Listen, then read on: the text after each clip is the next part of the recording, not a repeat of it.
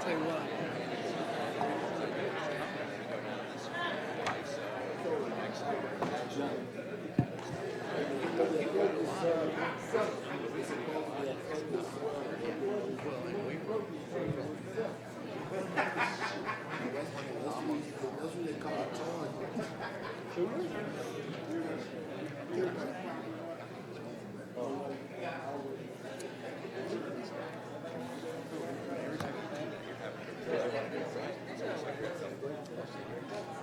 Good. How you doing? Yes, I do. I didn't do Sundays right now. Just got to put my phone. Oh, yes. Seriously, just start without this. 12 of them. By the time I see I walk down, finish out. Is she open?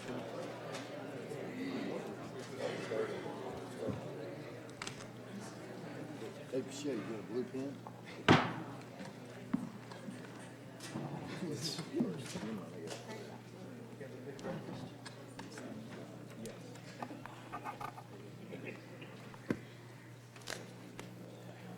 That's not gonna go. That's not gonna go. Can I sit in your seat? You can sit right here, Michelle. You can sit in my seat.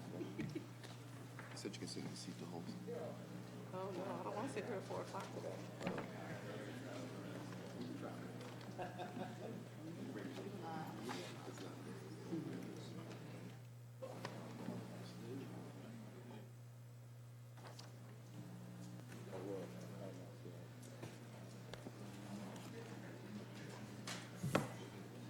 So we don't have Ernst & Young handing us the envelopes, like the Academy Awards? No, We don't have, all right.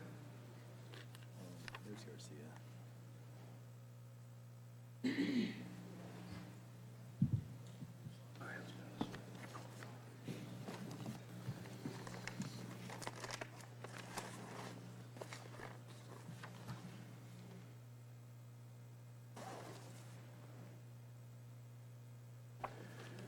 That was after.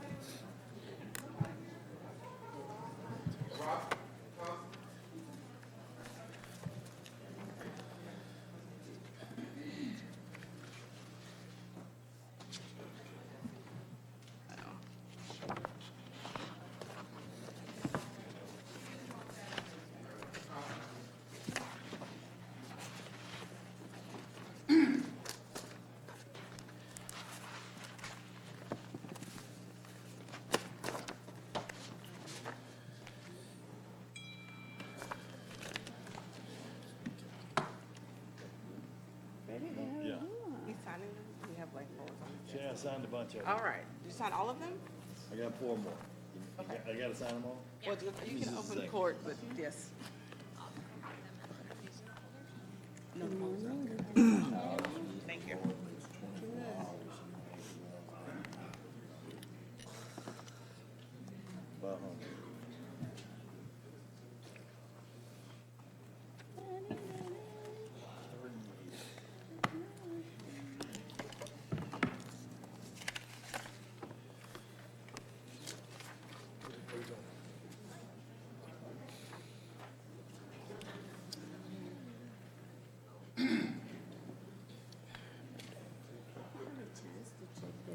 All these blue things go back to you too? Yes.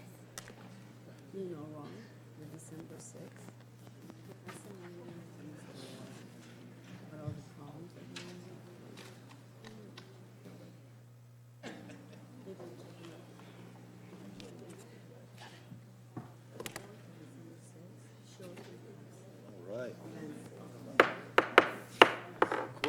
please come to order. We've got a quorum present.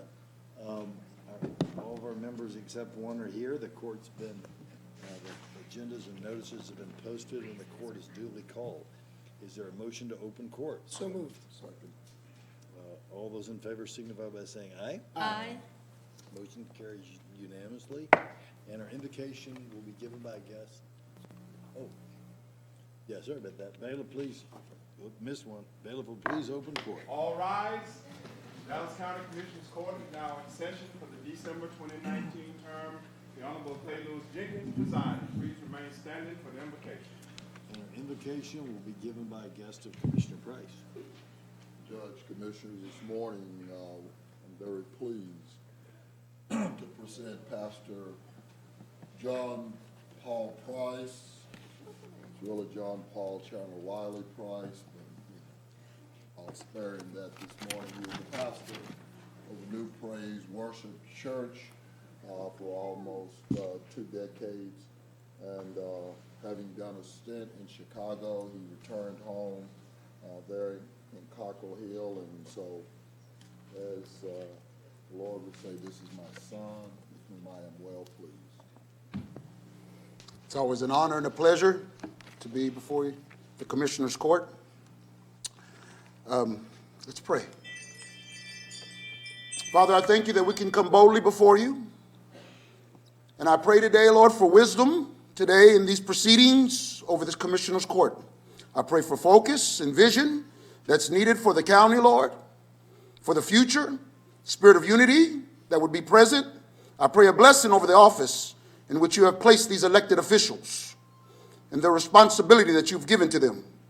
Your word says, let everyone be subject to the governing authorities, for there is no authority except from God, and the authorities that exist are appointed by God. So, Lord, we know you have appointed them. So for every issue today that comes up, that there would be a resolution. Pray over the Dallas County. Let your will be done on earth as it is in heaven. In Jesus' name, amen. Amen. I'm glad to have you in District 4. Is there a motion to suspend the agenda to begin the employee recognition program? Second. All those in favor signify by saying aye. Aye. Aye. Motion carries unanimously. All right.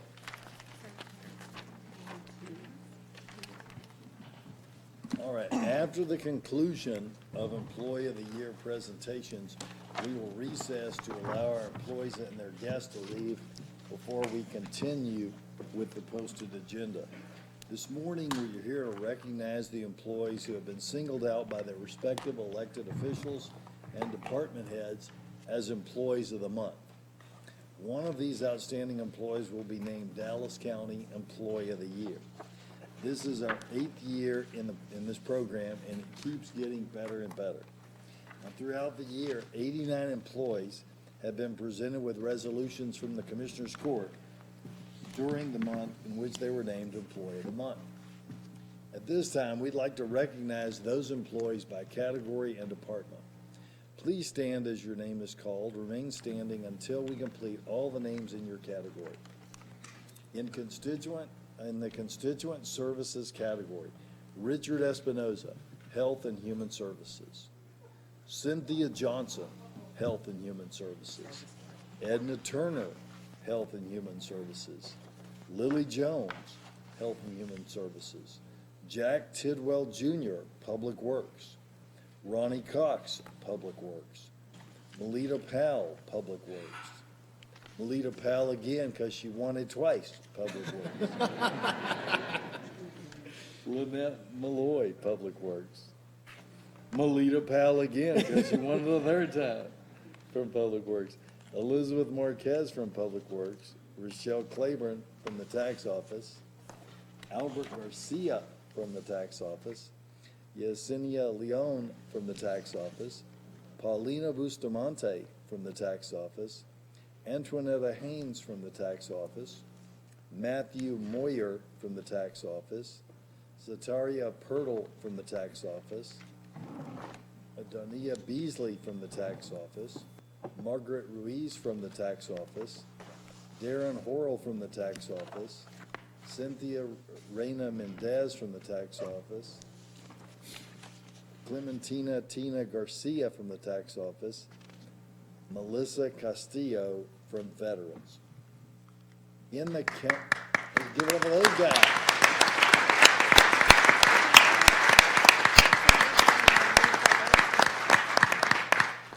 So our next, you guys can be seated, right, Shay? Can they be seated? They can be seated. Now, our next category is county operations.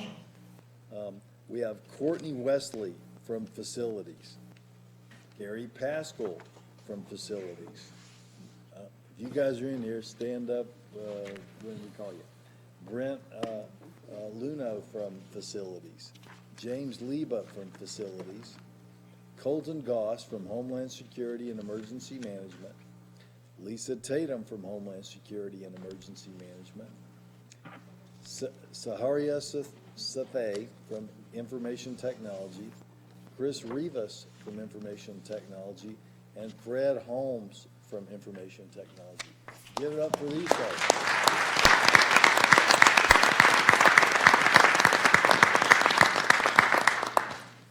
Next, in the category of courts and justice administration, we have Janine Capetillo from criminal justice, Abdul Mohammed from criminal justice, Sheena Orabur from criminal justice, Kimberly Rawls from criminal justice, Sylvia Arazia from criminal justice, Kimberly Rawls from criminal justice, Joyce White from criminal justice, Miguel Canales from criminal justice, Richard Nachaku from criminal justice, Valerie Obregon from the district attorney's office, Cynthia Garza from the district attorney, Charsony Jackson from the district attorney, Sheila Bradley from the district clerk, Margaret Thomas from the district clerk, Donna Hall from the district clerk, Eduardo Suarez from the district clerk, Veronica Vaughn from the district clerk, Destiny Serrato from Justice of the Peace, Precinct 2, Place 2, Sandra Lyons from Justice of the Peace, Precinct 2, Place 2, Alex Carranza from the Juvenile, Shannon Wright from Juvenile, Robert Toth from Juvenile, Jose Castaneda from Juvenile, Latricia Hansford from Juvenile, Gabriel Loya from Juvenile, Rosalind Blackman from Juvenile, and Iris Medina from Juvenile. So let's hear.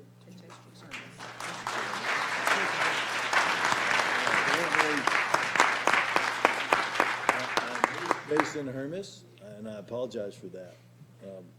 I only have like one eye that works right now, guys. So I'm doing what I can. Sorry. It's all getting distracted by that jacket. We're all getting distracted by my blanket. It blends well. Is it still blinking, man? Oh, the battery's out. Oh well. That's, Is it blinking? It blinks on top of it? Oh yeah, man. You know, only the best from Target for me, man. All right, next. So thank you all, and you may be seated. Now from the law, and let's give it up for those guys.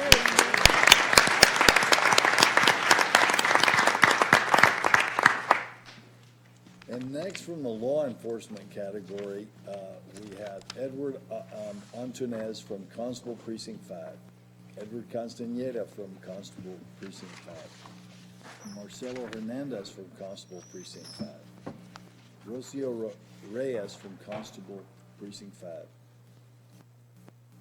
From the Sheriff's Office, we have Cloris Lark, Rithana Kay from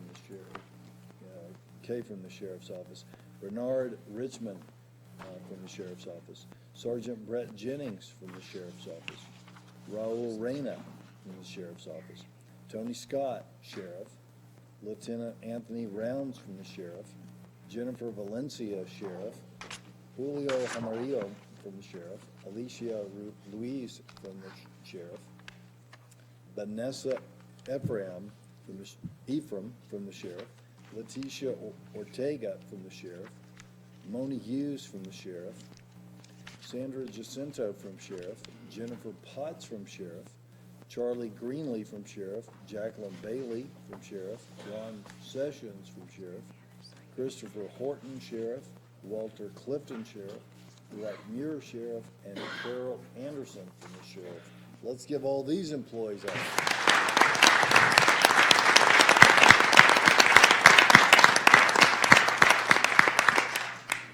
Now, from these 89 employees, one person from each department has been selected as a finalist for Employee of the Year.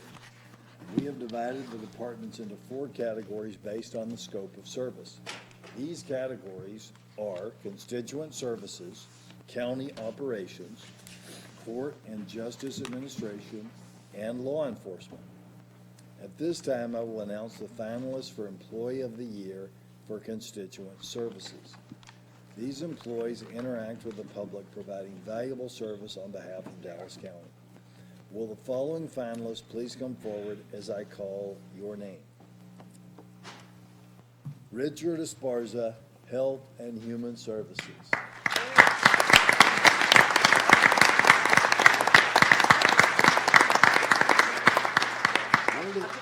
Where do they come forward to? They're gonna come right down here in front of you, take a picture of the finalists. Okay, I got you. All of the finalists. Antoinetta Hayes from the tax office.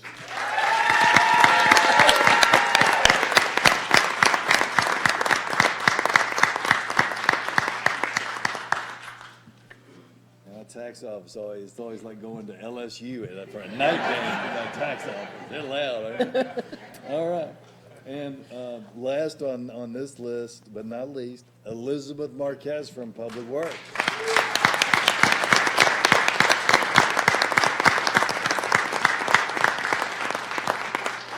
All right. Now, at this time, I will announce, we don't stop and take a picture, we get them all up here. Great. At this time, I will announce the finalists for Employee of the Year for County Operations. These employees work in departments that help Dallas County remain internally functional. Will the following finalists please come forward as I call your name? Fred Holm from Information Technology.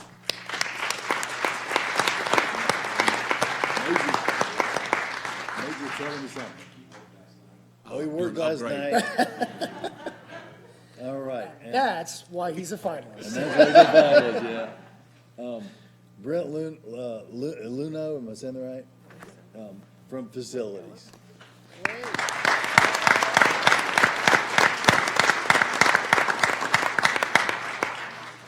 And Lisa Tatum Brown from Homeland Security and Emergency Management.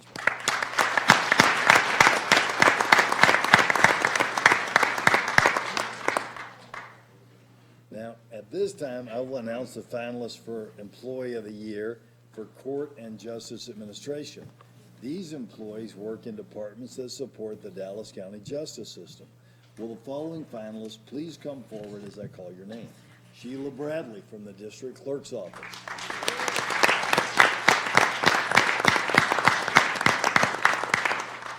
Latricia Hansford from Juvenile.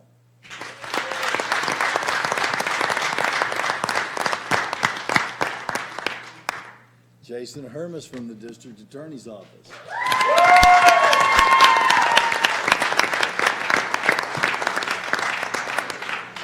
All right, game on, tax office. Sandra Lyon from the Justice of the Peace, Precinct 2, Place 2.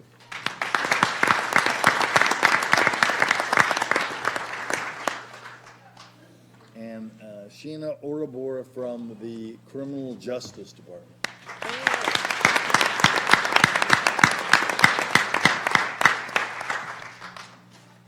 All right. These departments were allowed to submit a civilian employee and an officer as finalist. Wait, did we get? You Oh, need I the law missed enforcement. one. Yeah. Finally, I'll announce the finalists for Employee of the Year for Law Enforcement. These employees serve Dallas County in various areas of law enforcement. Now, they were allowed to submit a civilian employee and an officer as finalists. Will the following finalists please come forward as I call your name? Edward Constaneda, Constable Precinct 5.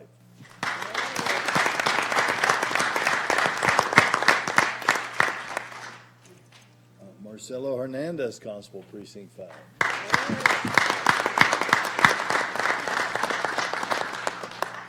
All the way.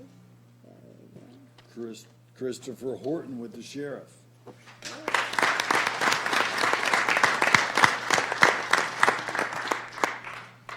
And Cloris Lark with the Sheriff.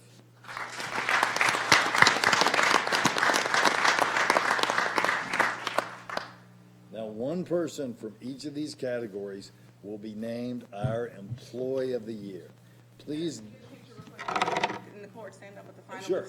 And then we're gonna send them snacks.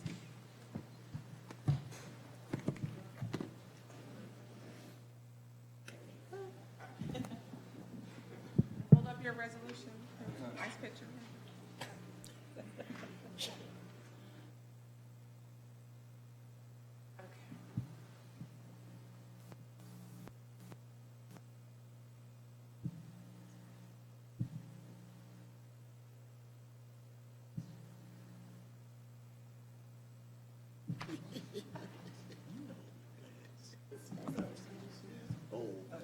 Okay.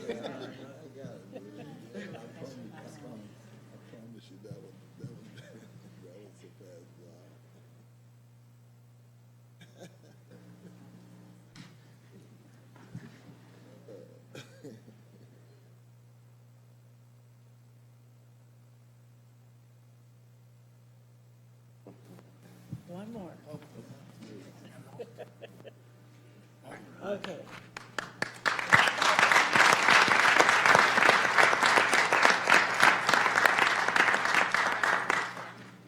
all right.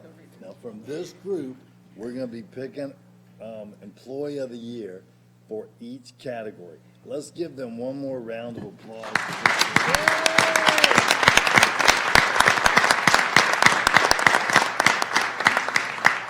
All right, y'all can now be seated.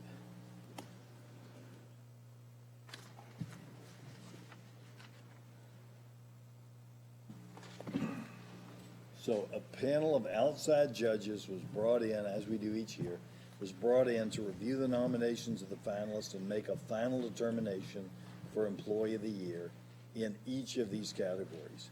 We will now announce the 4 Dallas County Employees of the Year. Our 2009. Yeah, we need that walk-up music for these guys. Our 2019 Employee of the Year for Constituent Services is Richard Esparza.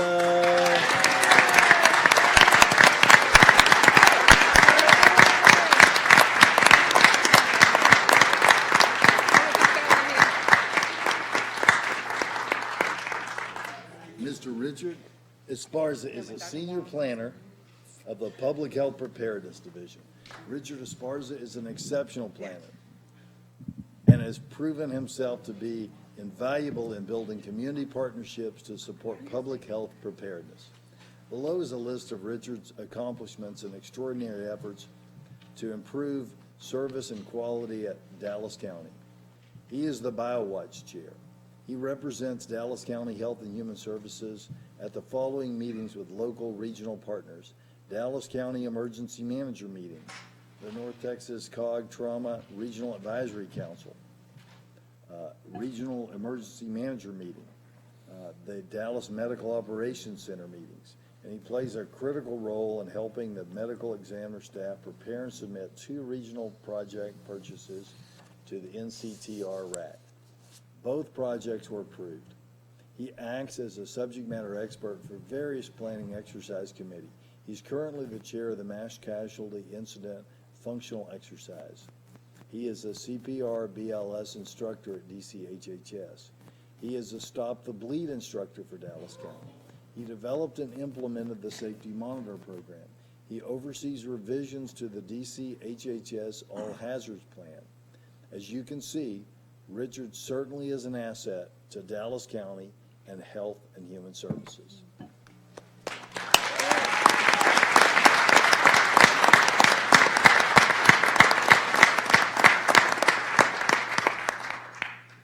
adoption of this resolution recognizing Richard Esparza as the Dallas County Employee of the Year for Constituent Services. Second.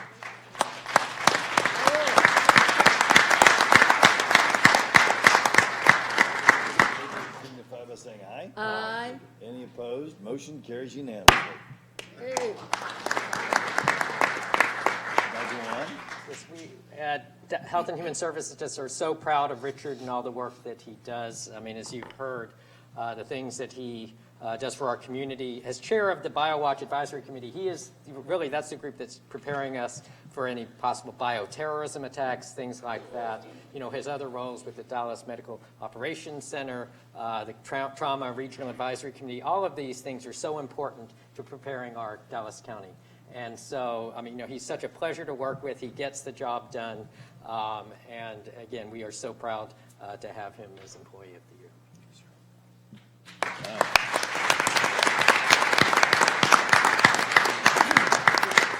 I just want to say thank you. I can do it without the rest of the staff. So it's not just on me. It's everybody else that helps. So, thank you. Congratulations.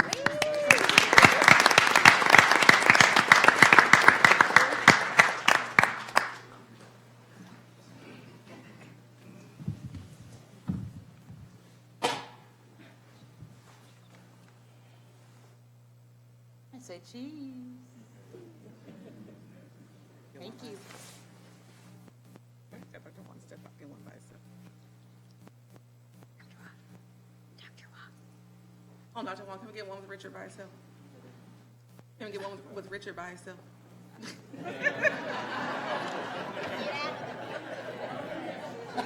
you both on by yourself. Congratulations, Richard. Thank you very much.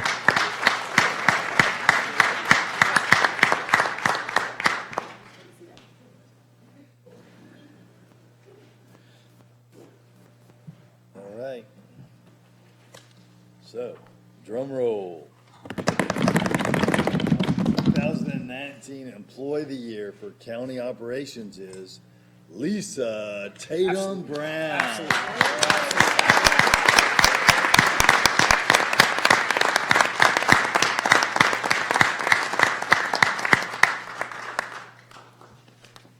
All right, Lisa. Lisa is the planning section chief and oversees the planning, training exercises, and outreach program for our department, for Homeland Security and Emergency Management. She works with the college internship program and also serves as one of HSEM's duty officers. Lisa is a high achiever every day. However, in October of this year, her achievement rose to a new level. Dallas County was struck by 10 tornadoes.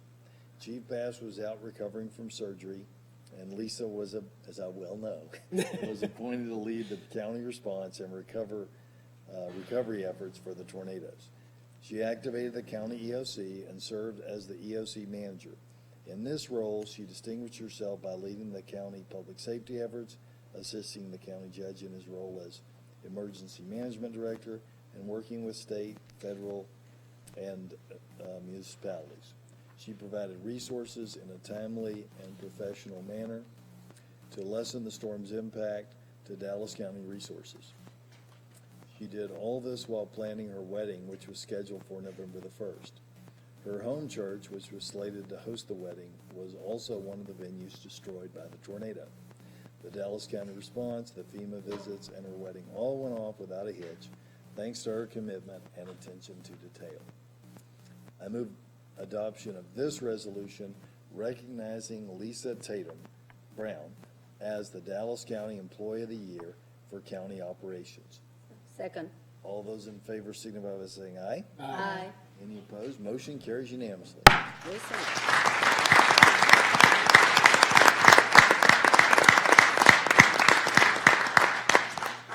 I just want to say it's an honor to serve Dallas County and to be able to work with this group of professionals that are being honored today. Thank you.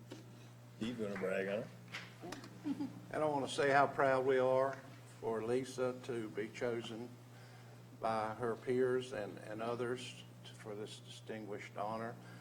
Lisa stepped in when the judge called in my absence to lead the county in the tornado recovery and response efforts. Also, she was recognized by the International Association of Emergency Managers this year as a certified emergency manager, in addition to getting married. So she's had a lot of accomplishments this year. So thanks to Lisa for a great job, not only during the emergency, but every day. All right.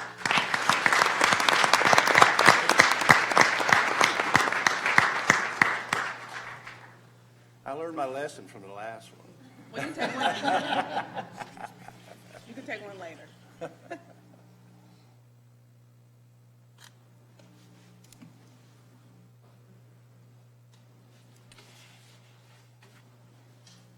Go on, you- Okay, all right. I just want, Hold on, Lisa, we'll get one with you too. It's Colton here.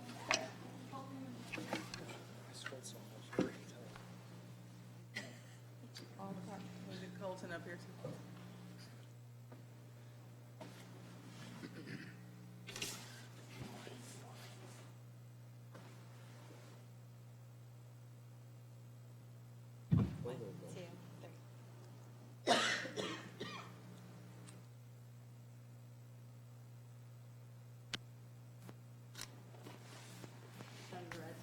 Congratulations, Lisa.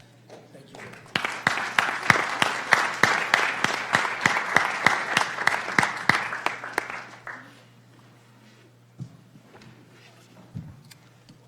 Right. All right, drum roll, please. Employee of the Year for Courts and Justice Administration is Jason Hermas from the District Attorney's Office.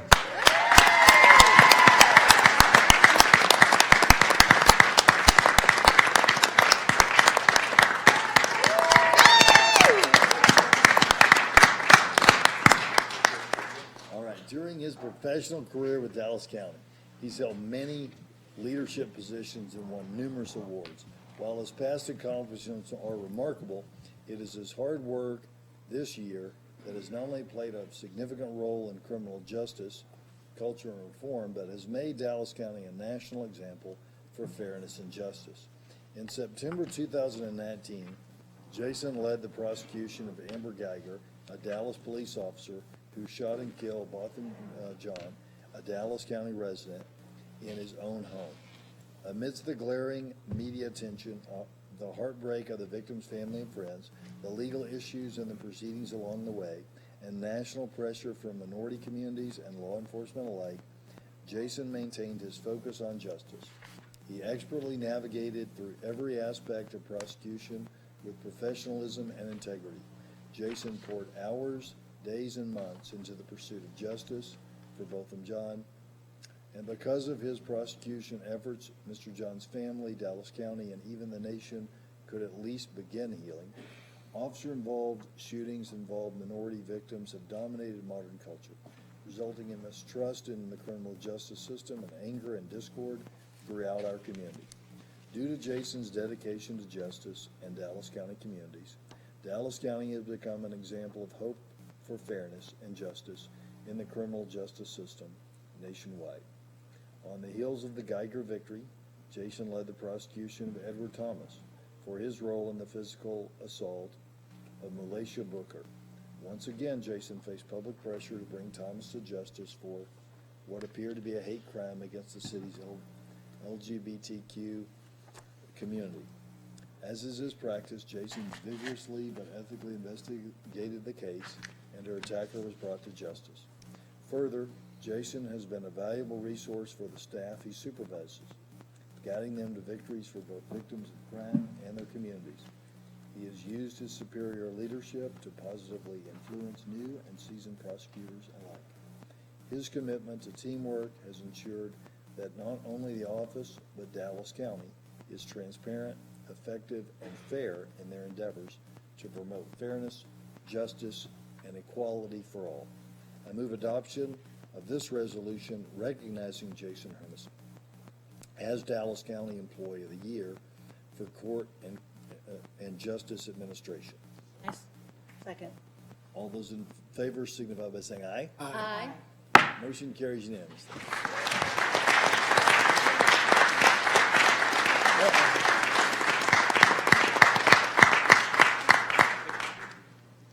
want to brag on it first, or you want to tell us? All my bragging was right there.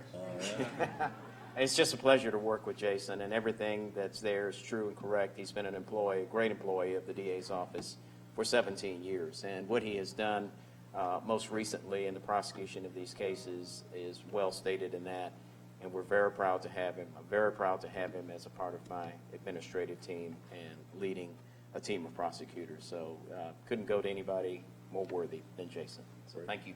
Thank you. Yeah.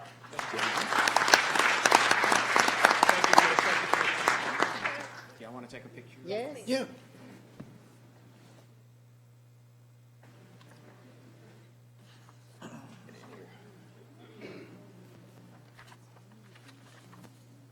Jason, just say a few words if you want to. No, thank you, Judge. I appreciate it.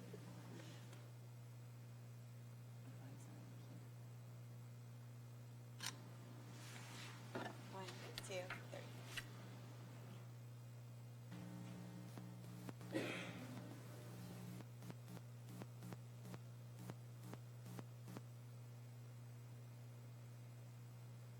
Congratulations, Judge, Jason. with Jason by himself so we can post it. We'll do one with Jason by himself. Yeah. Judge Christie. Get out the way, is what you're saying. No, that's for your office. You can have it. We'll send them both to you. We'll send them both to you. There you go. Congratulations. Thank you. Congratulations. All right. Una más. Drum roll, please. Law enforcement. And this is, as you know, our last one. Our Employee of the Year for law enforcement is Deputy Marcelo Hernandez.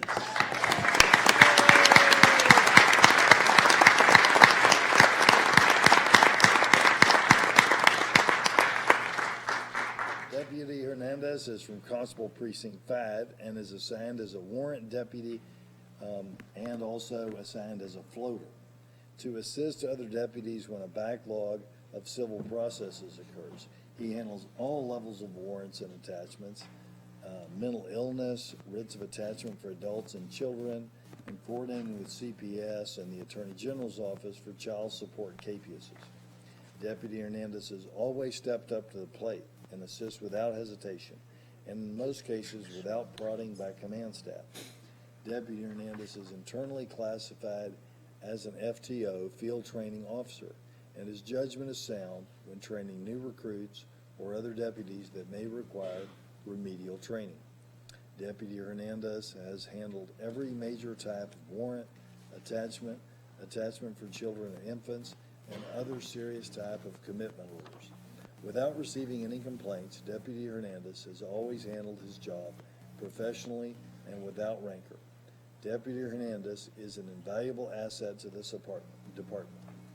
I move adoption of this resolution recognizing Deputy Marcelo Hernandez as a Dallas County Employee of the Year for law enforcement. Second.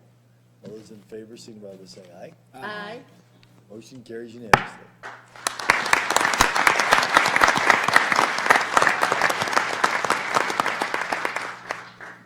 Real quick, I want to say it's an honor to have the privilege to work with an obviously exemplary employee such as him.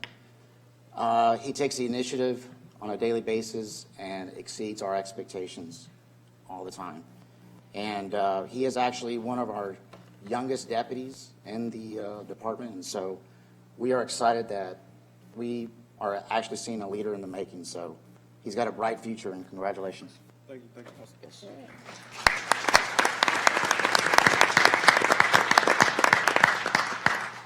First of all, I just want to thank Constable Roscoe. Very appreciative as a young officer. Great command staff. Without them, they're my backbone. Whenever I have questions, I go to them. So they also deserve a round of applause for them as well. Thank you.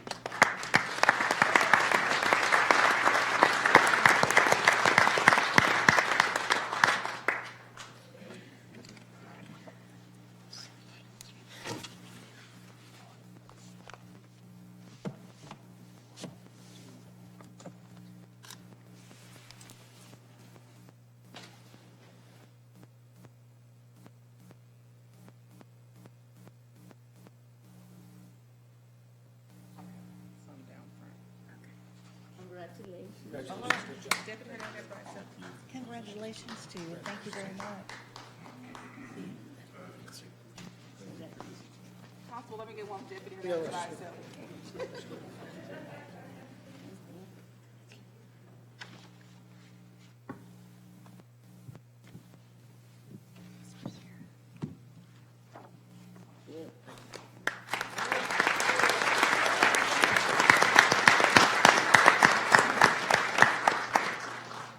Right.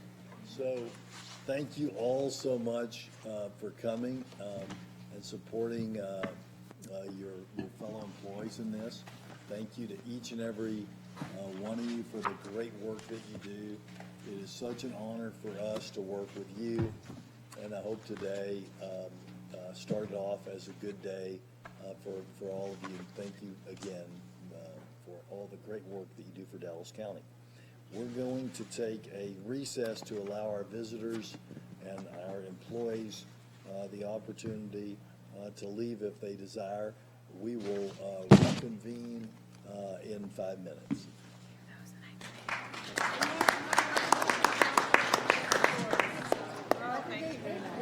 Go grab another water to load up, because I guess we're gonna be here for. I see any up to 11. Easy, right? I mean, we'll be close to 12.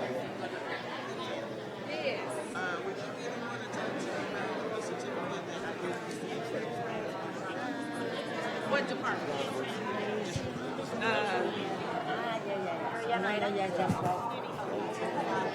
This is sheriff right here. Okay, so I have Donna Hall is the clerk. The nicest pinky jackets Target sales.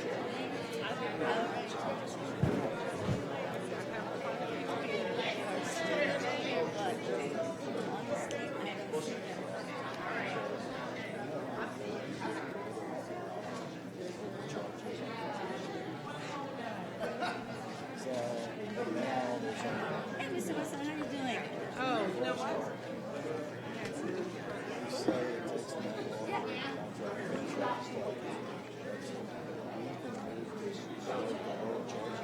Just saw yours. Hold on.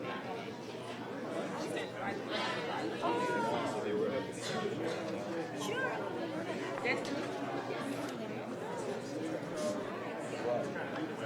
Okay. Yes.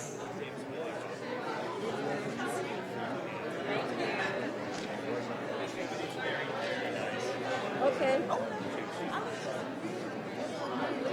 That is such a cute distance. Fabulous. Yeah. Right. I get one too. Oh, that is fabulous. We'll find it. We'll find it. Thank you. Better than that pen.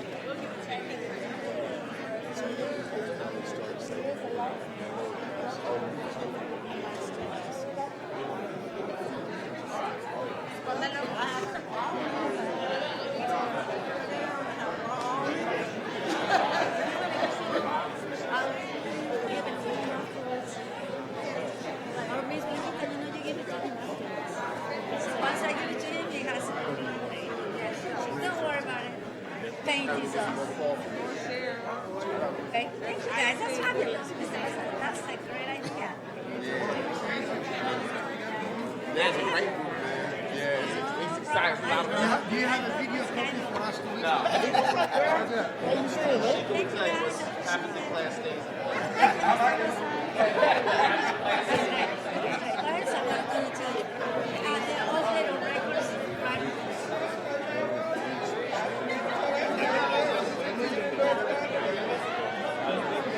Still another sheriff one.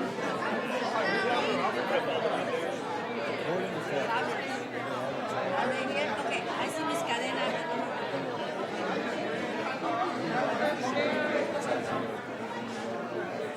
Now that's the DA. I think that's it. Thank you. Sat down right. Thank you.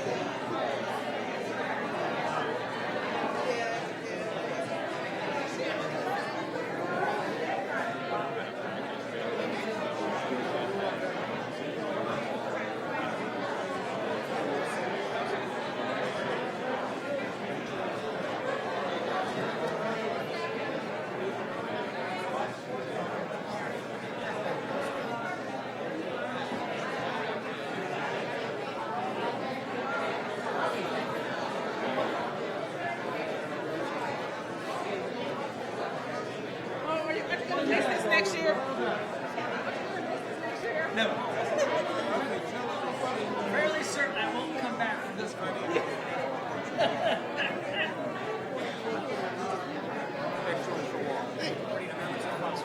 Good to see you. You don't really speak with Lori Brown, who's my colleague. Yeah. And she's on vacation, so I'm going to share.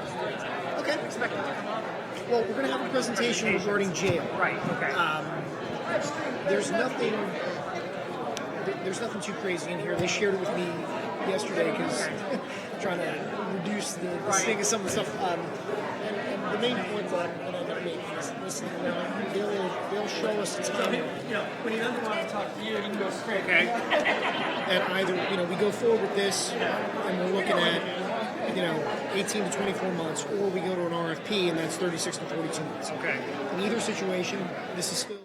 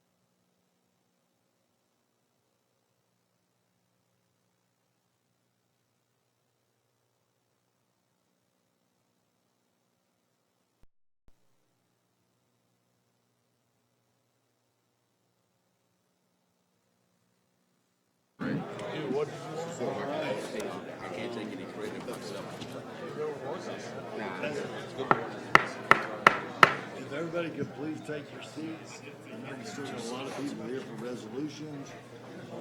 The agenda has already been suspended, so we're going a little out of order. Commissioner Garcia, you want to do yours? Thank you, Judge. Thank you, everyone, for being here today.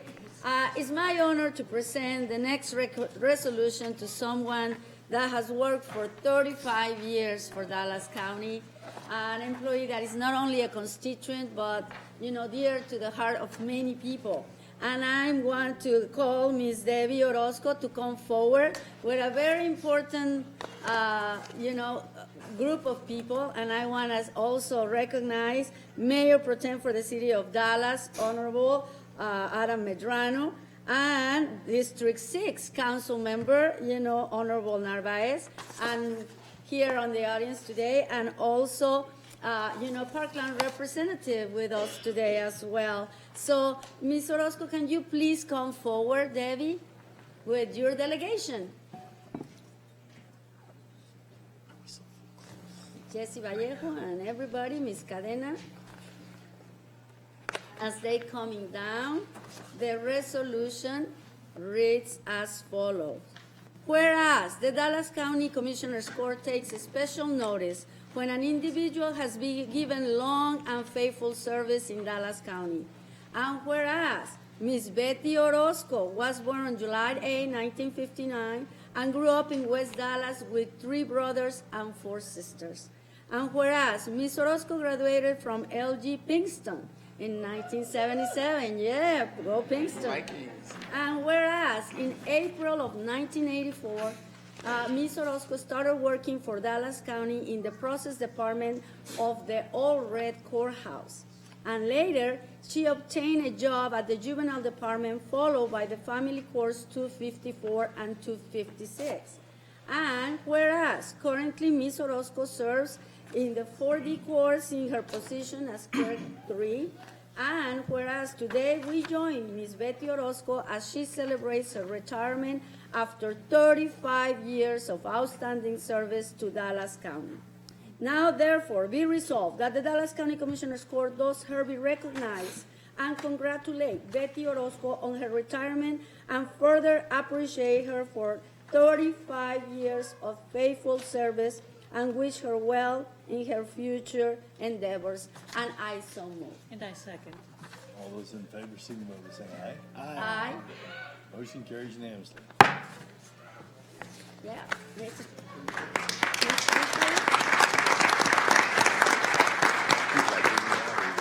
Thank you, Commissioner and Judge. When I was first elected, I did a one-on-one with Ms. Orozco, and I said, Betty, what can I do to make it better? And she wasn't selfish with her words and her encouragement. She said, but we really need to fix our bathroom, Felicia. She said, if you could get the toilet replaced and handicap rails, that would really help us. And I said, oh my God. So I called facilities, and sure enough, they did that. Although it may seem odd, but that was something that really affected the employees. And the fact that she recognized it and was not afraid to speak that speaks volumes. Betty was a leader in our family courts. She was outspoken, was not afraid to speak her mind, was a leader, and she made a difference with the staff. She helped to train new employees. Betty is indeed a public servant, 35 years of serving the public, serving the citizens of Dallas County. We will certainly miss her wisdom. We will miss her spirit. She is going to volunteer in her community. The citizens in West Dallas are indeed fortunate to have Betty as a part of that, and we wish her well. I tried to offer her another job to keep her, and she flat out told me no, she was ready to go. So I wish her well, and I look forward to wonderful things with Betty, and Dallas County, and certainly the district clerk's office will miss her. Honorable Judge and Commissioners, my name is Omar Narvaez. I'm the council member for District 6. And Ms. Orozco is one of my constituents who I've grown to not just know and love, and eventually I'm proud to be able to call her my friend.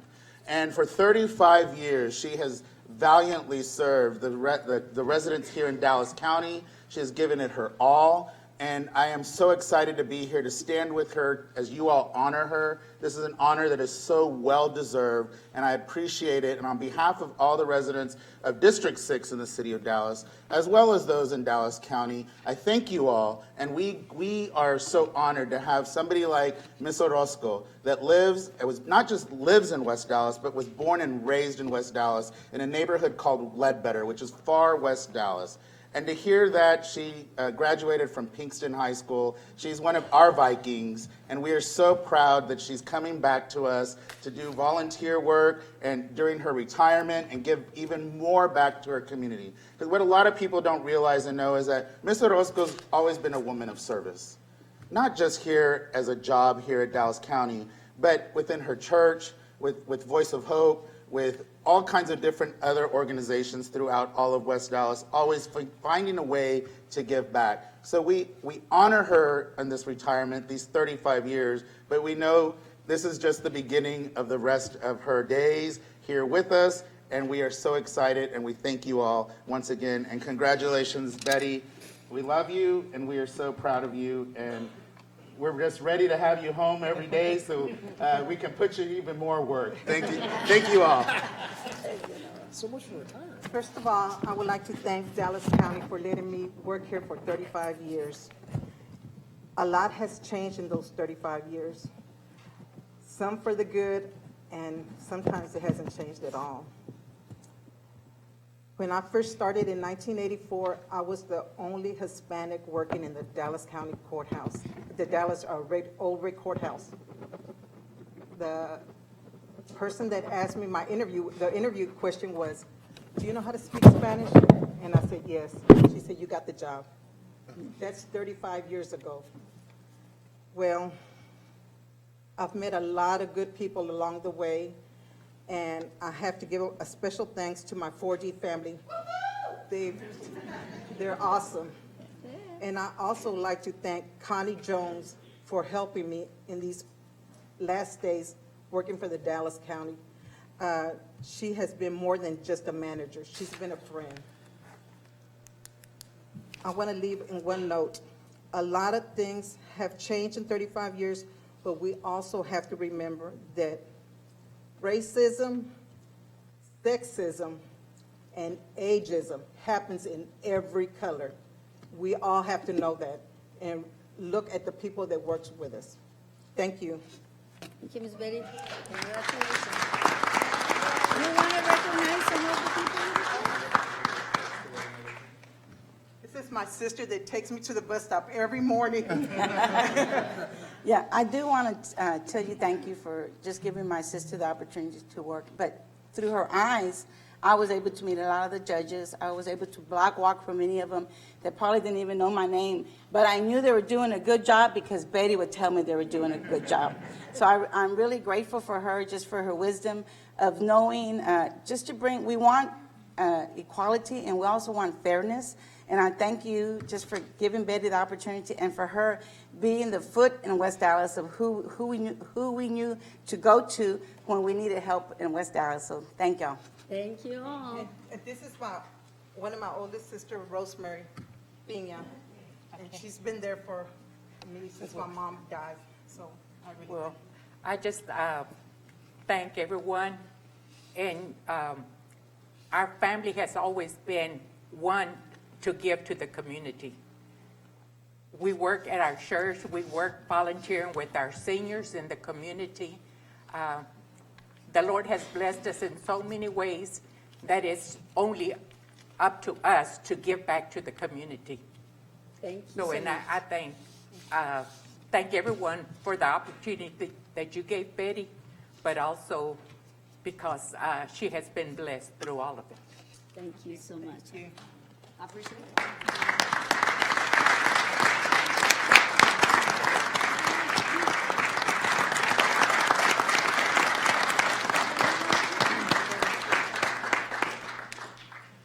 Come on.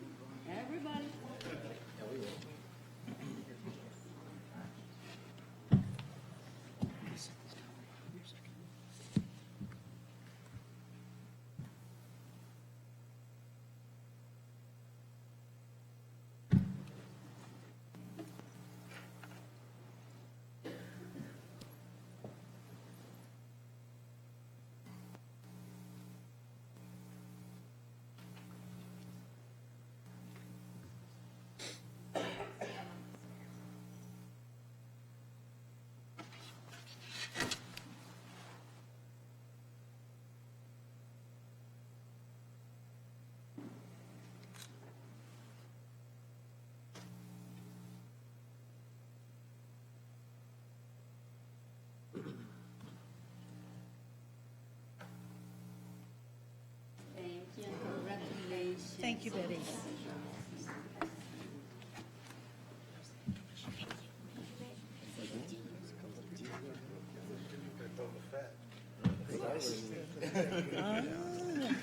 Good to see you.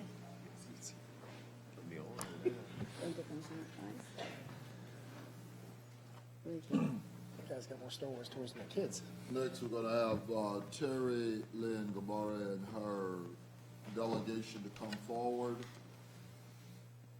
35 years, Teri Lynn.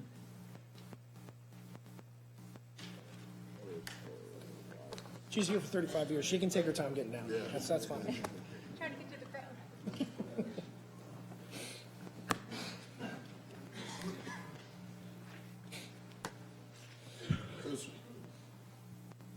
Whereas Dallas County has a long and rich history of exemplary employees who soar above and stretch beyond the call of duty for the sake of our citizens and our constituent communities. And whereas Teri Lynn Gabourie is a proud graduate of the University of Texas at Arlington, class of 1984, and came into the employ of Dallas County in August of that same year as a lead top floor counselor in the Dallas County Juvenile Department. And whereas Teri Lynn has held several jobs in the Dallas County Juvenile Department since her initial post, including her service from 1986 to 1990 in the lead top intake pilot program, the court unit probation officer from 1990 to 1995, and a field probation officer during the period from 1995 to 2007. And whereas Teri Lynn moved from District 4 field office to become a court assessment officer from 2007 to 2011, and was promoted to assistant supervisor as she returned to District 4 field office and has been the assistant supervisor of the Court Assessment Unit Victim Services since 2014. And whereas Teri Lynn is a dedicated and outstanding employee who has been a part of several initiatives, including the Mesquite Police Ride-Along Program and the Mesquite Network of Youth, and works tirelessly with community leaders to establish the Sexual Abuse Intervention Network of Dallas, which provides a treatment for sexual assault victims in emergency shelters. And whereas Teri Lynn is a member of several organizations that are germane to the juvenile justice, including the JDAI Confinement Committee and the North Texas Violent Gang Task Force, as well as a valued trainer and presenter at the Crimes Against Children Conference and the Texas Youth Crime Stoppers, among others. Therefore, be it resolved that the Dallas County Commissioners Court do now, and with great sense of resolve, convey its best wishes to Teri Lynn Gabourie as she celebrates 35 years of serving the citizens of Dallas County and makes a way toward a well-deserved retirement. And I so move. And I second. All those in favor signify by saying aye. Aye. Motion carries unanimously. Mr. Beatty? Yes, Commissioner Price, Commissioners Court, we want to thank you for this resolution. 35 years of passionate service is what I've seen in my fleeting time with Teri, Ms. Gabourie.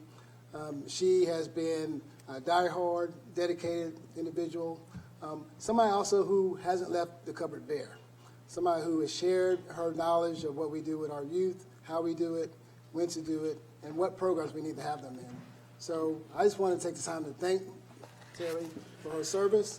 I want to let her know that we appreciate her family sharing her with us for the 35 years and all the other things that you've done that really have gone unseen with our department. I do want to have the Deputy Director of Probation Services, Rita Costa, also say a few words about Teri. Good morning, Commissioner Court, and thank you. Thank you for this recognition. We'd really like to take this opportunity to thank Teri Gabourie and most importantly her family for allowing her to work for the county and for the Juvenile Department for the 35 years. She has been very instrumental in many initiatives which are still in place. For example, the police ride-along that was started in Mesquite, we use that countywide, and we're very appreciative. She's always been youth and family focused and employee centered in everything she does, and we'd really like to take this time to thank her for her service. I just want to say the years went by very fast. I came in as an intern in '82, actually, at Lita, and just didn't see a need to leave since then. So, but now they tell me I have to. So. Here I go. Thank you. Thank you for all you've done. We appreciate it. Thanks.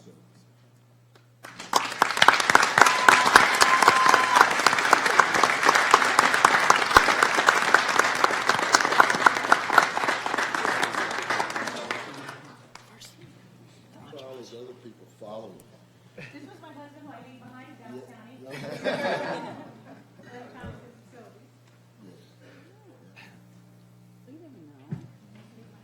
And she's still smiling.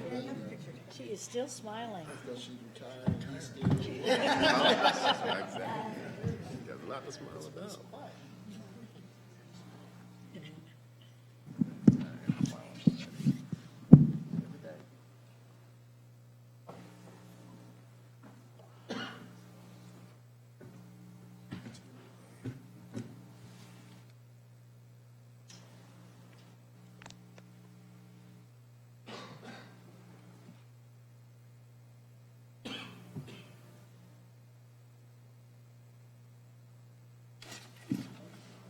Thank you very much.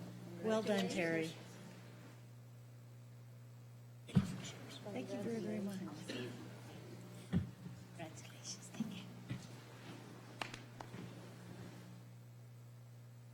you. Next, I'm going to ask the delegation from Sunshine Cleaners and of the Juvenile Department, please come back. Mr. Ashmore.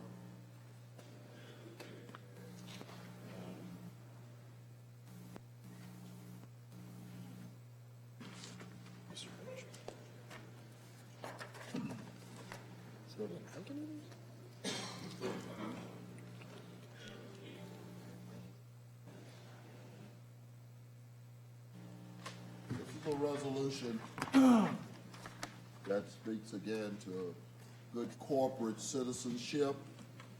Where the Dallas County Juvenile Department operates two official closed closets located at the Lee Todd Shelter and the Juvenile Justice Alternative Education Program, providing youth and adults with clothes, shoes of all sizes, personal hygiene items, and has dramatically reduced the need for other divisions to operate independently.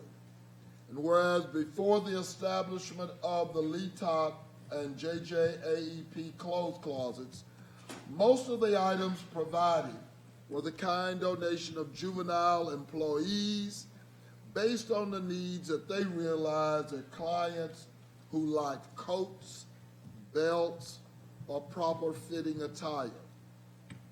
And whereas Dallas County Juvenile Department Field District 6, Oak Cliff, 7, South and West Dallas and Cockrell Hill, and 9, Irving, maintain stock closets and essential hygiene products aided by the generosity of Mr. Darrell Beatty, Judge George Ashford, and the diversion male court POs.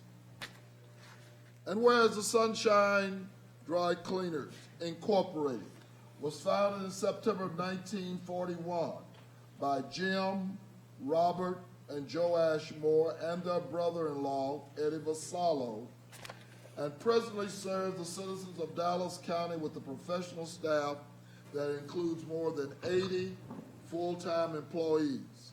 And whereas the Sunshine Dry Cleaners, Inc. is presently owned and operated by second and third generation Ashmores, Frank Sr. and Frank Jr., who completed construction on a new facility in 2011, but remained steeped in the family tradition of solid corporate citizenship. And whereas Sunshine Dry Cleaners, Inc. has tethered its resources to align with the clothing needs of Dallas County Juvenile Department to create clothes closet that it replenishes its inventory regularly while continuing to serve the needs of its clients, their parents, and in many cases, family members. Therefore, be it resolved that the Dallas County Commissioners Court stands in full and active support of the Dallas County Juvenile Department as it officially renames its existing closet operations the Sunshine Closets, and be it further resolved that the Sunshine Dry Cleaners and the Ashmore family be held as a shining example of outreach and public-private partnership worthy of emulation and recognition. And I so move. Second. All those in favor, signify by saying aye. Aye. Motion carries unanimously. Ms. Egerton? Thank you, Commissioner Price, and to the Commissioners Court. I think oftentimes we don't think about the lack of essentials that kids come into our system with. Something simple as clothing. We have several diversion programs in which we make referrals to youth that they have to appear before court. So suits and ties is a huge piece of that, and showing that personal, appearance and what we expect of our youth. We're so fortunate to have a resource from Sunshine Cleaners to donate those clothes, not just to the youth in which we serve, but to their siblings, to their parents, to help them get jobs. They have to look a certain way. So we have closets, not just in our JJEP, but all of our district offices that are spread throughout Dallas County. And we get such generous donations and very, very nice clothes from Sunshine. So we want to take this opportunity today just to tell you how much we appreciate you and everything that you've done for the youth and families in which we serve.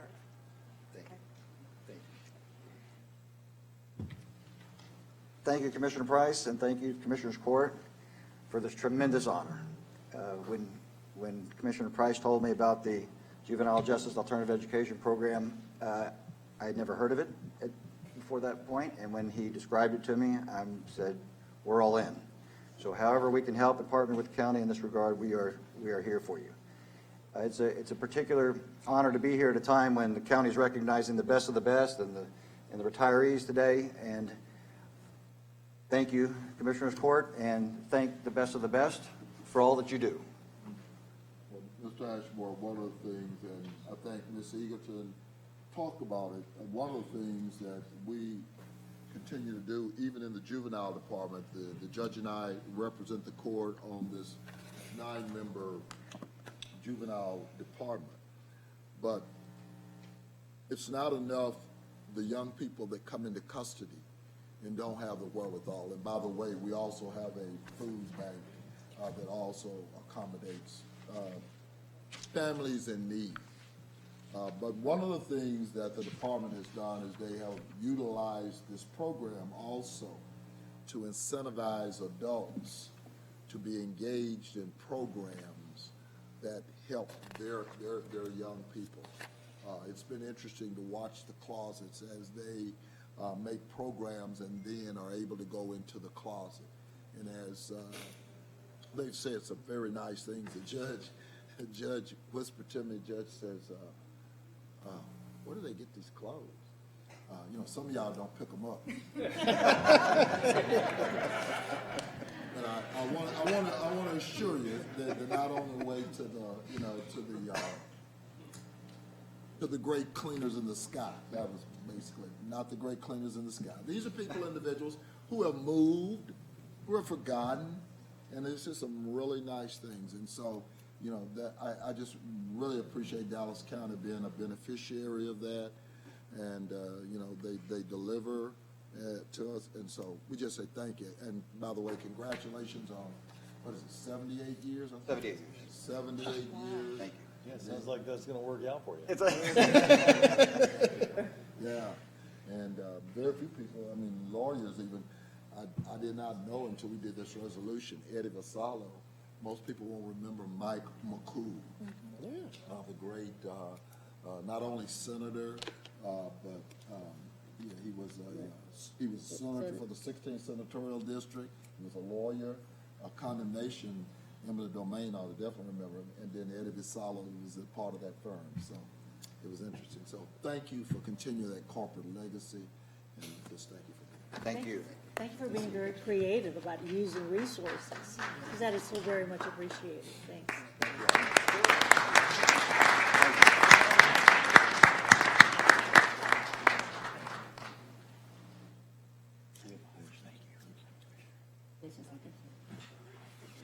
Nice job.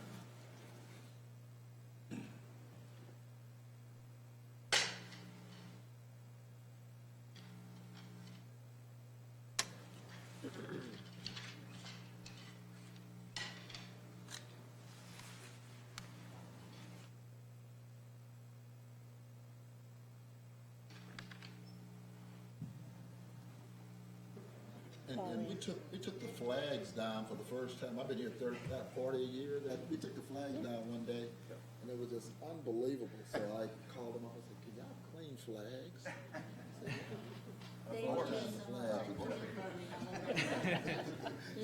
No mold. No more mold on the flags. No mold. Thank you, congratulations. Very nice. Donna Billman and a delegation of 38 years.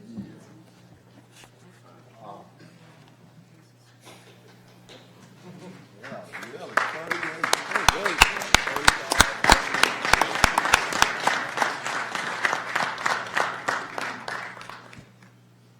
It's 2 years old. Holy cow. Man, that's wild. The only thing I've done consistently for 38 years is eat and sleep. This is when the child. She has touched everybody too. Whereas Dallas County recognizes, extends sincere appreciation to individuals who have given long careers of faithful service to Dallas County. And whereas Donna Billman was born at Fort Walters in Mineral Wells, Texas, and graduated from Cedar Hill High School. And whereas Donna began her career with Dallas County on January the 6th, 1982, as a clerk in the Vital Statistics Division of the County Clerk's Office when she was 19 years old. She looks so young. And she still looks young. And whereas Donna became the official records cashier in the recording section of the County Clerk's Office in 1984. Then in 1987 took over the recording supervisor, and then was named the official records recording manager in 1994. And whereas Donna continued to serve throughout her 37-plus year tenure in positions with increasing leadership responsibilities, including Dallas County Records Management Officer in 2003, and finally, Director of Consolidated Services in 2016. He said, it's his time. And whereas Donna has been well respected for her integrity and dedication by colleagues and employees alike, and has always sought the best for Dallas County in all her endeavors, and whereas Donna and her records management staff survived the records building basement flooding, working tirelessly side by side with affected departments to retrieve and save valuable county records, leading the incident to be known as the Great Flood of 2010. And whereas Donna worked with the Auto Service Center in achieving the top 100 fleets in America in 2018, and they came in number 62, and then in 2019, they came in number 54. And most recently was awarded the National Taxpayer Impact Award from GPS Insight for her groundbreaking work in discovering and recovering funds due to fuel theft comprised of fuel cards and reducing vehicle idling and speeding, saving thousands of dollars for Dallas County and its taxpayers. And whereas Donna has 2 accomplished daughters, Michelle Gage and Brittany Torrey, and 3 beautiful grandchildren, Callie Reagan, 15, Kyla Bruce, 3, and Memphis Marie, 9 months, as well as amazing and loving parents, Jim and Janice Billman of Red Oak, and a supportive and funny sibling, Bobby Billman, Becky Van Kuken, and Jimmy Billman. I got close. And whereas Donna loves data research, analyzing, and looking for ways to improve systems and processes, but also enjoys being with the family and friends, camping, fishing, festivals, wine walks, local travel, golfing for charity, as well as playing with her 2 dogs, Gracie and Peyton, and her cat, Ryan. Now therefore, be it resolved that the Dallas County Commissioners Court does hereby recognize and extend sincere appreciation to Donna Billman for almost 38 years of faithful service and dedication as a public servant, and further expresses best wishes on this her retirement, and I so move. I second. All those in favor, signify by saying aye. Aye. Motion carries unanimously.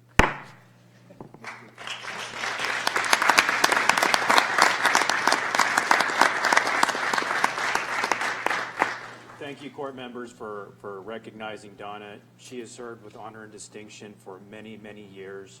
Donna embodies servant leadership. She's there for her staff. She supports her staff in every possible way.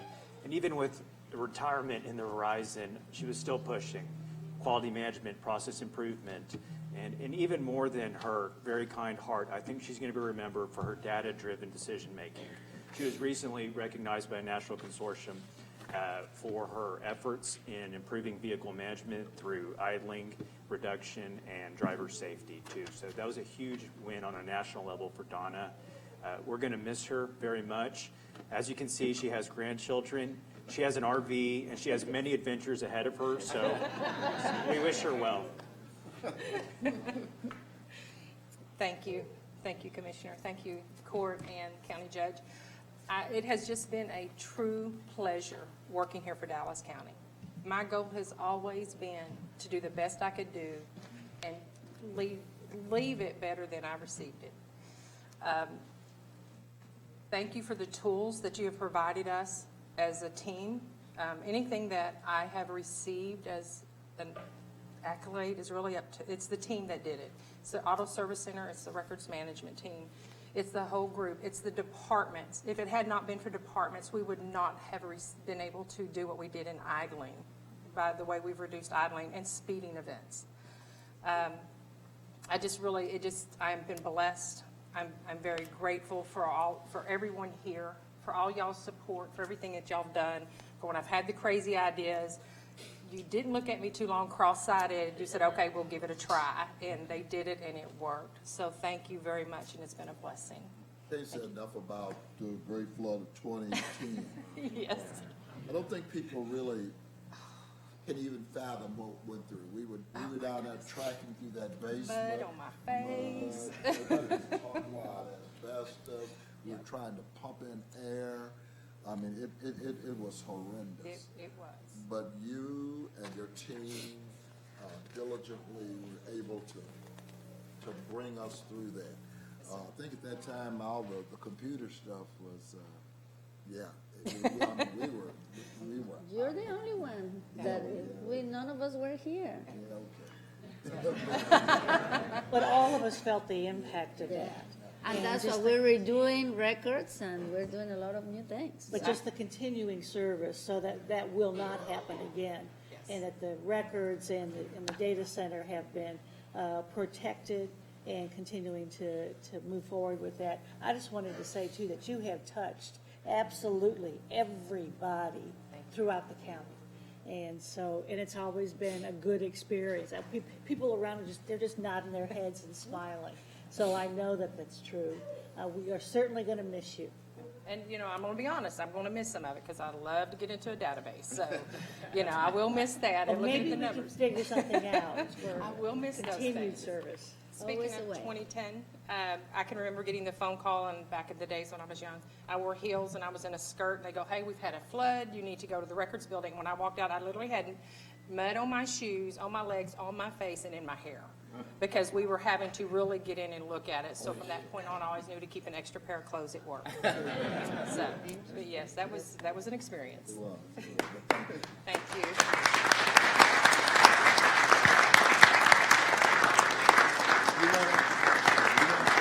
Oh, yeah. Well, let me introduce. Yes.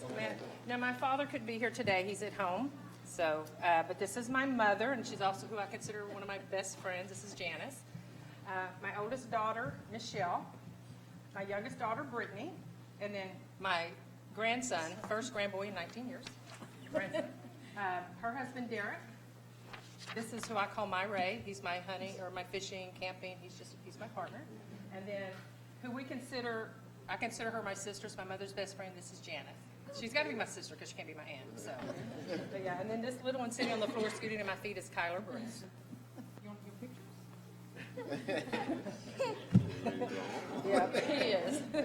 You ready? Yes. Hi there. I love your teeth. You're brushing them every day. Well, hello, Tyler. Hi, Mom. Constantly soliciting business. She's a PA. She's a PA.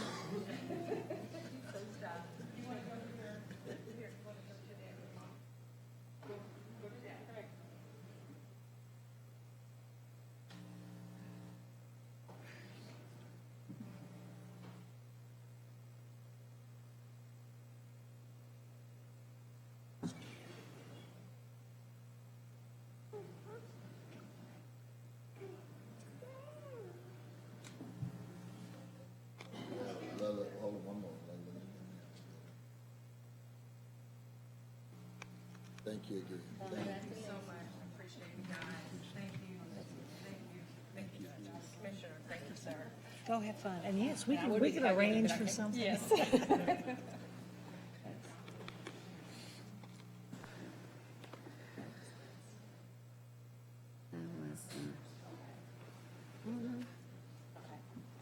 Billy Robbins, Billy Robbins. Billy. 30 years. 30 years. 30, 38, 35. Height. Sound like football to me. That's great. I'll tell you. Everybody's in the 30s.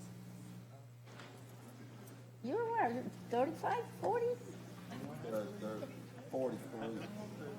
Wow. He's employee number one, huh? I know it. His badge, they carved in stone. Yeah. And we have something for this. Okay, on Billy Robbins,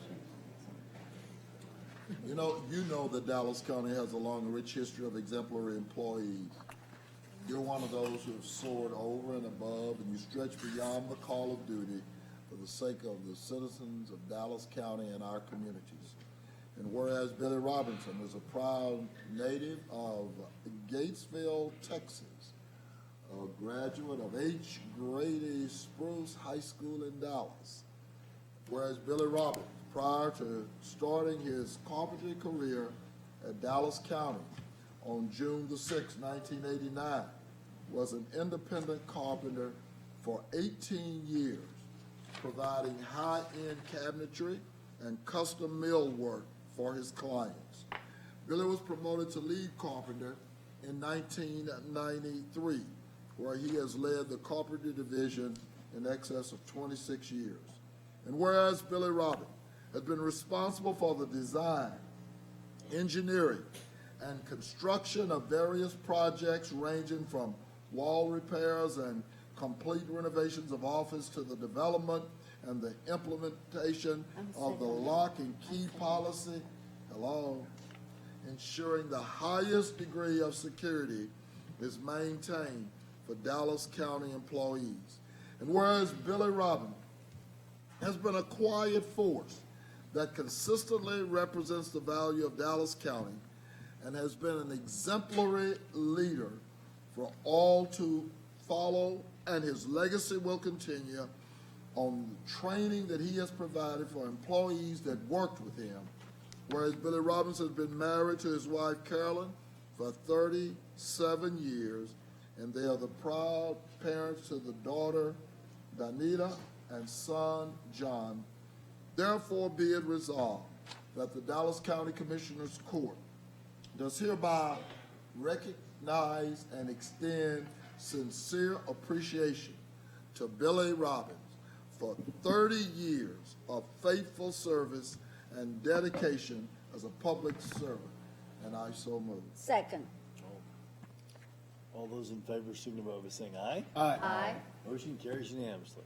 And I'm going to, before we get to you, Mr. Robbins, I'm going to yield to my colleague in District 4. Thank you, Commissioner, colleagues, members of the audience. It's a great recognition, Mr. Robbins, because we know how hard you have worked for the Facilities Department. We're so proud of the work you have done. And like Commissioner Price just said, you know, you were in charge of locking and be sure that everybody was safe. So as the chair of the Facility Departments, on behalf of Dallas County Administration, Mr. Bazan, all of us here, and of course your teammates, your facilities family, they present you with a small key. So you can remember us, you know, when you are fishing and enjoying in Caroline, the retirement life. So congratulations and thank you so much for all your Key to the service. county. Key to the county. I don't know that he can open anything, but there we go.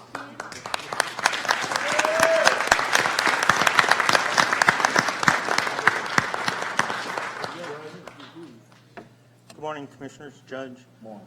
I've had the privilege of working alongside Billy for the 15 years that I've been here, and his work ethic to this day continues to amaze me. Knowing he's retiring, he's still out there getting it. I don't think there's anybody in the county who hasn't been affected by Billy's outstanding customer service. I asked him what his plan was for retirement. He said he didn't have one. So my plan and my hope is in 6 months that he's so bored that he wants to come back. So, thank you. Thank you. Mr. Robbins, please. Well, I just thank everybody. I thank you for the opportunity to work here. Thank you. Thank you, Mr. Robbins.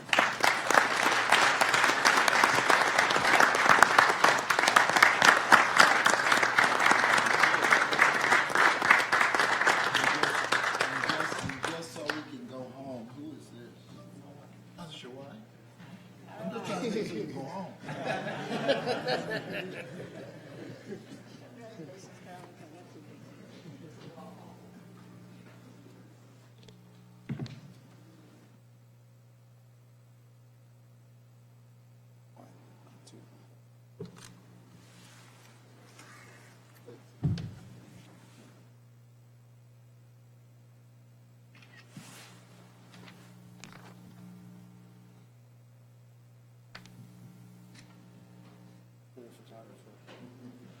Distribute that to everyone.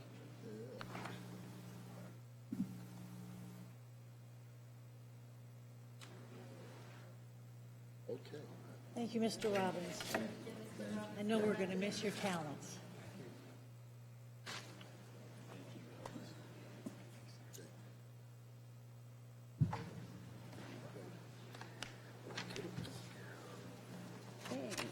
Last but not least, at least on my list, the one for LaSonya Kim Williams. I'm just going to move that one. Second. Okay. All those in favor signify by saying aye. Aye. Opposed? Motion carries unanimously. And now James Scott Sills at that delegation.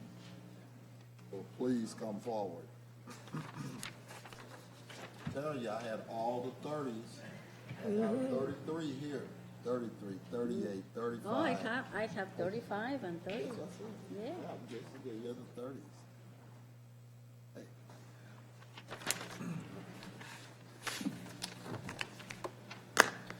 Whereas Dallas County takes that special notice when an individual is given long and faithful service to Dallas County.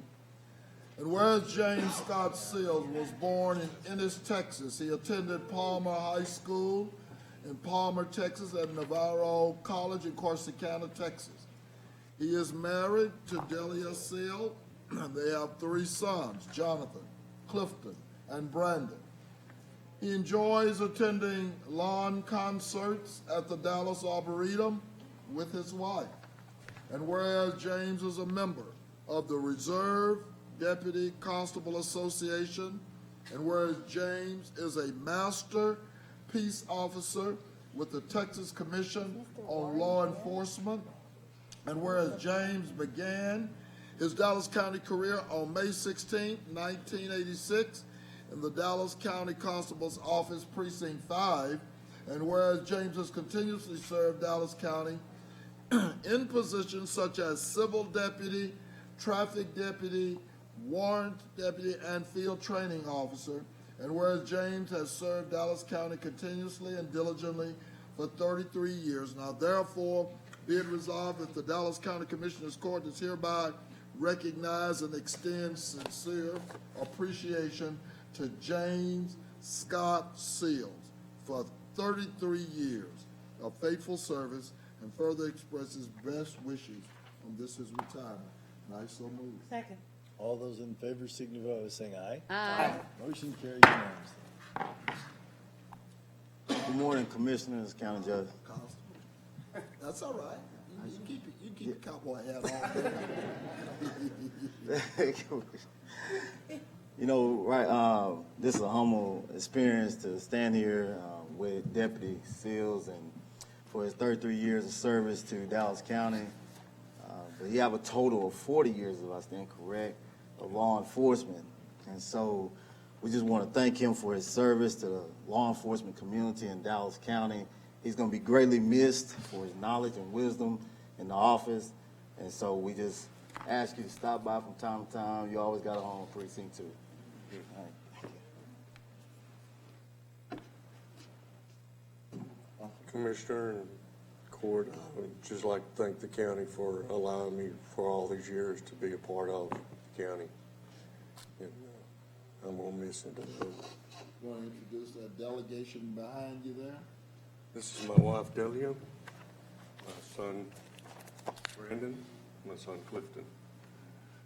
This is all Work family. my work family. Work family. Well, we want to thank you. We sit here and we fashion these resolutions. 33 years is nothing to sneeze at. It's 33, 38, 35. That's a real dedication. These I ain't gonna get into the Gen X's and millenniums or whatever. I get lost in all of that. But most of them they don't believe in staying anywhere this long anymore. And so I just want to say thank you. Because that's a lot of service. You weren't just here twiddling your thumb. You were in law enforcement. And so that's a pretty hard nut to crack. So we just say thank you, family, for sharing you with us for this period of time. Okay? Congratulations.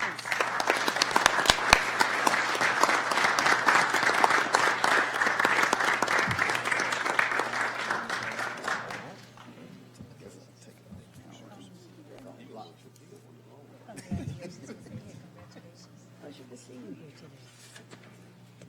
I like it. I do.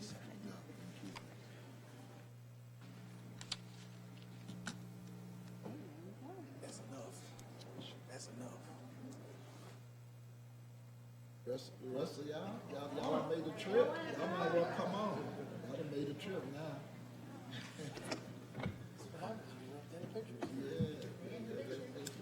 Hold on, y'all. Don't go too wide. Don't go too wide. Come out. Yeah, come on. Come on out. Right in the middle. Right in the middle. Come on. Go right there on that back end. Y'all know you still love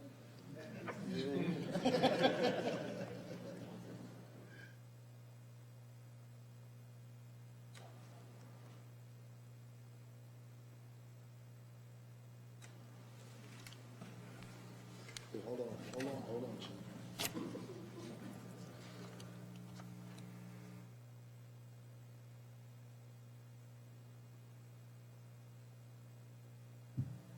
Thank you so much. Thank you. Thank you so much. Thank you. All right. Okay. The next, She's I have one, Commissioner Daniels. We're still around. Okay, let me wait until they go.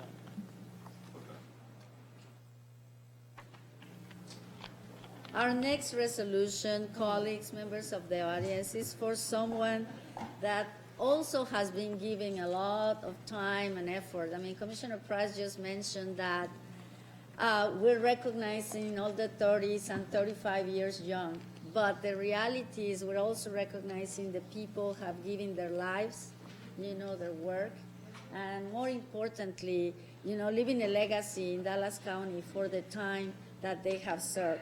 So the next resolution is for Michael Earl Clark, and I'm going to ask Mr. Clark and his delegation to come forward. I know they have a baby, so come on, I love to see the babies.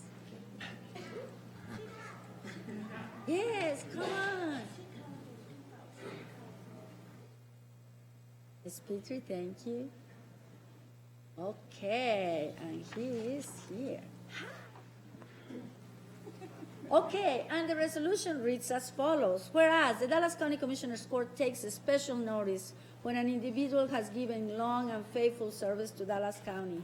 And whereas Michael Earl Clark was born in Dallas on June 13, 1957. He's the oldest of 5 children with one sister. He graduated class of 1975 from Carter High School in Dallas Independent School District. And whereas Mr. Clark began his Dallas County career on May 1st, 1984, in the district clerk's office as a utility clerk. He is committed to his work and has increasing responsibilities during his tenure. Whereas he has continually served the district clerk's department, working for 4 district clerks in the following positions: microfilm clerk, clerical assistant 1, clerical assistant 2, and he currently serves as a clerical assistant 2. Whereas Mr. Clark has served the county diligently for 35 years and intends to continue here until his retirement. And whereas Mr. Clark has 2 children, Annette Walker and Mitchell Clark, and 1 grandchild named Logan. He is married to Cecilia Clark, and together they celebrate 16 grandchildren, and he attends the Holy Spirit Catholic Church in Duncanville, where he's involved with the Knights of Columbus and has volunteered for over 35 years helping his church community. And whereas he enjoys sports, square dancing, and camping. Now therefore be resolved that the Dallas County Commissioners Court does hereby recognize and extend sincere appreciation to Michael Earl Clark for 35 years of faithful service and further express best wishes in his future life ahead. And I so move. And I second. All those in favor, signify by saying aye. Aye. Motion carries unanimously. Ms. Petrie, Mr. Clark. Thank you, Commissioner Garcia. Mike is a unique individual. He goes above and beyond his current position. One of the county judges called me one day to complain because she did not receive her mail. Mike does handle the mail for the district clerk's office. And she said, well, he didn't deliver my mail. And I said, well, Judge, Mike does not handle mail for the county department. And she says, well, aren't you responsible for the mail for George Allen? And I said, absolutely not. She says, well, I need him to find my mail. I said, well, Judge, we're not responsible for your mail. I said, however, as a courtesy, Mike does deliver mail to you when we receive your mail, but it's simply as a courtesy. So I said, Mike, I said, did you find her mail? He says, no, I only do it when I receive it, Ms. Petrie. He says, am I in trouble? I said, absolutely not. So that's just one example of Mike going above and beyond his position. The district clerk is certainly pleased and excited that we have someone that will go the extra mile. Mike is a true public servant. We're fortunate to have him as a member of our team, and he certainly keeps things going for my department. So on behalf of the entire district clerk's office, we thank Mike and we salute him for 35 years of service. I want to thank everybody here. Number one, I want to thank God for me being here and so forth. I mean, I want to retire, but I figured this is where I need to belong right now. I figured, a few years from now, I may want to do that. Like I said, I've worked for 4 district clerks, and especially Ms. Petrie here. And whenever somebody calls me to do something out of the ordinary, it's just in my, tuition that I go always do it. It's like she said, helping the county judge trying to find her mail. So, it's just me. I always like helping people, so that's what I've been doing for, all my life. Whether it's here for the county or it's at home. Also, I was married for about 22 years, and then I divorced for a while. And then I met this young lady right here. She worked for the sheriff's department for a little while, and then she left. And now we've been married almost a little over 2 years now. I've helped her out with her dad before he passed away. She helped me out when my dad passed away 5 weeks later. But, she's been an inspiration for me and everybody else. And I just want to thank her. Just want to thank everybody. You're just trying to tell me there's hope for me. Listen, and as far as you, Commissioner, I don't know who's going to leave here first, you or me. Since I've known you for I don't know how long. We'll arm wrestle about it now. Exactly. But as long as my health, stays where it's at right now, I'm going to try to stay at least 3 or 4, at least 3, maybe 5 more years. Of course, they'd rather me, do 3 more years and then retire, so I can help out my mom who's living by herself. Thank you very much for you. Who's that little guy? This is Connor. Connor. He just turned 3 last Friday. Ah. We took care of him after his mother left him at the hospital. And if it hadn't been for her, he wouldn't be, he'd be in foster care. And we're so thrilled to have him.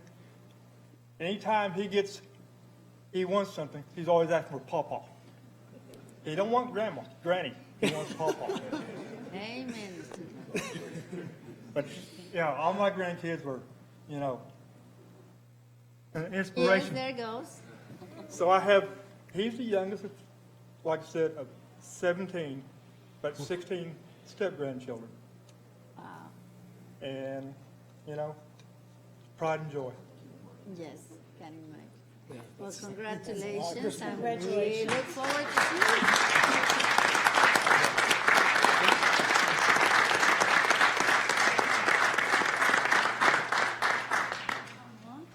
You did so well today.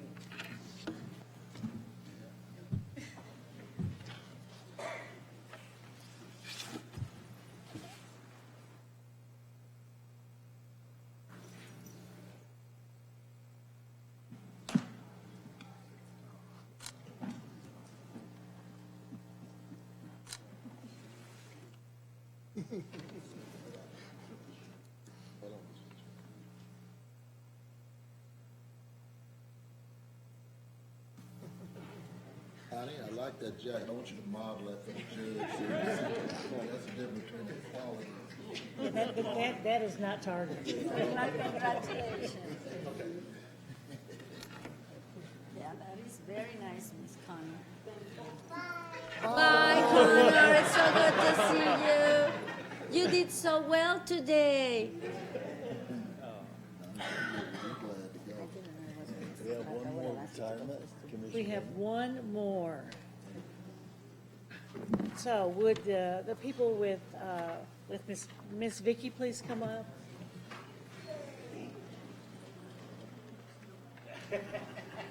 Vicky Buchanan.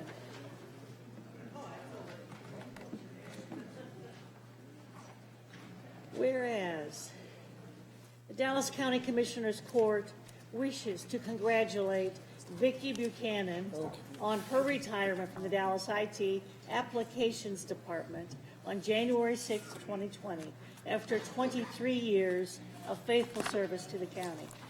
And whereas Vicky was born and raised in Brooklyn, New York, she received her Bachelor's of Science from Rensselaer Polytech Institute in Troy, New York. From there, she began her career as a computer programmer, working for defense contractors such as Rockwell Collins and Lockheed Martin. And whereas in 1996, Vicky was hired by SCT Technologies to work as a programmer in the Dallas County IT Applications Department. For the next decade, Vicky became an integral piece in mainframe systems development and operations. And whereas, notably in 2001, she successfully added Dallas County Criminal Court 11 to the mainframe, and in 2005, she added Criminal Court 6 and 7 to the criminal system. These additions ensure that the courts receive new case assignments, their regular dockets, and daily and monthly reporting, improving court productivity. This accuracy has led Dallas County to meet the mandated Department of Public Service combined completion percentage of arrest cases disposed for the last 10 years. Whereas in 2006, Vicky Buchanan officially became a Dallas County employee. Her assignment was to connect legacy mainframe criminal court data to the new and emerging platforms. CB Cases, a file created of daily relevant court data, was the first file created by Vicky. This was the beginning of an ongoing project to bridge the gap between the legacy mainframe and the new software. Over the span of 23 years, Vicky has ensured that the mainframe criminal systems works effectively for all users of Dallas County criminal data. Whereas Vicky actively attends the Inspiring Bond of Christ Church in Dallas, Texas, where she is a member of the Significant Seniors Ministry. And whereas Vicky's future is bright, she plans on a well-deserved rest and spending time with her two daughters, Tyra and Janelle. Vicky looks forward to taking walks in the park with her beloved dog, Champ. She will continue to indulge in interesting conversations and listen to her extensive collections of traditional gospel music. A little remodeling might also be in her future. Now, therefore, be it resolved that on behalf of the Dallas County Commissioners Court, the Dallas County citizens, and particularly the beneficiaries of the Dallas County criminal data systems, we thank you for your passion and vision as we celebrate 20 years at Dallas County and congratulate you on your retirement. And I so move. All those in favor signify by saying aye. Aye. Motion carries unanimously. And Miss Vicky, thank you very much, because reading through what you have accomplished in your lifetime, I just want to note that when she was starting to work on mainframes and putting together data sets, first of all, the industry was still relatively new, changing every day, and she has been through some of those great transitions. Also want you to note that in her accomplishments that she's had to probably struggle, and with her courage was able to, get the bachelor's degree that she needed to continue the work that she has enjoyed ever since. We're going to miss you a lot. The mainframe is still there. We're still working at taking those programs off and placing them in other places, but thank you, thank you, thank you.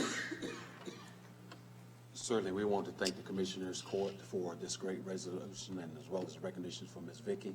She's known as one of the E.F. Huttons of the IT department. When she says something, you better listen. And if you don't listen, it's to your own peril.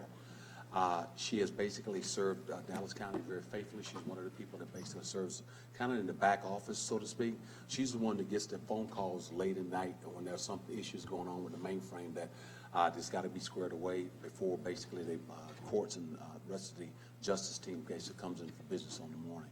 And she's always had a very positive attitude. And certainly, she's gotten a degree from Rensselaer Polytechnic Institute, which is not an easy feat. But it seems like she basically has passed that DNA, that computer DNA, on to her family. I certainly let her introduce her daughters there as well. But certainly, we want to thank her for her faithful service to the Dallas County IT team.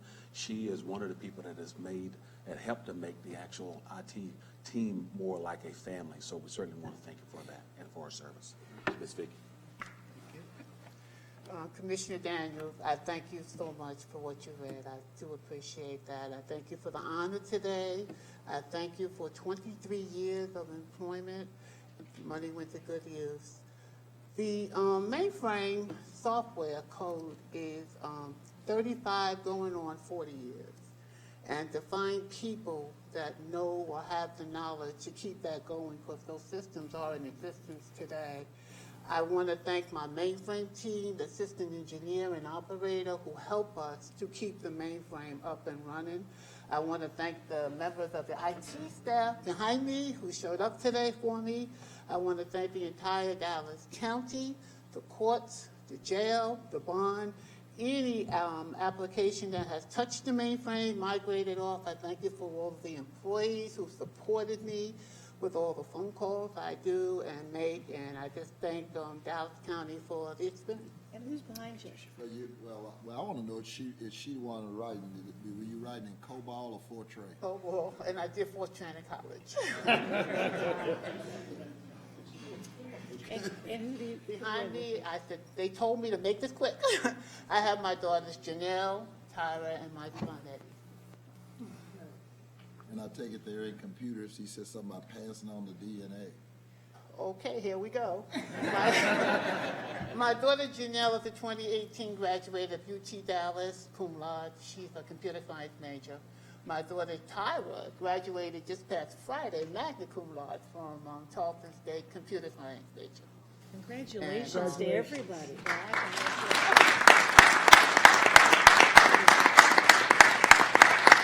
And Eddie is a nursing major, working on his B as a nurse. We need you all. Okay, come on down. Oh, ball. Boy, you have been there and done it.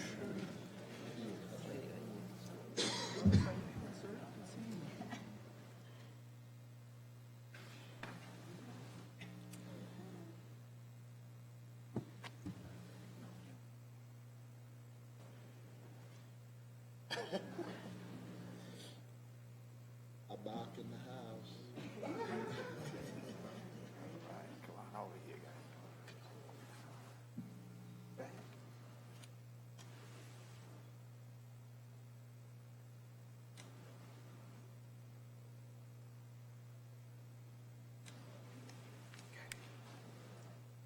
Thank you. Thank you, Ms. Buchanan. Does anybody else want a picture this morning? I have our last resolution today with Susie Kopp, Executive Director of the International Rescue Committee in Texas, and Mark Hager, Area Director for the Refugee Services of Texas. Please come forward. In this resolution, proud to sponsor, and it reads as follows. Whereas Dallas County has welcomed refugees facing religious, ethnic, and political persecution for nearly 40 years. And whereas the world is currently facing one of the worst refugee crises in human history. And whereas, by definition, refugees are individuals who have been forced to flee their home country due to persecution based on their race, religion, nationality, political opinion, or social group. And whereas resettlement is the last resort for refugees who cannot return to their home country and cannot rebuild their lives where they first fled. And whereas the United States government operates the U.S. Refugee Admission Program and mandates extensive refugee vetting for every refugee resettled in the United States, and whereas Dallas County is currently home of the resettled refugees who may be joined by family members from whom they have been separated, and whereas community members, families, local organizations, and faith-based institutions have supported the arrival and integration of refugee families for several years. And whereas refugees contribute to the continued excellence of Dallas County through their cultural and economic contributions. Now therefore be it resolved that with regards to Federal Executive Order 13888, quote, on enhancing state and local involvement in resettlement, the Dallas County Commissioners Court reaffirms its support of refugees and does hereby consent to the initial resettlement of refugees in Dallas County, and I so move. Second. And I'm sorry, I missed part of it. Be it further resolved that the Dallas County Commissioners Court urges the Governor of the State of Texas, Greg Abbott, to consent to initial refugee resettlement in our state as per the terms of Executive Order 13888. And I so move. Second. All those in favor signify by saying aye. Aye. Any opposed? Motion carries unanimously. Now our agenda, oh, you want to say a few Yeah, words? just wanted to say a few words. Hi, good morning. Thank you so much, Judge Jenkins and Commissioners. I'd like to, on behalf of myself, my organization, Mark's organization, Refugee Services of Texas and International Rescue Committee, and of course the refugees that we serve for nearly 45 years here in Dallas County, I'd like to say thank you to all of you and also to just Dallas community for making it and continuing to making it a welcoming community for refugees as they seek their new home and need that additional support. So I'd like to thank you all on their behalf and my behalf as well. Thank you. Thank you for your efforts. Thank you. Yes. Just wanted to say thank you as well on behalf of Refugee Services of Texas. Thank you to the judge and the commissioner and the county for this continued affirmation of this very valuable program and this very valuable statement to keep Dallas as a sanctuary for refugees. Thank you. Thank you. Thank you We very need to much. continue to be sure that the resources, go to the community because it's very needed. Thank you for all the work you do. Thank all of you. You. Right, our agenda now calls for several presentations, and I believe Commissioner Daniel has the first one. Yes, I think Craig Morrissey. Craig? You're up. There it is, yeah,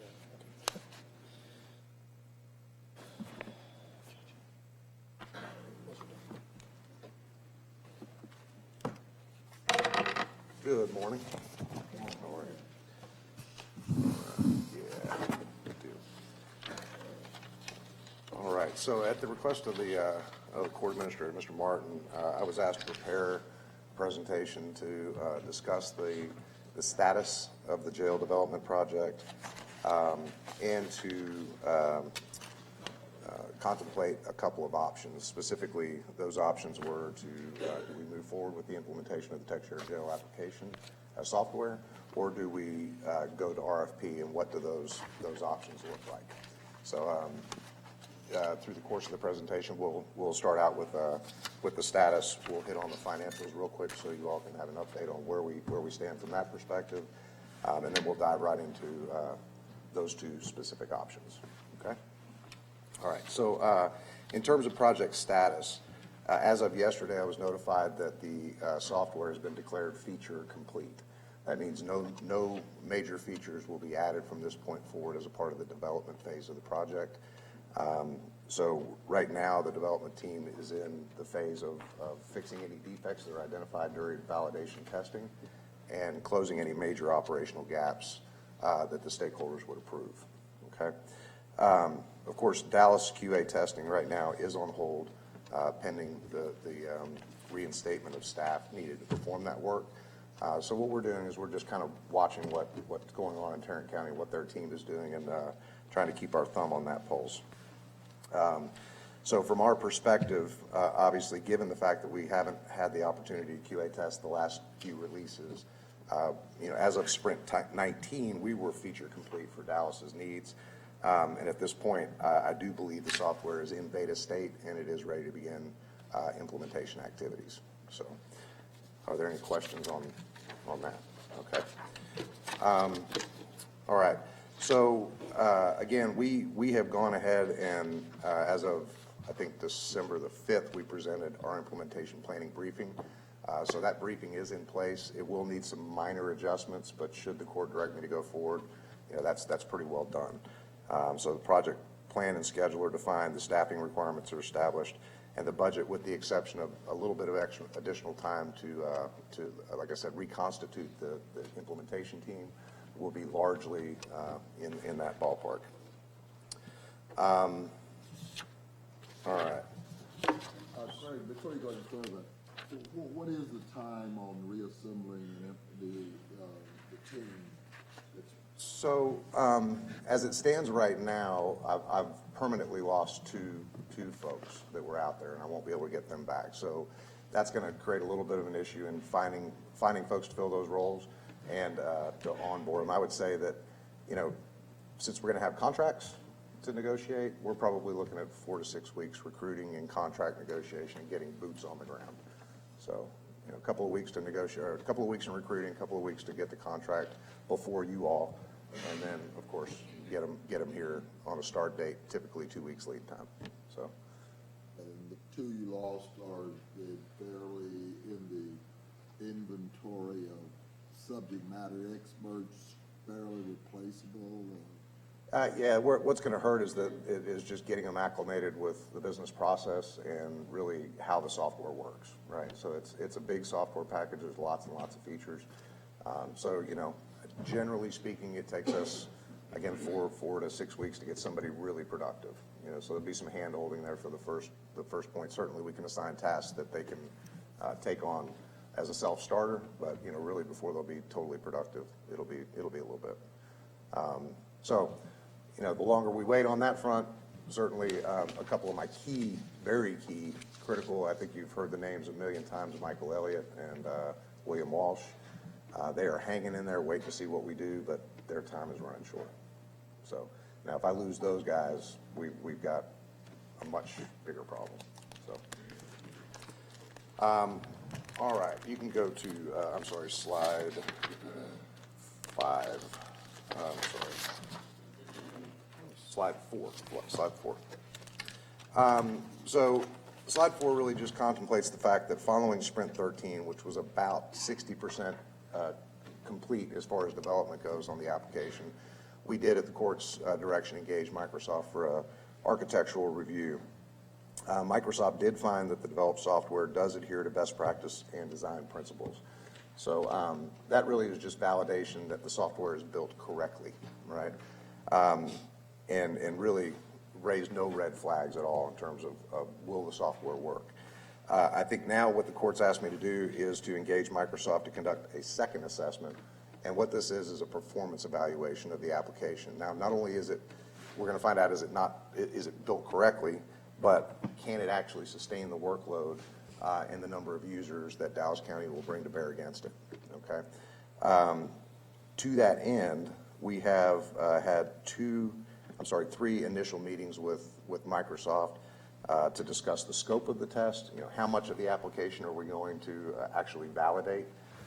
Certainly, this can get very, very expensive, and so I'm going to, with your approval, I'm going to narrow the scope of this to those items that are high volume and place a high processing intensity on the server and the database. Those places most likely to be challenged with the scope of Dallas County's size. That's correct. Yeah, I don't want to test the trivial features because, again, it will cost a significant amount of money, and there's really no gain in doing so. Those aren't high-risk areas, and so unless you direct me otherwise, I will stick to where the risk factors exist. Okay.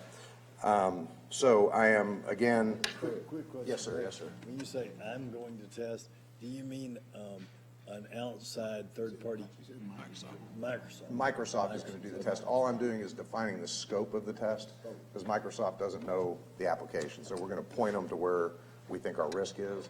And certainly, you have my word, I'm going to put the screw to this thing, and we're going to make sure that it actually can support us. And I'll tell you up front, I do suspect we'll find some areas where we can do some minor improvement, but I want you all to understand that at this point, being that the architecture is sound, we're not going to find any major defects. So it's going to be tweaking and tuning as opposed to any major overhauls. And how long is this going to take? Well, we're still waiting for Microsoft to come back. That's really dependent upon how large our scope is, right? Because there is a lot of code that has to be written to automate these tests. And so right now we're thinking that the development is going to be, and this is kind of a rough estimate, but I think it's going to be probably about 4 weeks in development, 4 to 5 weeks. And then the execution phase is about 2 weeks. Then we've got another couple of weeks in compiling the reports and getting ready to present it back to you. So I'll compare this to the Texture Court performance evaluation that we did, which was roughly 8 weeks from beginning to end. Okay. I'm trying to get that scope together this week and over to Microsoft so they can finalize their estimates and their statement of work and give us the cost and schedule. And so, Talking February. yeah, that's our goal, is to try to get this thing kicked off in early February. Now, I do want to emphasize to you, we have a lot of projects ongoing. We have very little staff right now. So I've mentioned in IT governance that I really do need the assistance. In order to be effective here, I need the assistance of a business analyst and a solutions architect to help me define that scope. I'm asking for 240 hours. I'm not asking for that today, but with your approval, I'll bring a brief back to get that minimal time. So understand what I'm asking for today.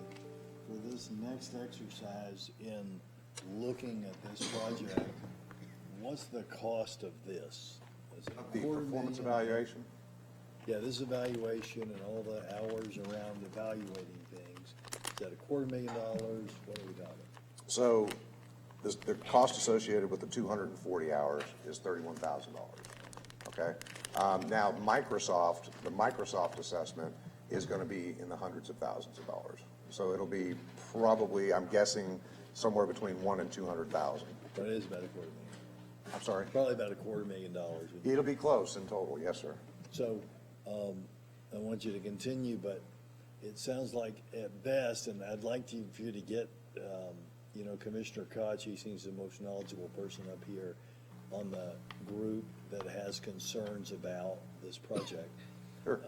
So that it sounds like what we're trying to accomplish with this $250,000 next phase of looking at it is, will the project actually work if we keep spending money, right? Yeah, will the software perform, right? Software perform, Yeah, right? right. And so that answers That's different than the project working, right? I mean, we all have to get behind this in order for it to work, right? Well, so there's that piece. And then we're still left, though, with the piece of, given that everybody else in the state is going to be going with a different vendor, is this cost-effective to maintain in the future? And I don't know if, can this group touch upon that? Yeah, Or is that a different, in this Microsoft group, or is that a different? Well, so I'd like to talk about this, everybody else in the state. I did some research on that following the last Commissioner's Court, just to try to figure out what exactly we were talking about. I checked with the Office of Court Administration. I checked with, Casey Kennedy's kind of plugged into all those state-level initiatives. Nobody is aware of any statewide jail initiative. Now, the OCA has been authorized to let a bid, as I understand it, for a statewide court system, but that court system will be targeted to populations of less than 250,000. It's intended for small counties. I can't find a statewide jail project out there, so if there's somebody we could talk to about that, then great, but I don't. Yeah, my understanding is not that there's a statewide project. I think people are moving away from trying to create their own company and do IT work. It's one of the off-the-shelf, Fortune 500 companies out there that does this work. Sure. That they seem to be going to. So because I think what the questions are will it work? And then if it does work, will it be cost effective to maintain, given where everybody else is going? And then I think the question beyond that, I'm just wondering what portion of this can Microsoft get to in this study, assuming that it will work and it will be it'll be cost effective to maintain. Is it actually the best option when you consider cost and efficacy over what we could get out in the marketplace? And that gets me back to how are we going to know that without the RFP? But is that something, could Microsoft get to, or some other group, get to those three things in a faster, more cost-effective way than RFP? But before he does that, Judge, I don't want to be too convoluted. Did you say that there is a Fortune 500 product company out there that does jail? You didn't allude to that, did you? My understanding is that other counties are not choosing to try to create their own entity and build a product, that they instead are buying things off the shelf from IT companies that are, publicly traded or privately owned companies that do this for a living. Yes, sir. How Yes, does sir. that match with Dallas County, for one thing? I think what the charge that we would typically give is to take a look at the options, whether it was basically a continue with the build and deploy, or basically look at what an RFP would be. And I think we basically covered Craig is going to go through and actually cover those in the actual briefing. And certainly, what I would recommend to the court is that we basically let him have an opportunity to take a look at those items, and then certainly we can go through and actually follow up with. Well, and I dealt with some people yesterday out of Chicago on another deal. We based on what we did in the presentation, and given the Commission on Jail Standards and all, I just find it difficult to believe that there is a product out there. And then maybe other counties don't have to, submit to a oversight compliance review. But I just find it difficult to believe that a Fortune 500 company is designing a system, and that's what I just heard that in first time. Well, there is. I mean, which one? Tyler. Yeah. They're up in Collin. They're in Denton. Yeah, but that's system. Yeah, okay. Well, I mean, let me answer some of the questions. Harris County as well is under another jail system. GST. GTL. GTL. Yeah. Well, but that's different though, Craig. I just don't want us to that's not the same. Yeah, that's exactly right. And I want somebody to say that. I don't want to sit there and act as though, we could have gone out there and purchased this. Yeah. And because I've been down this road. For the 254 counties, and a bunch of them have gone out and purchased this. Yeah, but not something that's going to work in Dallas County. It's well, can we finish the presentation, and then we'll yeah. I mean, that's right. Okay. Moving on. So we covered the performance test, and we will be bringing that back. My hope is to have it on the agenda by the 17th. And I do want to, I think it's the 21st, I'm sorry. 7th. Of December? No. I won't be able to have it done by the 7th. It'll be the 21st. Yeah. And so what I would like to bring back on the 7th, though, is the staffing request to get those 240 hours. With your approval, I'll prepare that and bring it forward. Is that new money? No, we can actually use the surplus that we have in our budget right now to cover all of this. So you will not be asking for additional funds? Well, but where is that surplus, right? That is in CUC's hands. No, it's ours. I'm talking about our staffing, the money that I still have in my staffing budget. Okay. Yeah, not what's in their hands. No, okay. Yeah. So there's no new money involved in that part of getting ready for development? No, well, getting ready for the Microsoft assessment is what I'm talking about at this point. It's only 240 hours, it's the $31,000. I just don't have the staff or the time to deal with it without a couple of additional hands. So I'll need that, and with your approval, I'll come back first court in January with that to get them re-engaged. And I have no problems with the staffing hours. This was at the committee, at the IT committee. We didn't have this presentation at the IT committee. We had a very similar presentation, though, and it's been available. Yeah. We did discuss with both of the, Yeah, and of the IT I heard this, commissioners. I heard this yesterday, so Right. I have my questions reserved. So there's Yeah, I no understand, concerns so. about the new hours. I would love to see the scope that is going to be presented in advance before we vote on that, Mr. Morrissey. Ooh, I'm sorry, which? I mean, the scope of Microsoft. Oh, yes, yes, You know, ma'am. the We'll- $250,000, I would like to see that in Absolutely. advance, if that's okay with all of you. Absolutely. And hopefully it can be presented at the IT committee, so you can have a resolution, you know, to present to court unanimously, so we won't be discussing, you know, what we're doing, but the IT committee will have that discussion. When is our committee? By the time it comes here, hopefully we have an, So- I saw an agreement, Mr. Morris.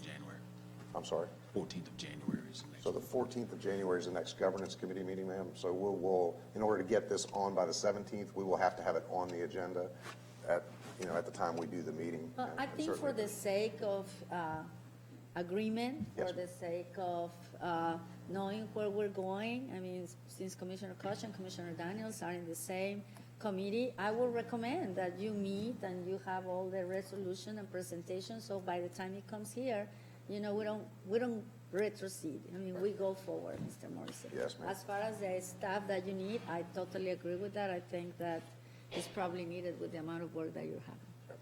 So let's go Thank to you. financial, So we'll bring financial that forward on the status. third. This is really just a burn-down chart that's reflecting the most current status, and it is showing that they are now zeroed out, you know, feature complete. So at this point, it is just break fix and gap development, which, in fact, you know, a good portion of that, well, that's where they are for now. So, Terrence, by the way, did announce yesterday on the stakeholder meeting, they are in implementation planning now. They are what? They are in implementation planning now For jail. for jail. Yes, sir, For jails, okay. for jail. That's what we're going to talk about jail. Yep. Okay. No, just wanted to be sure. So so we're in implementation, so do we have the luxury then of following them to see if it works there? Is that what you're saying? Well, I'm just saying that they are starting the process, and what I'm trying to communicate there is there's sufficient confidence within the leadership and the sheriff's department in Tarrant to make that They're next also step. confident in courts. They're still pushing ahead with that, right? I think you're That's a gonna- very yeah, separate item, though, right? You're gonna hear something. Well, good no, about no, that. I mean, what we're saying here is they've, you know, he's saying that Tarrant County, in their infinite wisdom, has decided to go forward with jail. They also went forward with courts, all right? So this is, we just need to make sure to qualify that very clearly. But that's helpful to your cause, I think, Craig, because I don't think people will say, well, given Tarrant County's track record of picking winners and losers, we have a high degree of confidence that therefore it's going to work. But what it does tell us is if they're willing to put their money and their time and their employees behind implementing it, similar to how they did with courts, we didn't have to spend money for that last 6 months. We got to watch them fail at it. If they had succeeded, we could have then put in our money and succeeded along with them. So if they're now saying, we're going to throw taxpayer dollars at this project to see if it'll work, do we not have the luxury, like we did with courts, of watching them either fail or succeed? And if they succeed, then that's a very telling thing as to where we should go. It's free insurance. Right, and if they fail, then we know that we need to not go there. Yeah, I think the one thing I would just raise on that subject is that the implementation, as we noted before, is going to be fairly lengthy, right? We're talking somewhere between 12 and 18 months. You'll see what our implementation timelines we're estimating. So you're looking at quite a while before you'll actually have that determination of whether this thing has succeeded or failed. So maybe what we want to do is kind of watch checkpoints and gauge. That's what I'm it. saying. Yeah. I'm not saying, wait, and I'm not the expert. I want to hear from all you guys. Sure. I'm open to what you're saying to me. But I'm not saying wait 22 months or whatever. But if they're going forward and they're spending money, and, we're constantly spending more and more money, like $250,000 for this deal. Maybe we need to spend that, or maybe we can wait 4 or 5 weeks to see what happens in Tarrant County. I don't know. Well, it is a development process, and so you can continually be checking to see what the results are as they go step by step, right? Sure, yeah, when we're trying to stay plugged into what's happening there as best we can, right? You know, again, there is a little bit, there's only so much we can do without any staff to be involved. So watching is really effectively myself and Deputy Lamonis attending meetings and just hearing what's going on. Our hands aren't on the software. We're not doing. It would be for us to move in parallel with that. I think ideally, depending on, you know, how quickly we want to get to taking advantage of the software.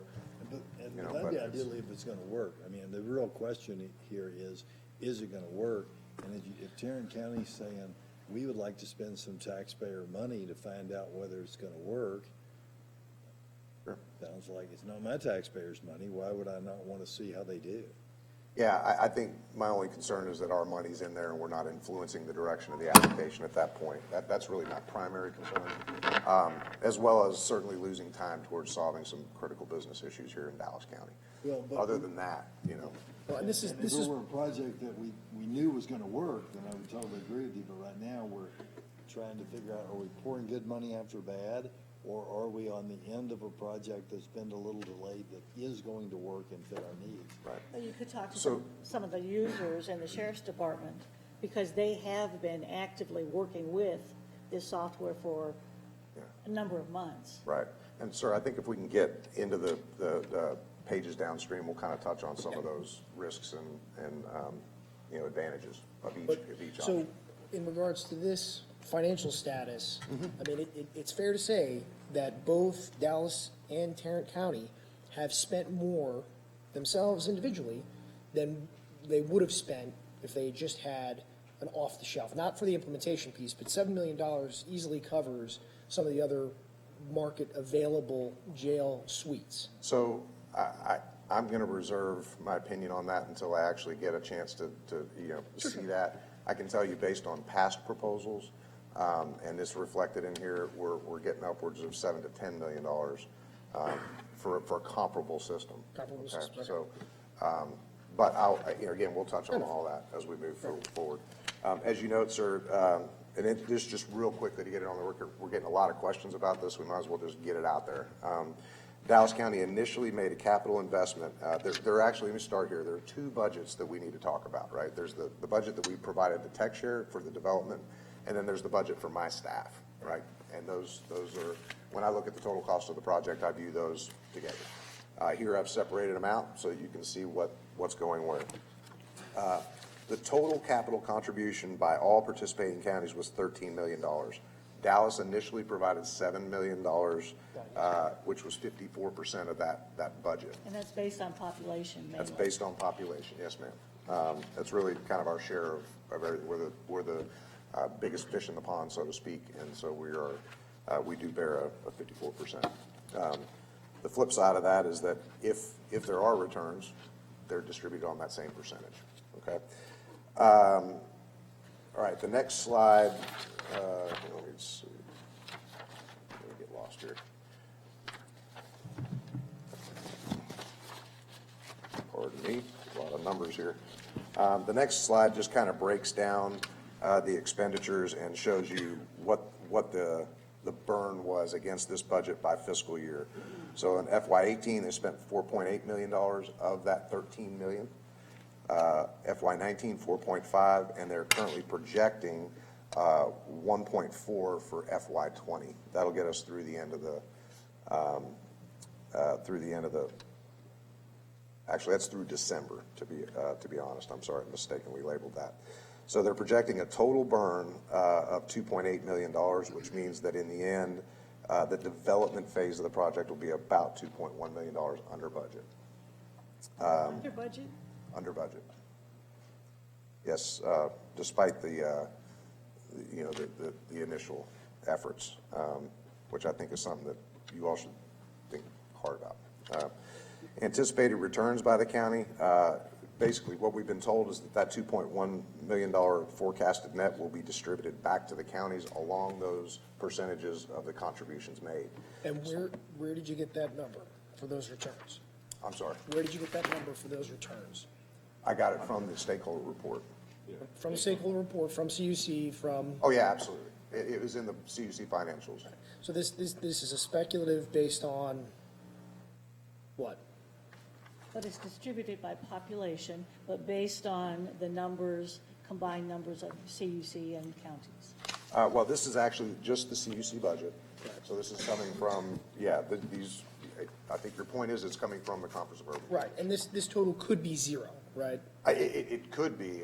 Certainly, I would hope not. But the way that you're projecting at this time, based on the cost of where we are today and the anticipated cost of gearing it back up again, we're still ahead by 2.161 million. 2.16 is the total under budget. If you look down at the second table, Dallas's portion of that would be 1.17 million. 916,000 will go back to Tarrant County, and 73,000 will go back to Midland County. And just, this came from, Tech Share folks, from the CUC staff. This could be zero. And why is this important? I mean, are you asking? Project is under budget? No. Regarding the anticipated returns, why is this important? That it's been I mean, managed. other than the obvious. Why is it important? Every project that we've ever invested in, we have an expectation on return. I mean, that's every project. I mean, because it's one thing when we're still the owners of the project, and we still expect to export that project. Every project I've Every ever, project? Yeah, every project, every unit that we've ever dealt with. Within Tech Share. In Tech Share. Yeah, Okay. in Tech Share. Right. Yeah, and this is, taken out, it's called out that same model. So, Right. yeah. No, and we've received a lot of, messaging in media and so forth by some of the Tech Share leadership that this is not about profit, this is not about, chasing dollars somewhere else. Yet here we are in the middle of this presentation, and the information. Not profit. This is not- getting back our investment, trying to get back whatever. So the question is, what is our investment for? Is it to satisfy our needs? Is it to scratch our itch? Or is it to receive money back? It's the two things. First of all, it's to satisfy our needs. We'd have the need regardless if anybody else participated or not. Yeah. So the need is there. If in fact we have a product that others can take advantage of, we expect to get some of our investment return. I mean, it's. So right. This is specifically the development budget, though. So Right, this right. is- Yeah. This is under budget on development, Right, okay. so that money is, right, Yep, okay. refund on the development. That's refund on the development money, not the, Right. okay. Right. Let's move on. Yeah, so no new participants. This isn't the result of new participation. Right. This is just the result of, the portal team getting it done and getting it done quickly. So, Hang on one second. Does anybody have an extra copy of this on paper? Or Major, could you email it to me? I'm having a hard time looking up the if you give me just a second, I do have a paper copy. Yeah, can I have a paper copy to help?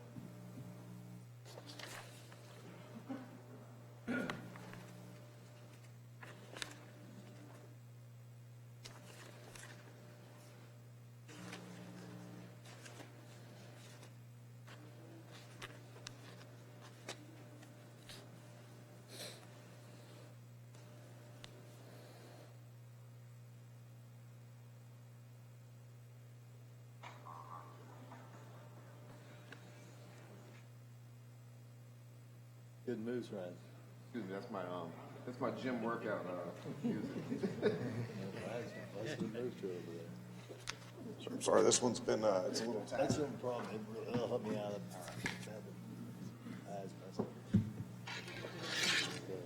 Okay. So are there any questions on slide number 7? From Texture, we're expecting 1.17 is the current projection. And I want to be clear, I'm not projecting this. This is what's coming from Texture to this. Okay? All right. Slide number 8. Slide number 8 contemplates my internal budget. So this is what the court approved to fund my staff, hardware that's needed to support the project, software, office supplies, travel, and a contingency. That was a total of $2.4 million. Table number 2 down here reflects the burn across the fiscal years. since that budget was approved. So 216 in 18, 878 in 19, and 83,000 in FY20. And those are actuals at this point. Since we stopped our burn in early December, we've got our actual numbers in place. So total burn was 1.17. Was that under budget? Yeah, on my side of the budget, we were 1.231 under. I've been questioned on how could we possibly be 1.23 under, and I'll just tell you, because of those first 8 months of the project, we did not burn. We saw an issue, and we did not expend our budget because of that. And so when the stuff was handed over to the portal architecture team, we ramped back up. That's where you see the burn increasing in FY19 for that 12-month period where we were in development. So that's the reason we have so much left. All right, slide 9.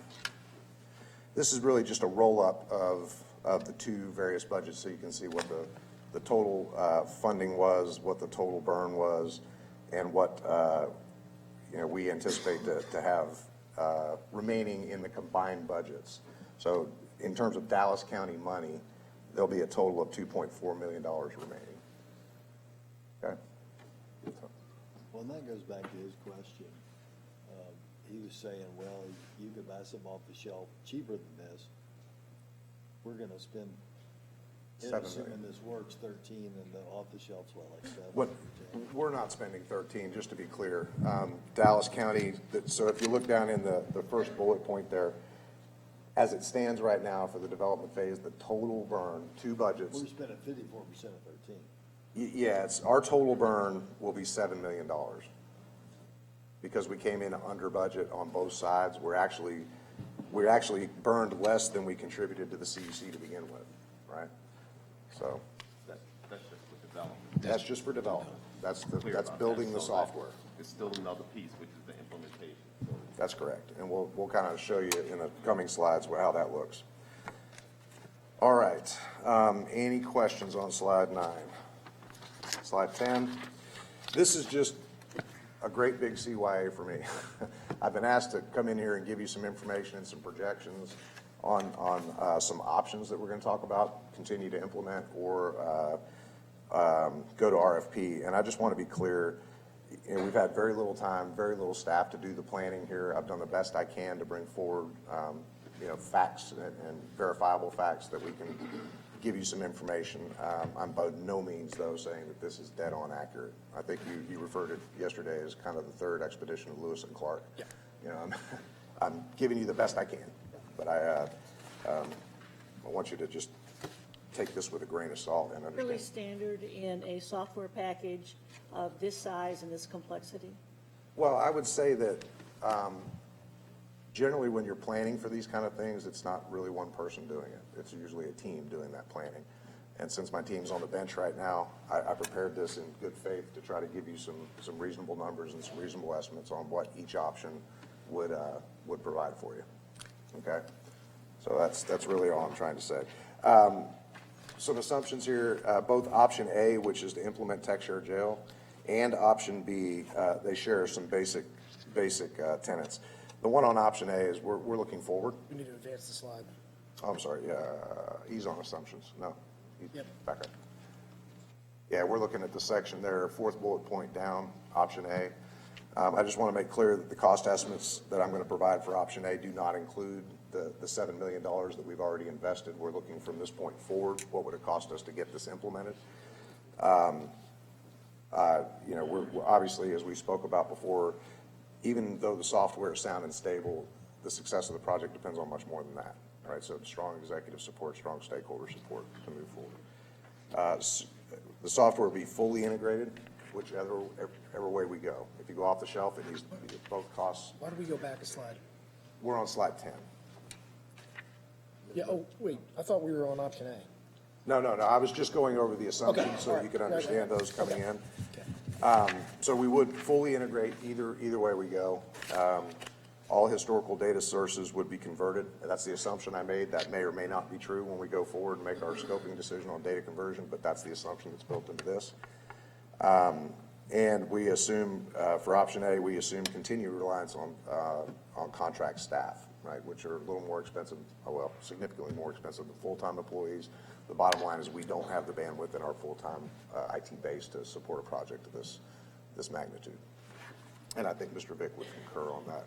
Based on And just to be clear on that point regarding, continual reliance on contract staff, the heavy lifting regarding implementation will be done by contractors that Dallas County hires, and we're not going to be receiving significant resources from CUC and their internal team to get this implemented. So we'll have some decisions to make in the implementation planning phase, right? Now, we know we have a significant amount of integration work to do. Right. Some of that'll be, there's two sides to that, right? So there's the work on the CUC to build their half of the integration and our half. We'll be responsible for ours.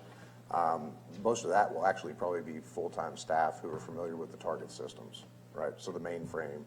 A lot of the integration in option A, though, keep in mind, is out of the box, right? Because prosecutor, LEA, magistration, indigent defense are already integrated to the system in the build, right? So that work's already done. So going back to the judge's point, because of that center piece of the integration that will go on with CUC, those folks are now up in Tarrant County. They're working on the implementation of jail currently.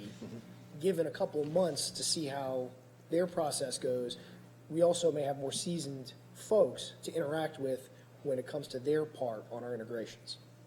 I'm not sure I understand. Seasoned folks in terms of the tech share developers? Right. Is it the folks who are working in Tarrant County right now? Yeah. That's what you're saying? Right. Yeah, they're certainly they'll have some more experience, but just to be clear, the integration approach and the framework is no different than what we have in place today. It's really just now connecting the jail system to these other internal third-party systems, right? So I think from a technical capability perspective, I mean, certainly having a few more miles behind you is never a bad thing, right? But these are very capable professionals. Okay. All right. Same thing applies to option B, which is going to be the off-the-shelf. One thing I do want to be clear is we're not talking about just jail, right? The goal here is to retire as much of AIS as we possibly can. So there are three major modules. That's the jail software itself, which encompasses an awful lot of functionality, bond desk management, and warrant management, right? So there's those three pieces. Tarrant County already has a bond. It's actually going in as a part of their projects moving forward. So they haven't implemented it yet. And we still don't know how that was funded. We don't know what? I'm sorry. Still don't know how that was funded? Well, I mean, I think that's a conversation we need to have at the stakeholder level to verify that, but as best I can tell, it was funded through a couple of different initiatives. It's one of Never made explicit, though. Yeah, well, I think part of it was under court, part of it was under maintenance, and so that's something we need to look back into to really get to the bottom of how was that done. Yeah. Thank you. Okay. So I'm building into this option B estimate that regardless of what system we implement, if we go off the shelf, it will need customization. And I think we've been able to look at the implementation of a major vendor in Harris County, and it too was customized. As best I could tell, significantly. I'm going to be speaking with their IT staff and their sheriff's department in the coming days to try to get an idea of how that all went, what their timelines were, and that sort of thing. But there was significant customization. We should know that coming in. Is it Tarrant County or? Harris County. Thanks. Yeah. I really do want to look at, those top 10 counties, because being a mega jail, we bring some interesting dynamics that a smaller vendor may not be able to deal with, right? As you know. Yeah. Right? So all historical, well, again, it'll be fully integrated. All historical data sources will be converted. The county will be relying on knowledgeable contracts staff to support the RFP process alone. This proposal assumes that if we go off the shelf, the vendor will provide the implementation staff, right, to work directly with Dallas County. So you'll see a difference. If there is an expectation that my contract team come to bear on this, the cost will actually go up significantly, okay? All right, so let's get into it. Option A on slide 11. Option A is implement tech share jail. As I see it and in speaking with the stakeholders, I want to show you or just discuss the key advantages and risks. Obviously, the first advantage is that we leverage the current investment, right? The $7 million that we've invested in building the system. The system that we built is tailored to the sheriff's needs specifically. It addresses specific business challenges that in some cases aren't addressed in off-the-shelf products. And that's where I'm talking, I think we're going to need some of that customization. The solution is endorsed by the sheriff and her staff. They've been working very closely with it, and based on my last conversation with her, they are confident that the software does what they need it to do. Owning the software provides the ability for us to maintain strict control over the product roadmap, right? So we can modify it pretty much at our will. Rapid delivery of new features as needs change. I think this is something to consider, right? It's really the build versus buy. It's the root of that decision. Do you want to control where the software goes and have the ability to react quickly? I think the lawsuit that we're facing now is a prime example of that kind of a scenario. Certainly vendors will do that, but there's typically a premium if you want them to drop what they're doing right now and move forward. So we'll talk about that on the next slide. Ownership of code creates M&O options. And what am I saying here is that, we'll discuss this on the risk slide as well, but, we own it. So, if anything were to happen organizationally, we are in a position where we could take over that code. We don't have that option, obviously, with private sector, unless they go completely belly up and you do an escrow. And that's really about the only option you have on that side. It also allows us to control our backlog, right? And that's something that we really need to be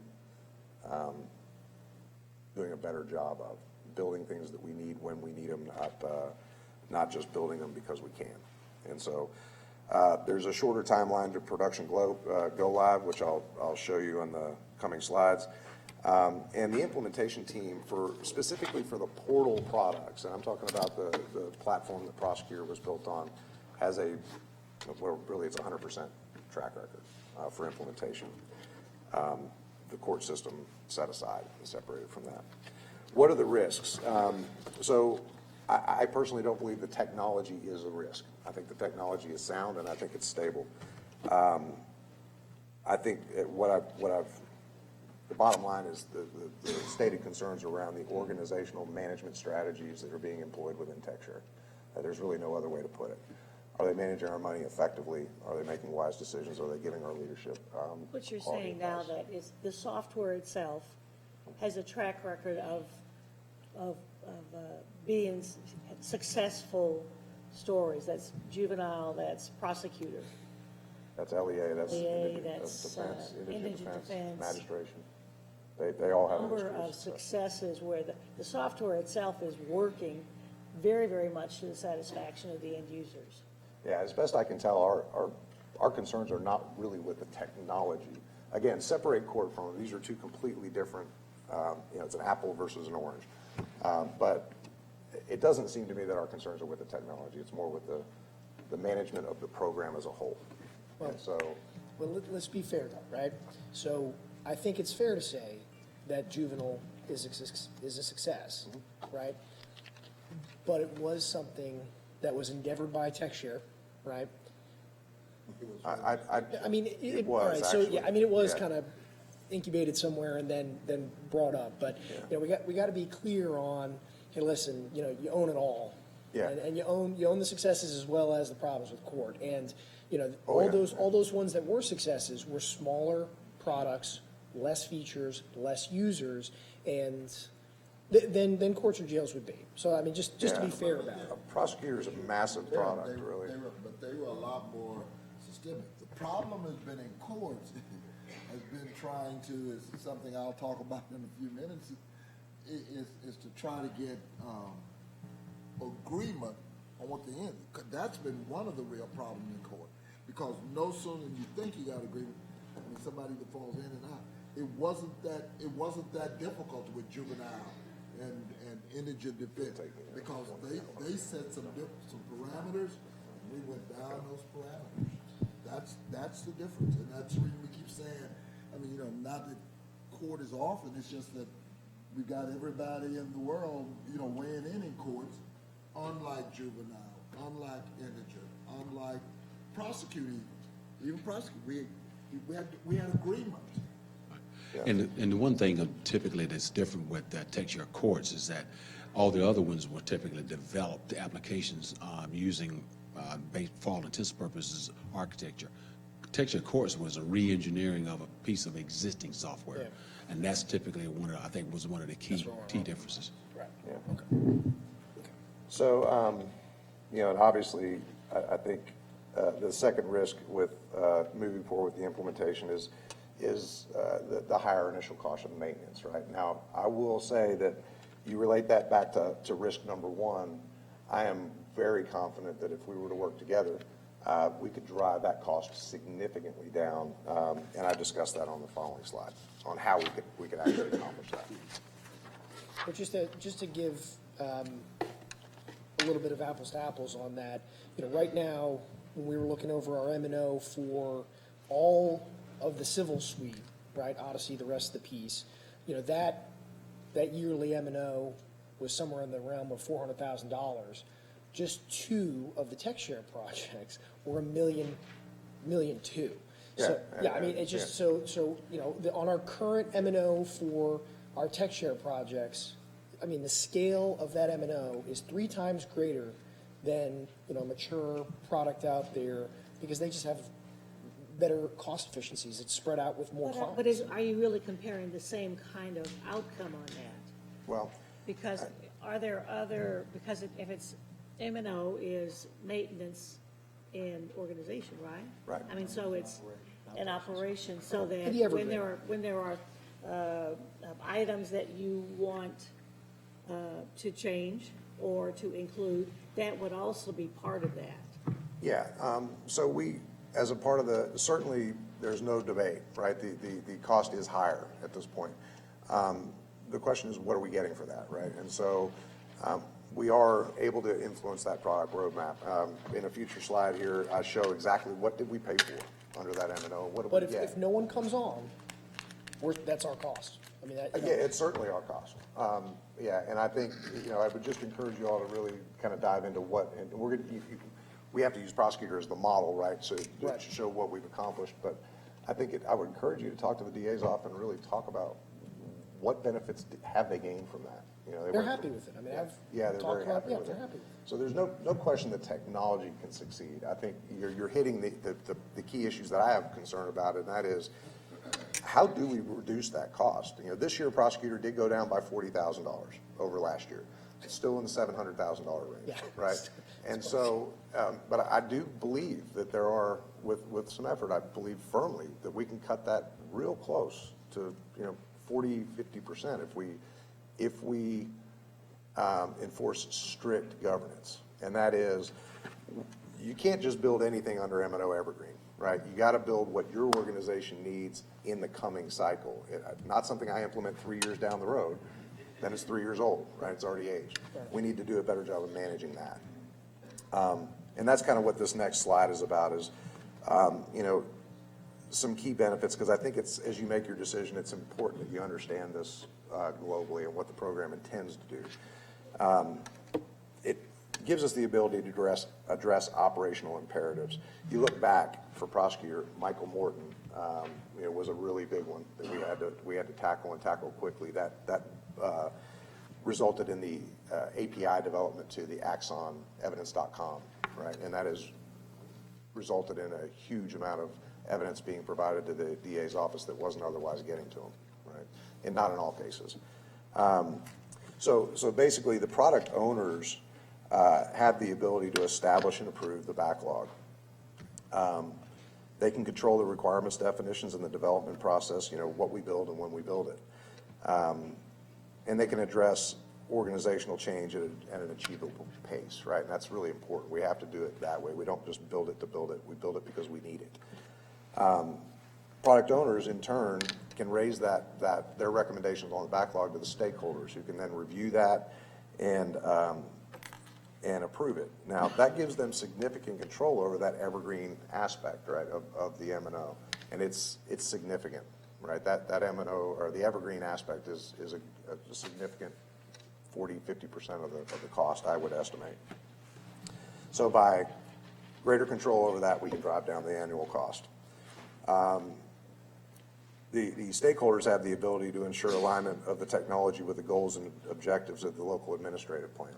So as our needs change, the stakeholders are in a position to derive that software development.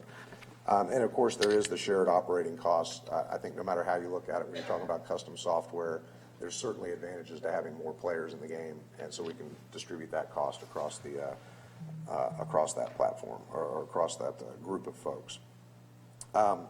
You know, we've talked about, and I've heard published out there, the notion of shareware, open source, that sort of stuff. I have to point out that this is very similar to that, right? It's we can, you know, all newly developed features, regardless of who they're funded by, are available to the stakeholders, right? So even if, you know, if we build something under M&O that Tarrant thinks they need, and we decide that we could take advantage of that, we can choose to go get it and implement it. The magistrate portal is a prime example of that, right? We didn't pay for that, no capital investment. We just were able to take it from the pool because it was under M&O, right? Thus the name share. That's right. That's right. So generally, in most COT systems, when they build a new feature, you don't just get it under M&O. Typically, there's another license that you pay for that module, right? So, and I think you'll find that as you look at these other service providers, it's really the licensing model is by module and then by users, number of users in those using those modules. So there's an advantage there. We can put as many users as we want on this. I'm not paying any more or any less. It's just I'm paying to maintain the software. So through 20. Have we ever just culled or architect that out so that it's clear and concise? As you know, we always want to talk about what we lost, but what we gained. I think the next slide is going to kind of show you a little bit about what we gained. I saw some of it, but go ahead. Yeah. So, and this last bullet just basically bears out the fact that in 2017, 18, and 19, and obviously we've been in this game since 2014 with Prosecutor, I didn't want to add another 10 slides, but what I'm going to show you is just representative of what we've gotten through M&O in these 3 years. And so that's... But what it doesn't do, Craig, again, and I guess I'm asking for those other, not 10 slides today, but I am asking for those other 10 slides Sure. for our edification. Yes. Because, I mean, without that, you don't get the full picture. No, you don't. It is, and I do want to point that out, Prosecutor is a massive product. It covers, and I certainly don't want to speak for the DA's office, but I would encourage you to talk with them just to see how much of their operation it does support. Yeah. It didn't Louise start Lindbergh, that way. in fact, is here if there are specific questions. Sure. If there's, At least Lindbergh, out of the DA's office, is here Oh, if you have specific questions. Yeah, but at some point in time, I wanted, you know, I mean, at least, let's just memorialize it. I mean, we don't have to sit up in court, you know, next 3 or 4 days, but I at least want to see those other 10 slides. That's what I'm asking. Okay. That basically expounds a little bit more on this. to show you where we went live and where we are today, right? How has it evolved and what needs is it addressed? And certainly we can So pull these that would be together. under the M&O, right? Huh? These would be under M&O? Yeah, all the enhancements come under M&O. So, you know, we've evolved that product. It's probably 3 times the size that it was in 2014, and it covers a massive number of operational imperatives for the DA's office. And again, you really need to go no farther than the intake section over there. If you were there in 2013 before Go Live, paper was floor to ceiling, literally hallways of boxes. It is completely empty now. I don't know, are we in the high 90s, 98, 99% electronic now on files? Yeah, we receive literally 4 or 5 paper cases in a month. It's been impressive. So again, just what we can do. I'm not going to go through everything on slide 13 unless you want me to dive in the details, but on the left-hand side, I'm showing you major features that we have implemented here in Dallas County in just 2017 to 2019. Certainly, we could have implemented more, but we have had a few major projects underway, so we had to prioritize our workload. Features planned for implementation. I do want to, that are developed and we're working on implementing, e-file, EDR, the lab portal, magistrate portal, juvenile case management system is a big deal, right? And that, I think, the DA's office is working to try to have implemented in this coming year. Automated VOCA reporting will be a big help once we can get that in there. It's a fairly burdensome process. Protective order management. We're looking at things like the witness portal, which is basically subpoena management for states witnesses. We certainly have a solution in place today, but it's one that's being built out there that we might be able to take advantage of.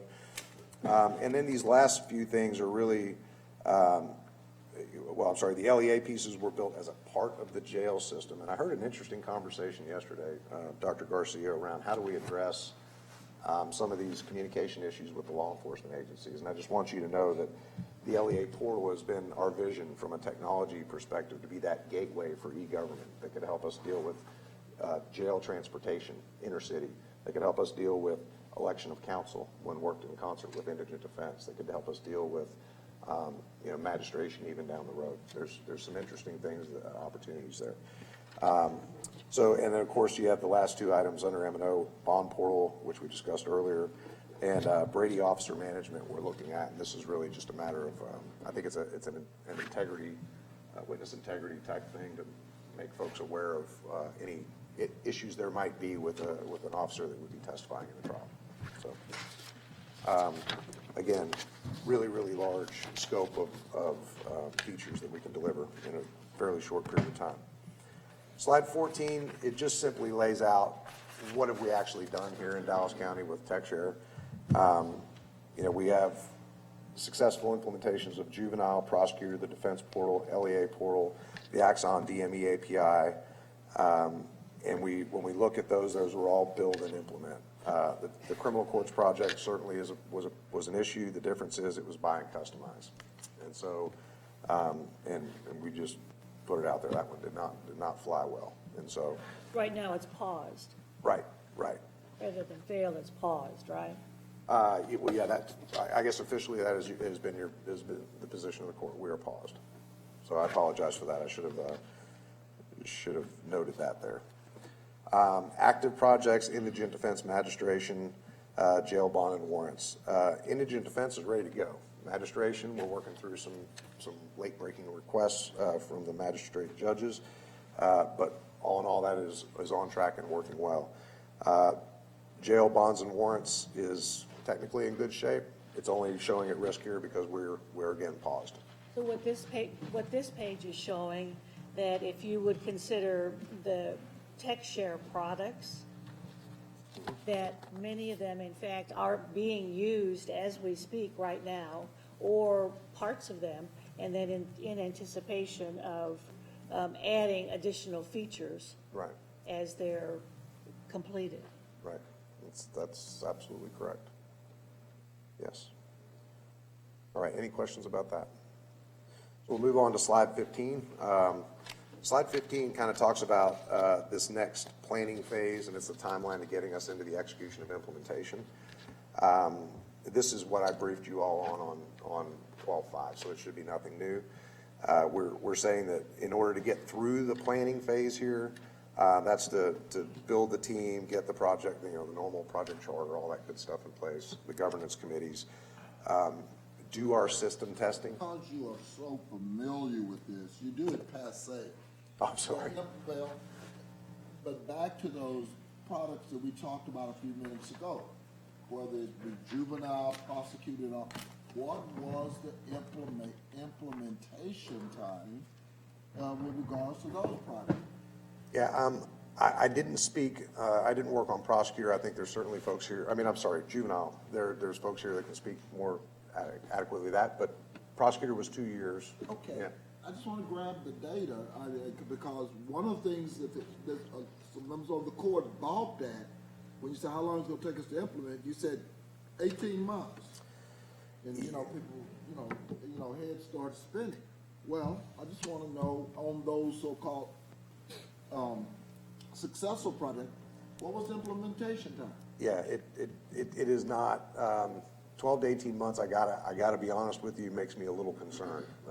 It's aggressive, and given the scope and breadth of this particular initiative, I think you'll find, and I welcome you, in fact, I can provide you all with proposals from 2 other vendors, they'll stay unnamed, that are significantly longer than 12 to 18 months in implementation. Yes, ma'am.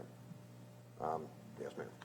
And it's just, you know, I think we can probably beat that curve because we are so familiar with the organizational practices here and the technologies that we would be integrating with.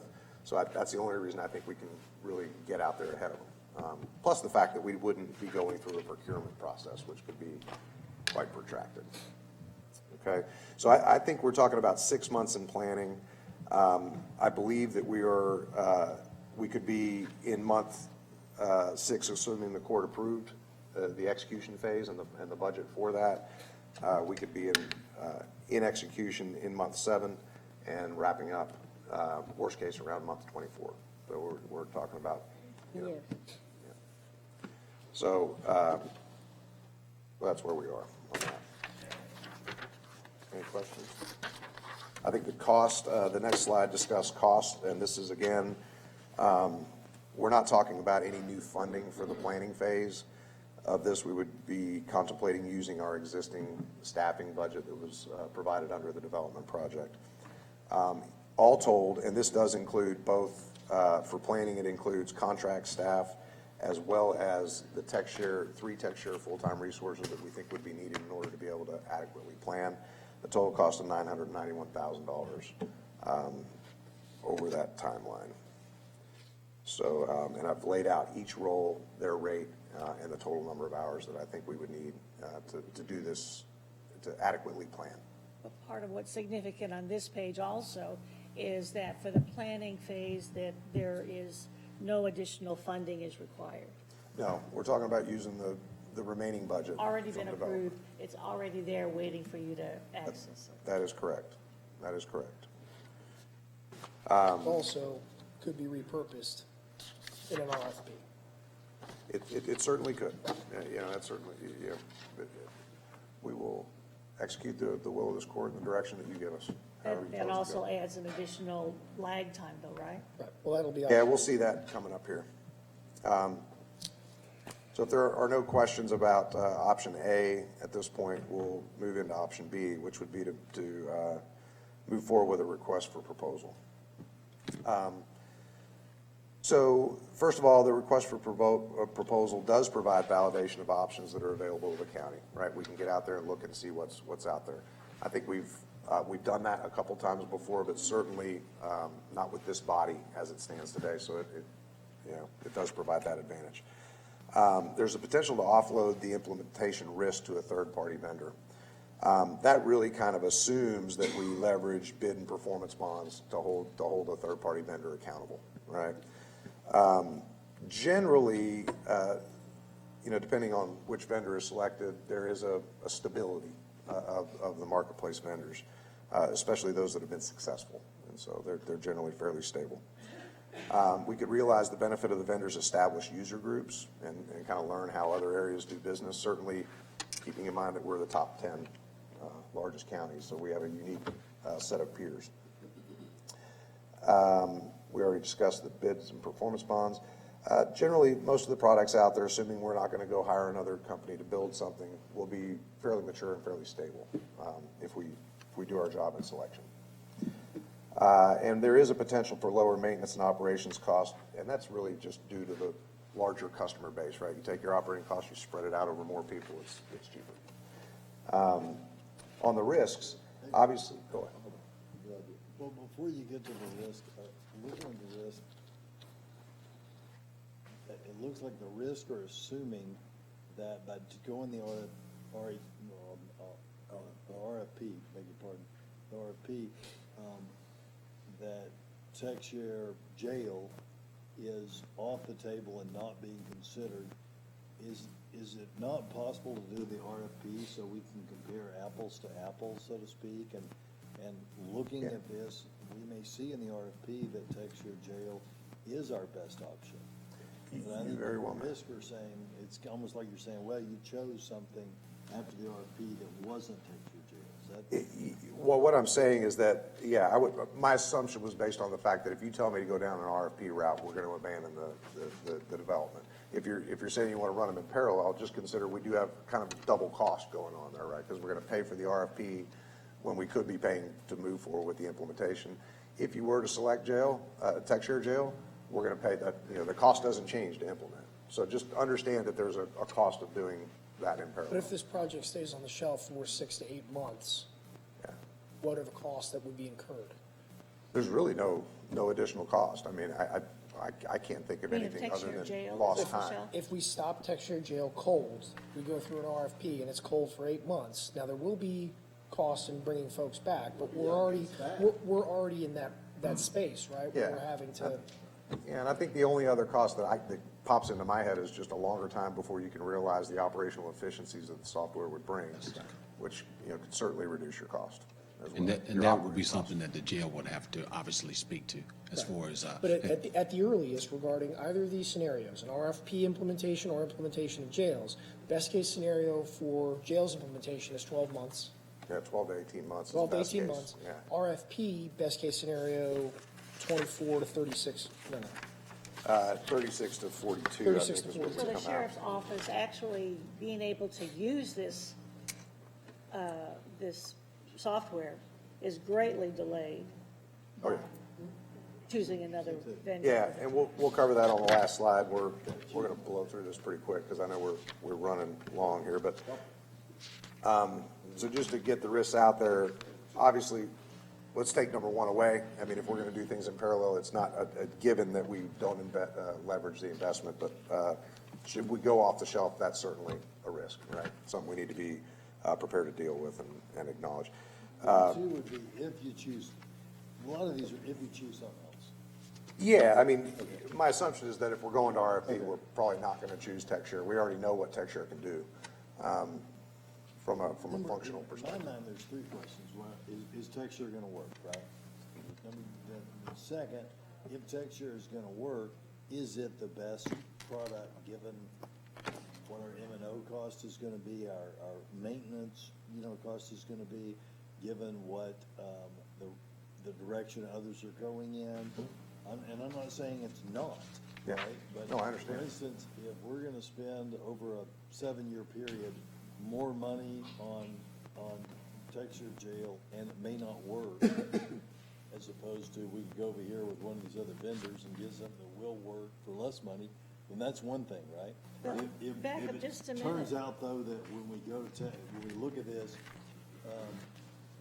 there's no guarantee the other guy's stuff will work either, and Texas jail is 1/3 the cost, and Microsoft comes,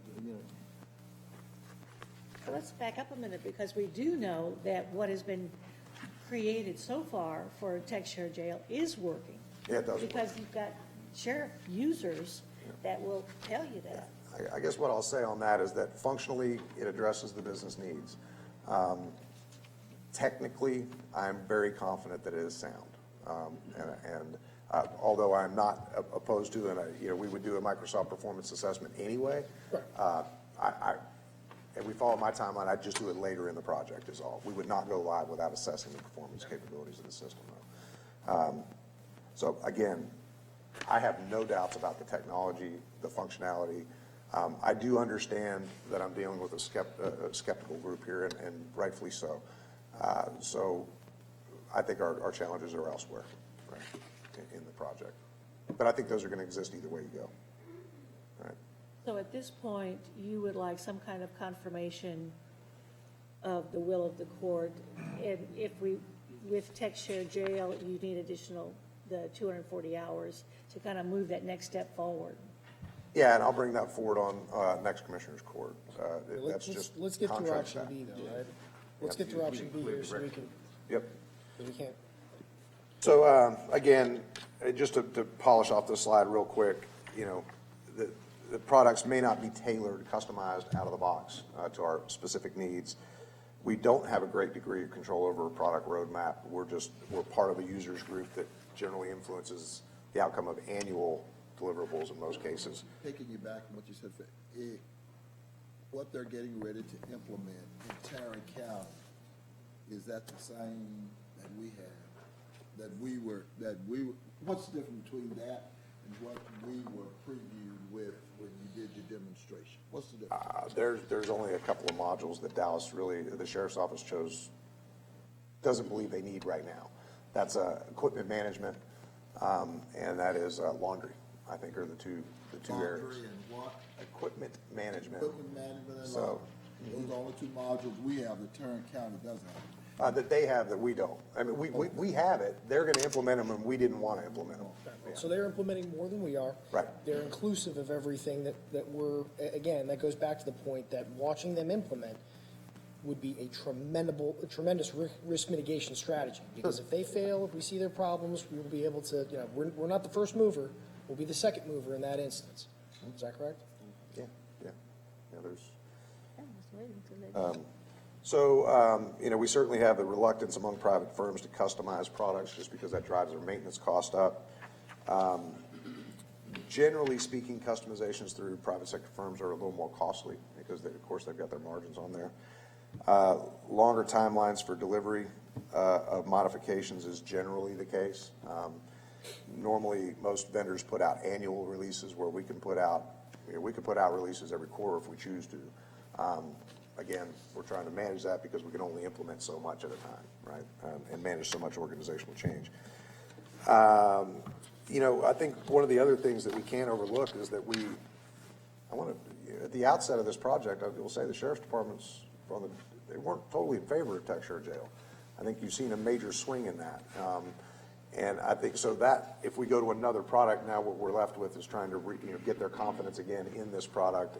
And frankly, in an RFP, you generally get about a week to review the software. You're lucky if you get that much before you're into a statement of work. And so we have to rebuild that confidence in our customer.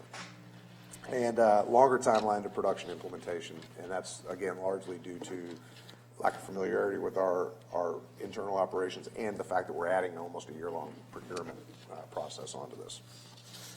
The next slide contemplates the timelines for what we believe an RFP would look like. I will say we did discuss this with purchasing.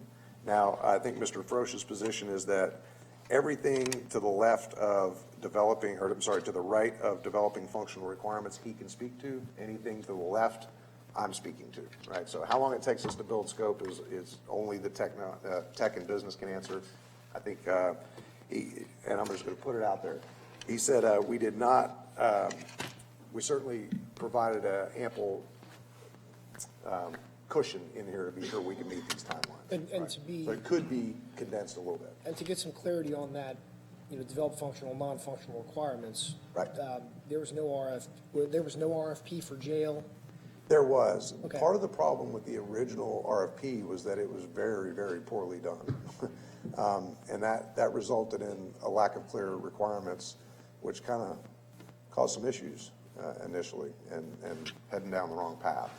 So is it fair to say then that having a good RFP would give the public a sense of confidence that we have finally gone in the right direction? And we would, I'm sorry, go ahead, Mr. Moore. The reality is now we do have a developed system that we have functional requirements. We have texture jail, so we would build an RFP off of yes. requirements in texture jail. Okay, so does that be in such a way that it's a doable thing, right? Because it's all in the way you ask the question. Commissioner Price and I were talking. If the question is, can anybody else in the marketplace do exactly to the specifications of what we hope we'll get out of this one and what they promised we would get? We know the answer is no, because we couldn't find anything off the shelf, and so we endeavored to build our own, right?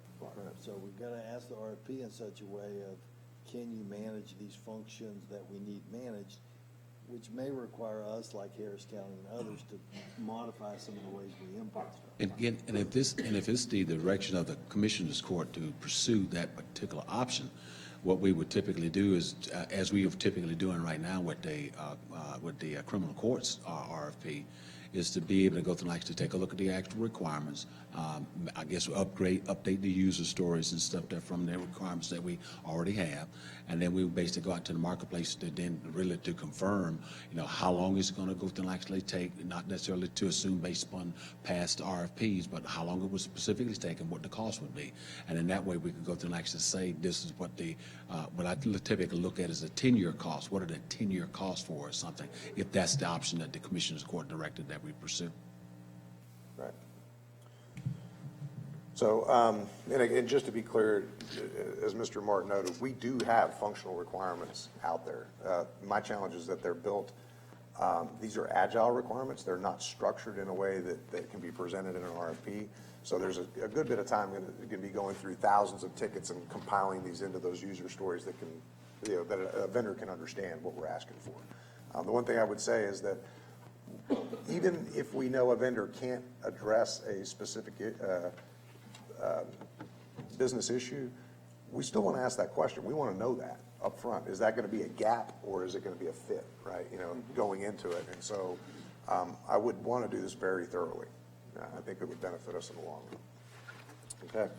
Okay. So the cost for option B, I want to note here that there is a variable that I built into this, knowing that the court may want to have an IV&V consultant. That's independent validation and verification consultant engaged.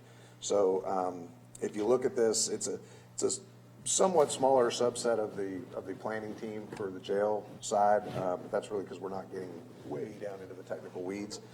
I'm guessing that we're going to be talking around $934,000 in base staff cost.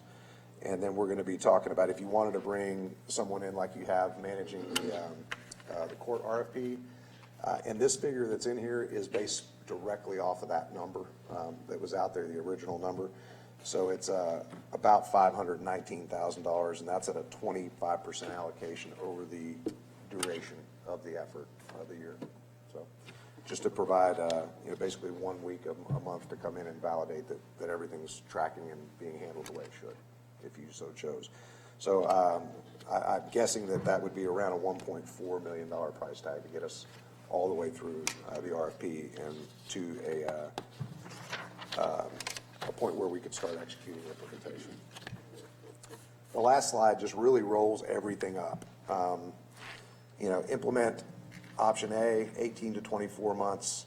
And I want to reiterate, I cannot reiterate enough, without a planning project, these are speculative ballpark numbers. That's the best I can come up with right now based on the information I have. I think you're looking at about $4.8 million in total. A portion of that is not new money, right? So you would be looking at, is that about 2.8, I think, pretty close to that.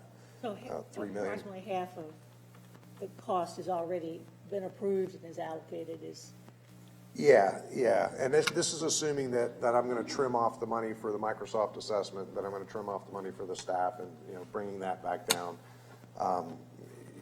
Make no mistake, we'll use it all. And we're in that 1.2 million at CFC. Yeah, that would have to be returned to us as well, for use in implementation. And so, and certainly at our discretion, we could involve the CUC at whatever level we wanted to. I think that we certainly have to have, if we decide to go down the jail road, we have got to have development support for integrations, for customizations, and gaps. I don't want to be minor gap fix, and likely support for data conversion as well, right? But beyond that, I think we could implement the software with our staff, with our contract staff. But just like we did prosecutor, it'd be that same team, in fact, at the core. But I'm sure somebody in the sheriff's department, the difference between A and B in terms of just time and process and all, notwithstanding what we call baseline in terms of the dollars, it's got to be, that's not factored in. It's not, if you get one 18 to 24, and it costs us about 2 point something, or let's say 3 million, and then you got off the shelf comes in at 36 to 42, at twice or maybe 3 times the money, 8 million to 10. The difference in the 18, 24, and 36 and 42, who's factored at that process, time? Who factored that? No. I said, who is? I don't see it. Okay, so basically the difference, a large portion of the difference is the fact that you've got an RFP on the front end, right? That's going to take us almost a year to complete. That's the difference, and the major difference in the timelines. I got that. Yeah. I'm just saying. And I'm with- sorry, and- I may not understand Is it. part of what you're saying, like, who bears the brunt of the impact? I just wanted to, I'm just talking about cost share, I'm talking about cost offsets, the difference between implementing a system in 18 to 24 months, whether it's $2.5 or $3 million, with all of the, I call it rebates, and the difference between what goes on in option B, the time factor between implementation and utilization, where is that? That cost. Is that? Yeah, I did not factor in the loss of operational efficiencies. Right. Is that what you're getting at? Yes. Oh, That is so not what your built in. point is, it will be more than 7 to 10. Yes, Okay. exactly. Gotcha, okay. Yeah. And we would want to, if the court directed that we basically take a look at the actual RFP process, we'd certainly want to go through and actually refine the actual information about the actual process as far as how long it's going to take. We did check with Mr. Frosch's office as far as the length of time it typically would take to do RFP, so we try, based on also not only his feedback, but also typically what we've experienced. But certainly if the court directed, we basically look at a RFP process to identify a commercial off-the-shelf product, and certainly we would go through and actually refine the numbers and the timeline to the greatest we possibly can. That is the end of the presentation. Okay, my goal out of all of this is to provide a system that works for the jail, for the people actually using this, for them to do the work that they need to do. So from this last slide, it would seem that the sooner we can get that to the sheriff's department, the less the cost, the impact cost to the sheriff's department would be. Yeah, I mean, I think that's certainly a question for the business and those familiar with what those operating costs are, but it seems very, very logical. So then you would like to get from this court the direction to move forward with that by providing the approval to bring your staff back, to get this back on track. We'll brief I think that. what he's looking for right now is just clear direction one way or another.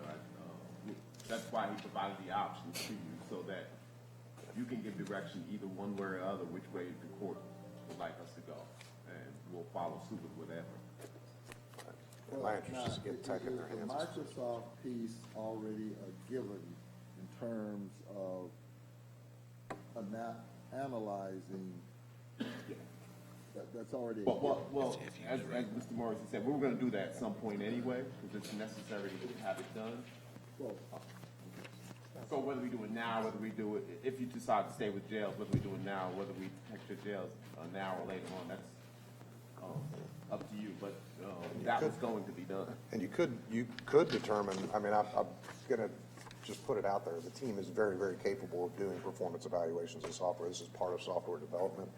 If you chose to have my team, we get the tools for $30,000 and do it, as opposed to outsourcing it. I mean, I understand the third-party validation, and I'm perfectly in I think support we're of in that. such a place that we need the third-party validation. Yeah. So first, Mr. Morrison, I want to thank you so much for yesterday bringing this to me. We went over large pieces of this, and there's certainly a lot to be optimistic about, but the one risk placed in option A was that the organizational management strategies, and that is essentially referencing the leadership of TechShare, and this is something that I guess you're only kind of cursorily you've cursorily addressed, if you will. Kind of this has come past your office, but I'm sure by now you're aware that on November 7th, the Conference of Urban Counties met and they discussed all of their business, including they had a presentation placed by John Dayhill regarding the state of TechShare. One of the surprises to many folks in the CUC was that the operations portion of TechShare should have been already in the LGC. It is still maintained within the CUC's governance, if you will. And I think that was a surprise to a number of those that are on that board of governance with the CUC. Because of that, the CUC, in their budget statement, the budget activity versus the actual, they posted a $892,000 loss because of the losses from TechShare. And that's in their document. It was explained by John Dayhill at that point to offset those losses. Tarrant County would be cutting a check, their taxpayers, for $1 million to the CUC. And from what I gathered, what we talked about, that was largely because of the difficulties that were going on with courts. Yeah, I'm not privileged to those board level meetings, so I can't really speak to the underlying details, but. So in the next statement of activity, the budget versus actual, TechShare for the year is currently in the red, $1,128,000.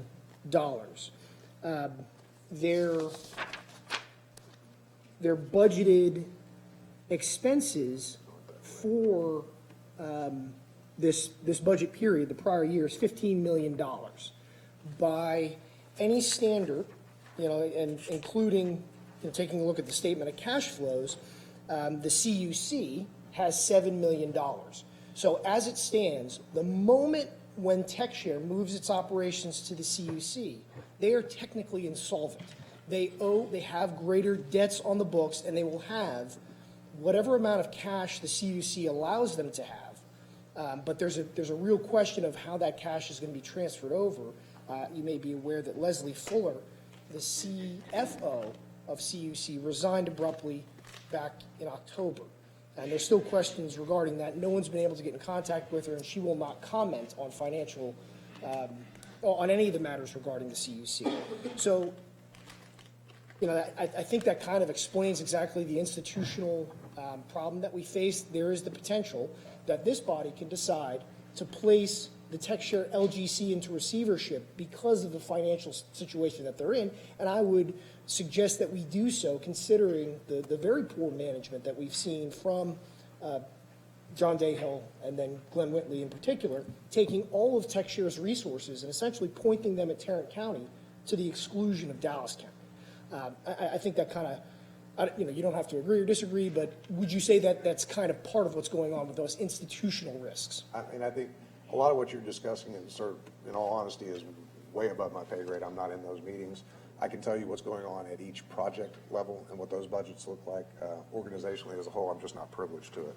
I would certainly be very interested in becoming more familiar with it, if that's what you direct me to do.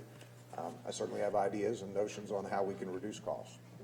Well, is it, and that comes the second order. So, we have go in whole hog with TechShare, given, all the warts and all, go to an RFP, which will be longer and more expensive.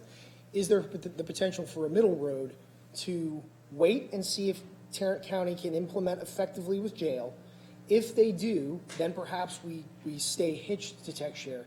If they fail, but fail in such a way that we can reasonably see where they went wrong, do you think it's possible for us to take control of our own code and separate ourselves entirely from TechShare just for this jail project to get rid of those institutional risks? Is that a possibility? I think there's a couple of things. First of all, there's some legal questions, right? Contract review that I think that Mr. Roden would need to assist us in determining what exactly are our legal abilities. From a technology perspective, and I kind of want to stay in my lane on that, it's .NET code, right? It's what? It's .NET code. It is not rocket science. It's simply a software application. I would say that our major risk is not having developers who are very familiar with it, and I think that if we were to succeed along those lines, we would want to try to create some relationships where we could have that access to those folks. Certainly, we have very competent developers here in Dallas County who currently maintain AIS. It's a .NET application, right? It's a little older technology, but it is a .NET application. So, can we support it? Certainly. I think we have some key risks on that. So, if we were to do that, we're going to watch Tarrant County for a while. Question one, do we need to spend $250,000 on Microsoft? No. Question, okay. I would say no. Agree. Do you agree or disagree that we? I mean, I think we need to do it at some point, and if you Western want. County, I agree, why we would spend the Microsoft. $250,000, okay, then how long do we watch them before you can come back and say yay or nay? Is that 3 months, is that? It's up to you. That's a decision for you guys to But make. at what point? At Well, what point in What he's asking technology? what he's asking you as a subject matter expert, what is reasonable? Waiting time. Yeah, for you to be able to discern whether or not it's going to work. As a part of him answering that question to the Commissioner's Court, if I'm not mistaken, Tarrant County is going to proceed with their implementation planning phase, just like we were. So would it be reasonable to just wait until they basically finish up with their implementation planning phase, because they'll know by that particular time whether they're going to proceed with the implementation or not? When is that? If I'm not mistaken, I think they're going to start the implementation planning phase for Tarrant. I think that starts in January. Yeah, the project management teams are already planning right now. You said finish implementation. No, they're starting their implementation planning. So you just think all we need to do is wait for them to start? No, sir, wait on them to finish their implementation planning And that's phase. what I'm asking, Major, when is that?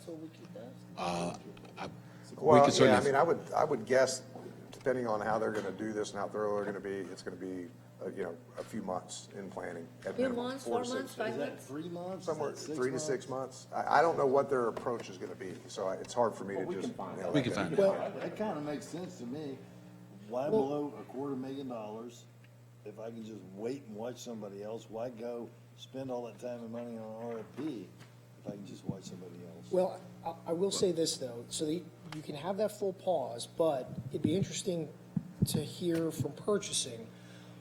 What if we began an RFP with the understanding that we could shut it down should Tech Share Jail have the success and meet those metrics, what we've seen from outside? So then we've done 2 pieces of risk mitigation. We're still allowing ourselves to jump to Tech Share well before the finishing of an RFP, which could be a full year, so that we have 6 months to take a look at it. We won't have spent that much. Well, how much will we have spent? So let's go to June. We watch Tarrant County during that time, and we work on the RFP to June. How much do you think we would have spent by that point? Getting ready for the RFP? That's Getting gonna ready be. for an RFP That's while just watching. staff time. Yeah, it's I gonna mean, be all my work. That's just staff time. Yeah. So in both instances, if we start the RFP to June, watch Tarrant County to June. Now, we've put ourselves behind 6 months, but the thing is, we're looking at 18 to 24 months or 36 to 42 months. We can't screw this up. I mean, 6 months isn't nothing, but I think that's a reasonable amount of cushion. I don't know if my fellow court members agree that that's a reasonable amount to wait to get it right. I would like to add one point on this, because bottom line is we still want a jail software that's going to work. And so would it be prudent to allow Chief Roden to take a look at what our options, what can we do legally, and what those options might be? I think the big legal question is what happens should we pull out, as Commissioner Cox is saying. And I think part of the reasons we got into this is because we wanted to own our own destiny going back to and that means at any time you can pull out and you own the software up to the development, where development stopped at that point. I want to hear that answer right Yeah, now. yeah, I know. I want legal to say that, but Right. that's what other counties have done. I mean, that's what Bear That's County Yogi did. Bearism ever, right? Hear it in writing? Anyway, sorry.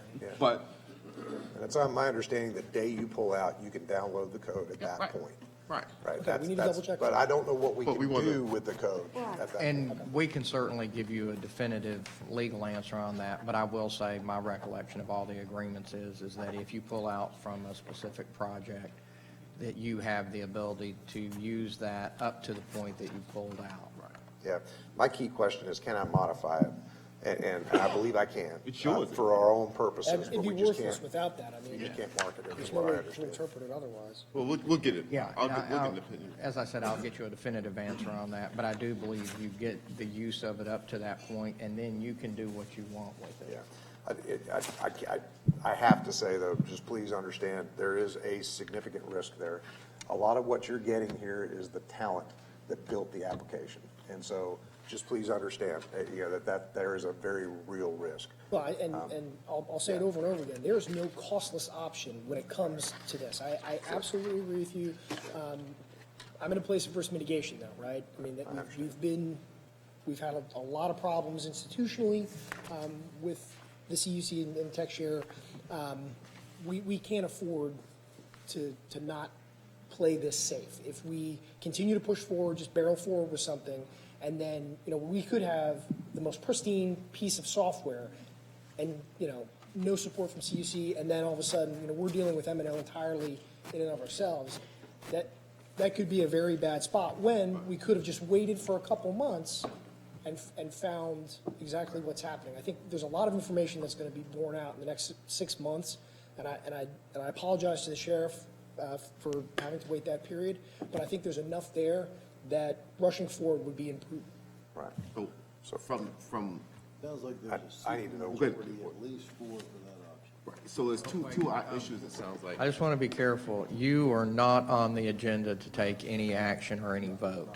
This is a presentation. We're looking for direction, though. And I just, if anybody starts counting votes, then you're not. So I think what I'm hearing direction from this court is that we pause, watch Tarrant County. At the same time, we do start the RFP process.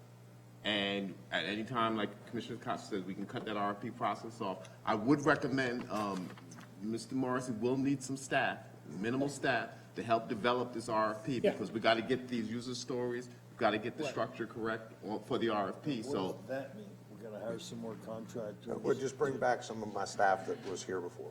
Right. The 240 that you discussed. That was for Microsoft. Let me go back and look at the RFPs a little. So you can come back with what that proposal would cost. Yeah. I mean, I've laid out what the full RFP is here. You want to cut the timeline in half and say we're going to fund the first 6 months? It's pretty clear right here what that'll look like. I just need to know before I invest time in. Well, and my recommendation is that minimal staff to help develop the RFP at this point. Right. And I want to know what that looks, what that costs. Right. Yeah. We'll have to May come not back. even go out. Well, We're going to bring people on and spend a bunch of taxpayers. could I say, Judge, that we could probably be working to kill two birds with one stone. Some of the RFP work is valuable towards implementation planning as well, right? So I'm kind of working along both paths. I'm not against you, I just want to see it. Yeah. No. Well, we have to come back with it. I'll bring it back, but just understand that it is laid out on slide 19 Right. in its entirety. So it's there. I'm basically going to be So if we bringing were this back. if we were to have just this right here, we're looking at 465 or something like that, right? Yeah, you're. Wait, you're talking about spending $465,000? No.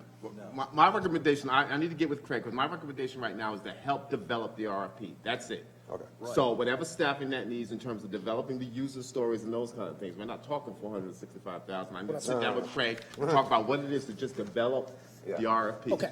That's it. Got it. Okay, so that's gonna be a lot less, Craig, than $465,000. Yeah, a lot less. So let us work on that And piece. this, what you're saying, Mr. Morris, is that this staff, that is going to be a lot less, could also help you whichever direction we It's the go. same people. It's the same people regardless of Correct. which way I So we go. mitigate that risk of losing good bodies. Yeah, that have- but you do, when it comes down to it, we present this, I'll need clear direction, right? Because I don't want to apply resources you approve for one purpose to another purpose. Right. Gotcha. All right? Right. Okay.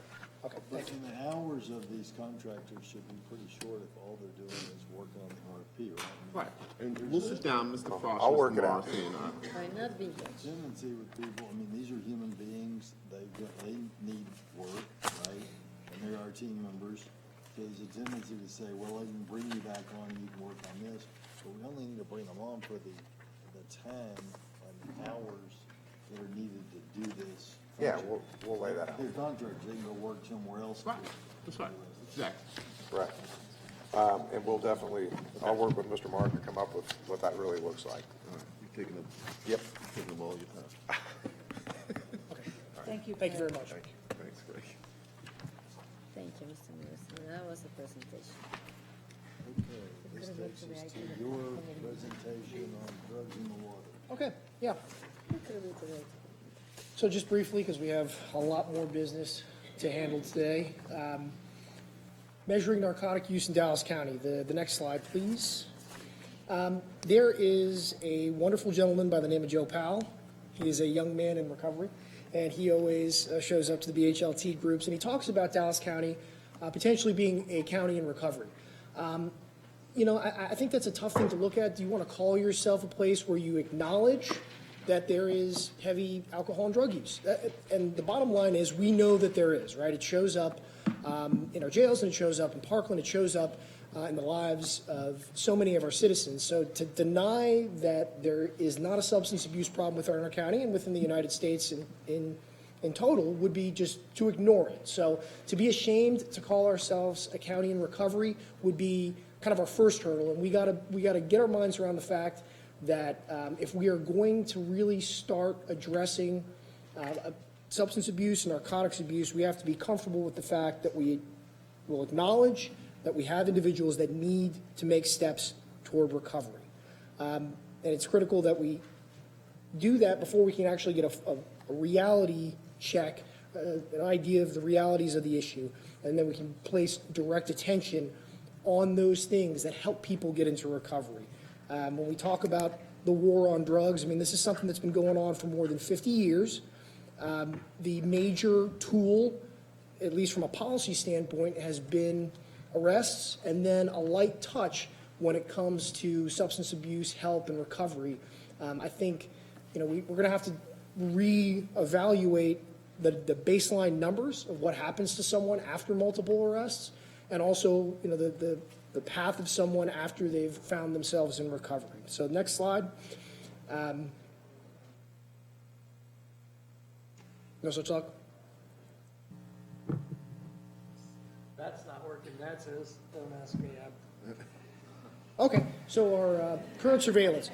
So right now, Dallas County does not currently have a program dedicated solely to tracking drug use and abuse trends.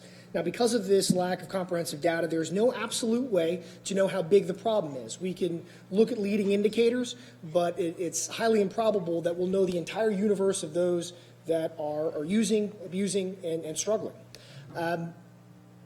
Because of this lack of comprehensive data, you know, there's really no absolute way to know that depth. And that goes to kind of the next piece. The community health needs assessment does not profile drug trends throughout Dallas County, and that's something we do need to start thinking about when you talk about the social determinants of health. I think a simpler way of placing that is what are the things that are damning your health, and drug use and abuse, of course, is certainly a large portion of that. And we don't have, you know, we have justice numbers, we don't have health trend numbers and epidemiological studies. So the FY 2020 budget for the Health and Human Services Department does not designate any positions for drug, narcotic epidemiology, and I think that's something that we need to consider changing for the upcoming budget, particularly in advance of March when we start crafting those budgets. The next slide. Okay, here we go. So the first suggestion would be that we create new positions within Dallas County Health and Human Services that are specifically designated to collect and analyze drug usage data throughout the county. The usual tool for that has been surveys. Those surveys have been spotty at best and have very little hard science after them. So we have the sociological studies. There could be people misidentifying or overcollection of samples regarding some of those studies. When having some harder data, we'd be able to line up the survey studies with what we're actually seeing in something measurable. One of these hard sciences to start to explore technologies in drug reporting such as water-based epidemiology. Water-based epidemiology involves sampling raw wastewater and testing it for drug metabolites. And just briefly, you know, about more than a decade ago, the New York Times spotlighted a study that was done in New York City. And essentially, this may be somewhat apocryphal, but there was someone in the health department that was noticing a lot of antidepressants and psychoactive drugs within fish, and they decided to test the sewage that was coming out of Manhattan and the other boroughs. In doing that, there was essentially a wastewater test that showed tons of illicit narcotic use, because they are psychoactive as well, on the island of Manhattan, and less in the outer boroughs, Brooklyn, Bronx, Queens. Some curious scientists kind of followed that path and looked at that map overlapping arrests, and it was in stark contrast. The areas of highest usage were not the areas of highest arrest for narcotics abuse and use and distribution, rather in those outlying boroughs. That's how it made it to the New York Times. It piqued the interest of a number of academic institutions. So later, there was a study done in Seattle, specifically targeting opioid abuse. And what they did was they tested their wastewater and found, compared that with DEA scripts that were provided for opioids, and essentially were able to measure the gross gap, what we should be seeing in the metabolites in the water given the prescriptions we know about, and how much opioid metabolites are actually found in the water. And they were able to target areas of high opioid abuse. They've offered services and seen some relative success. Cary, North Carolina has done the same thing. This has been a slow progression within the United States, largely because of the concerns over privacy. No one wants this to be a warrantless search type of deal, so it has taken a lot of effort to make sure and assure people this is not targeting households, this is not even targeting blocks, it is targeting wastewater facilities, and in urban areas they do represent a fairly geographically tight region, usually similar in economic and socioeconomic profile, so that way you can get some good data from that area. So next slide. All right, so again, the water-based epidemiology. Samples are collected from various locations throughout the sewage system. The testing offers near real-time information for the use of opioids and illicit drugs in that community. BioBot is a company that has been at the forefront of this. They presented at South by Southwest. They were funded by a Bloomberg grant in their program in Cary, North Carolina. That program piloted at roughly $200,000.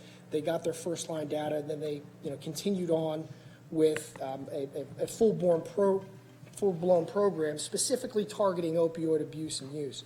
And it's given their law enforcement folks and their public health officials greater information on how to address the issues and where to address the issues that are facing their community. So the next slide. So since we don't control wastewater system, how would we penetrate that veil? Sure, we're going to have to ask for permission. I mean, that's going to be one thing we'll have to do. Now, this is probably the most promising of epidemiological surveillance technologies, if you will, but because of, like a lot of things, when someone kind of cracks that nut, there has been other academic studies on trying some different ways to sort out, what is the aggregate amount of drugs that are being used. Now, wastewater seems to be, the best one to use because, hey, it's like a big P-test, if you will. But how do you, I don't understand, if the Trinity Water Management is, I think is what purifies the water for the region. Well, so there's independent waste treatment stations, and you go to each station and test before they're purified. How many stations are in Dallas County? I think there's only the one. No. How many are there? No, they're all over it because there's multiple municipalities, there's But multiple Commissioner, you bodies. can test the water. I mean, as a matter of fact, they have tested the water for different issues. You know what Commissioner Koch is saying, that we want to test it specifically for drugs. I imagine narcotics will be one. Right. But, I mean, the last analysis that I saw about the Trinity River water was dog feces. That came out to be the highest concentration of anything. Of course, once you try to test anything for different categories, drugs is one. Now, Commissioner, BioBot Analytics is one private company. They do charge for the monitoring. It's like £355 a month. Right. Depending on the analysis that you wanted to do. Right. So my questions to you is, first, if we get the approval to test for drugs and narcotics, what will be the cost? How many positions will we need? Where will the money come from? Because as you know, Dallas County Health and Human Services mostly is funded by grants. Right. If we do that with Dallas County budget money, I mean, what is our purpose and objective? we're in a lawsuit for the epidemic of narcotics right now. Right. As you know, it's an endemic problem. Right. So we know we're gonna get Yeah. drugs in the water. Right. So what is the final purpose? To Well- wait until this lawsuit gets set so we can go ahead and put some of that money into use? I mean, I don't understand, I mean, I'm all for tracking. You know, it's always great. Opioid lawsuit? Yeah. So in all likelihood, if the opioid lawsuit settles, that money would likely be set up the way that they're talking about, whether it's done in Texas or it's done nationally, it'd be set up the way that they're talking about doing it in the court. And the way that works, basically, it's something called a Denver model. 15% would go to the county, 15% would go to the state, and 70% would go to the RHPs for treatment. So, but there wouldn't be really an opportunity for it to go for academia in that 70%. They have to probably get approval to spend up part of our 15% on something like this. Well, and that's what I was thinking when I was reading this, Commissioner. Where are we going? I mean, I'm all for having the data, you know, but again, I mean, I just want to be sure that we know what the end goal is. Sure. You know, am I going to educate people about it? Am I going to clean the water? Am I going to, what is my purpose? Sure. And one of the reasons why I wanted to bring this discussion forward is so we can have a little bit more of a free-ranging discussion on what we're looking for. But my suggestion would be to find the dollars behind it in grants. I know that there's still some grants around, to get a good first cut. Gotcha. To take that first good step and seeing where are we and get a baseline and make some decisions from there. I think that we're going to be surprised just by the nature of certain drugs and where they're popping up, so we can help our local law enforcement make better decisions on where they pour their resources.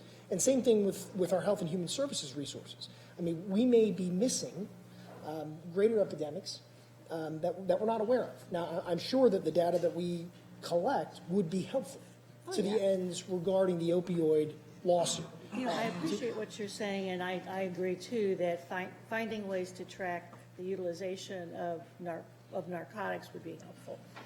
I'd like to hear from Dr. Wong on this to a certain extent, because what are the indicators? What are the measures that are being used across the country of efficiently, effectively, and accurately talking about where the prevalence of what kinds of drugs is? And it seems like it's a new technology that's, they're exploring how it can be used. I mean, it's definitely interesting. It's more population level basis, not bias in it. It can get more real-time information. Again, I think determining how it would actually be used.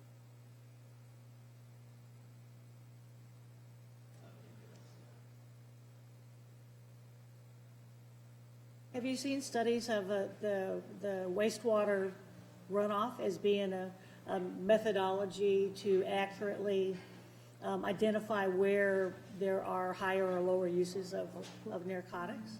It does seem, again, that's how it's been used, depending on how the systems. So you have read studies that use this as a means of determining the level of narcotics in the community. And they look at some of the metabolite facilities also. So, part of that also looking at like metabolite. They can use some estimates to try to determine how many people that represent in those areas. But it's still, it seems like an emerging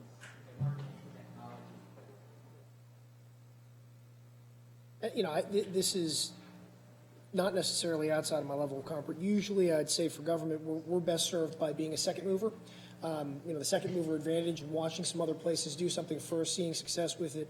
We're the 9th largest county in the United States. There's some other large counties that have already delved into this. We still would probably be somewhat on the cutting edge, but if we can find the resources behind grants and find the right dollar amount for this piece, I think that the benefit would far outweigh the spending of $500,000, even in excess of that. Would you say that illicit narcotic abuse in our county can easily be attributed to millions of dollars in loss, in economic loss?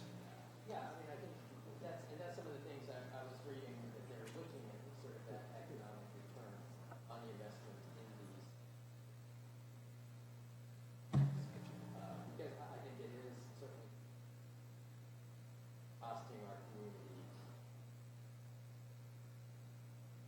And there's, I would say also that just directing resources more efficiently, whether they be recovery resources or law enforcement resources. I mean, to have an idea that, methamphetamines are prevalent in one part of the county and that's been entirely out of our, not on the radar, reappropriating resources to dealing with that, it seems as though something that we should help our municipalities with, if not just the overall administration of justice within the county. Are there other more direct methodologies to do that? Either by, Yes, but the other methods for surveillance that we use, whether it's monitoring emergency department, chief.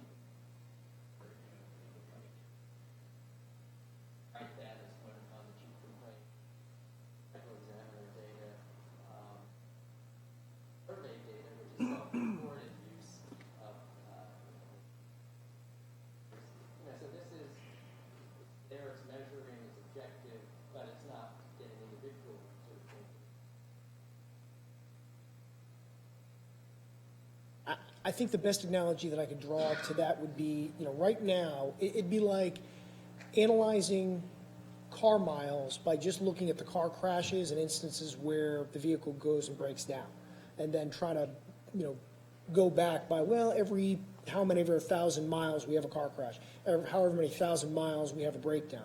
That's essentially the rubric that we're in right now regarding, what's going on with our drugs, where this is, when we get a chance to look at the wastewater, we're seeing more of the mileage. To go along with that analogy, how people that are not facing those crisis interventions, whether it be with law enforcement or in healthcare, rather, we're seeing what those daily users look like, and getting a better idea of just how many folks that is. So I guess the direction, Commissioner Koch, because it was not in your briefing, is for the Dallas County Health and Human Services, Dr. Wong, to look at the opportunity to find some financial resources to start looking into this for next year, Doctor? I mean, is that it, Commissioner? Yeah, that's really just, where our possibilities are. Can we start to develop a plan regarding, an epidemiological approach to narcotics use? I think, Commissioner, and I definitely want to be supportive. My problem is, and I see us starting to appropriate or cull resources. Have my colleagues really read the CHNA? And when I look at that CHNA, I mean, narcotics, I hear you, and it's probably, hovering in terms of my community, but hell, hypertension and diabetes and other things, and have not been significantly addressed. And in that CHNA, what's going to be interesting to see what both Parkland and our Dallas County does in terms of how we address, those historical chronic diseases. I'm still very concerned about that. And one of the things we talked about this weekend with that whole Quantifest thing is, hell, we've had to do for the last 30 years what, HHS has been part of our partners, but Parkland, Safety Net Hospital, has not basically done. I mean, I hear you, but what's going to be interesting is a strategic plan. I guess in January, we take the first step, see what it's done. And without, dealing with HHS and Parkland now, the community, when I look at their focus groups, it's the same kind of thing you're bringing to the table now. When I look at the focus group and read that, there's a lot to be desired. I see us up here making the decision. We have not been talking to the focus groups have not been, in my opinion, again, what they need to be. And I'm trying to save all this for my January deal. That whole urban farms piece coming, same thing you and I talked about 7-8 months ago, maybe longer. Urban farms, in terms of what does that do to a community that's impacted by these same chronic diseases. The piece that was in the paper talked about it along the dart line. What does that do? Basically, in communities, I mean, narcotics is one thing. Basic health? Huh? Basic health. Basic health. And that's what we're talking about. You're absolutely, 100% right. I mean, when you look at dollar priorities, if you will, and also just health priorities, most of the folks that are suffering from negative adverse health outcomes is not narcotics based. So, if we're putting this on the table as an either or, then absolutely, the bigger fish to fry would be those pieces that are well detailed in the community health needs assessment. I will say this though, that the narcotics issue takes both of those spaces.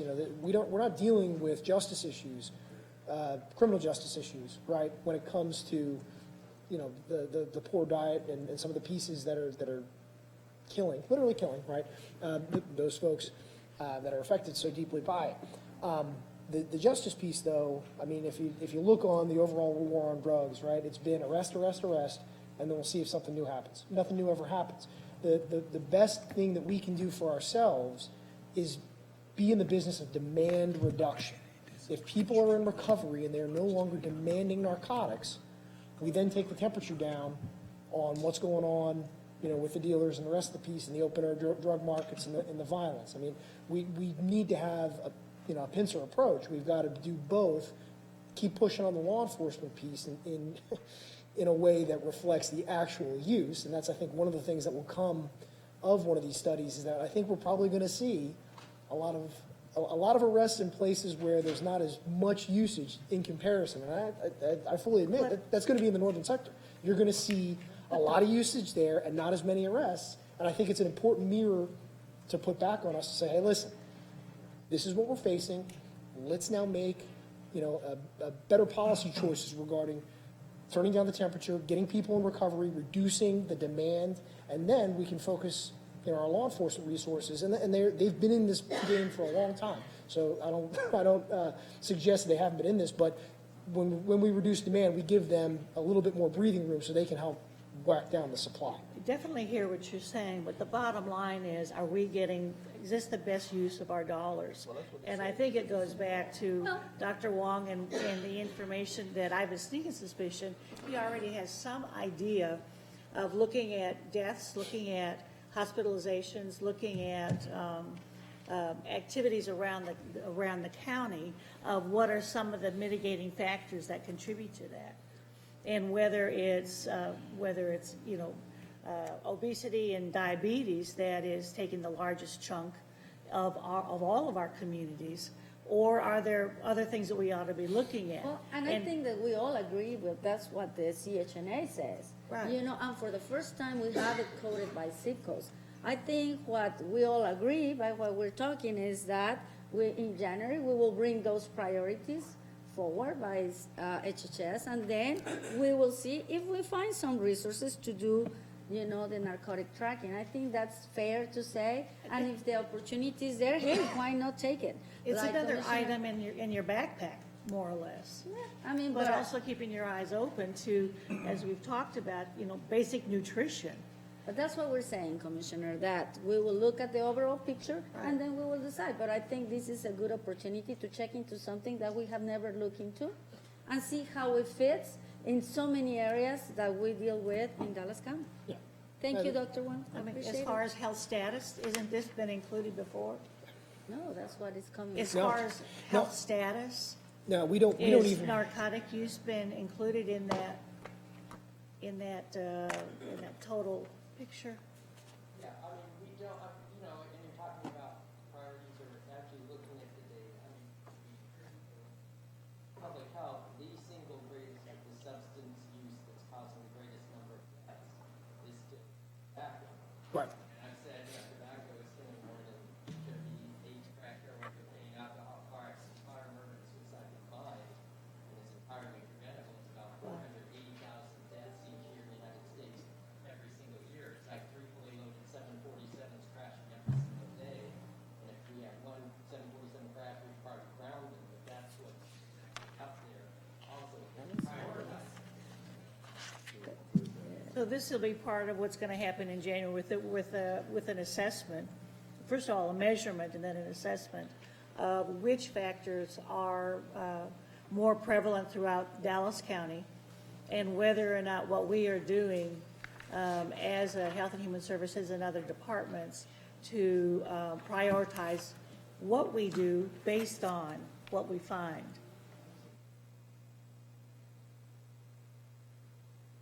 Yes? So that's, You're saying yes, yeah. so that's it. I mean, just to conclude this, I wanted to open up the discussion. You know, we don't have a lot of the survey data. Let's start scooping up that survey data, and let's take a look at some cost-effective ways to get some good baselines. That way we can make decisions going forward and be you know, really on target with our policies. So thank you so much for. Thank you, Commissioner. If we could, I'm just mindful of the time, and I've got a situation where I have to be somewhere else at 2:30, so I'm wondering if we could take the votes on the things and then get back to the presentations. I'm okay, but when you go to K1, we're gonna have a list. That's something we got to vote on. Well, yeah, I know. And then we'll come back to it. Yeah, but that's what I said. That's So yeah. first is the consent agenda, and I know we had some issues with the agenda, and apparently my staff had some issues getting out this thing that we get out, this tracker. So sorry about that, getting the tracker out to you late.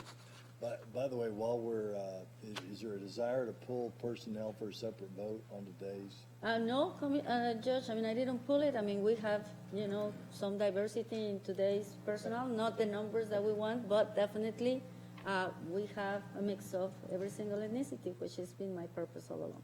Okay, so that being said, then we can just take a vote. Is there a So motion? moved. Second. All those in favor signify by saying aye. Aye. The motion carries unanimously. Next, we have the bids. Well, let me see. We got two bids, and I'm confident that Commissioner Price will want to separate those. So,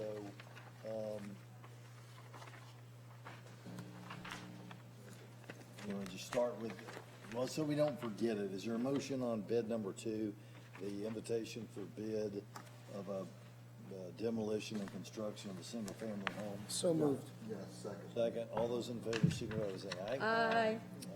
Any opposed? Motion carries unanimously.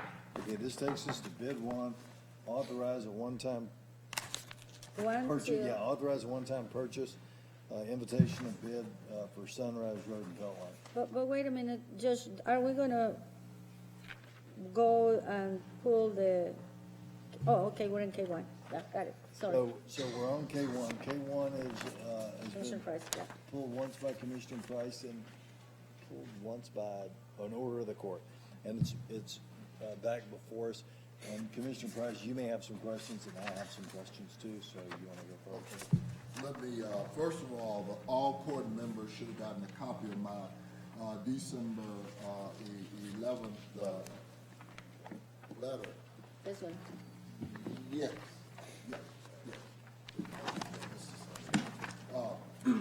That I sent to him, and then it was responded to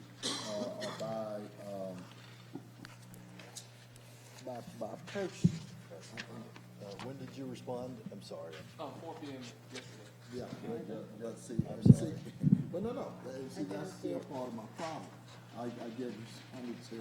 I did it on the 11th, and then I get responded to, and I don't know where it's he or SVE on yesterday, 4 o'clock. You know, look, yeah, like I said, we can be here for the next hour or so, because I've got some other things to talk about, but I mean, we get a response at 4 o'clock on something that was done at least, 4 days ago? That's 5, what's the day, the 16th, 17th?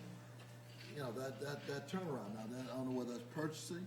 But why purchasing? This is an SBE issue, right, Commissioner? Why Mr. Frosch and not Mr. Heichel? Well, Mr. Heichel, I He's SBE. Any questions you have, any of you? you know, my thing was, this whole thing is about competitive bidding, Dr. Garcia. And at the end of the day, yeah, SBE is a part of competitive bidding. And I guess what I want to say to this court is, you know, are we serious about the issue of SBE and inclusion. You know, we talk inclusion. Well, at what point in time did we place those individuals on notice for the purpose of this bid with regards to the part of the criteria had changed with regards to SBE? The one that I had said that in my December letter, and this is from, I guess, Mr. Frock, that talks about it. In reviewing the question, I asked the SBE staff, what was the SBE numerical goal for this solicitation? Well, the response was 40%. How many vendors responded in this instance? 4.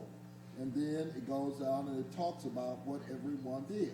Well, if in fact the SBE numerical goal for solicitation was 40%, and I had 4 vendors respond, and this is from Mr. Frog, and then I get the response here,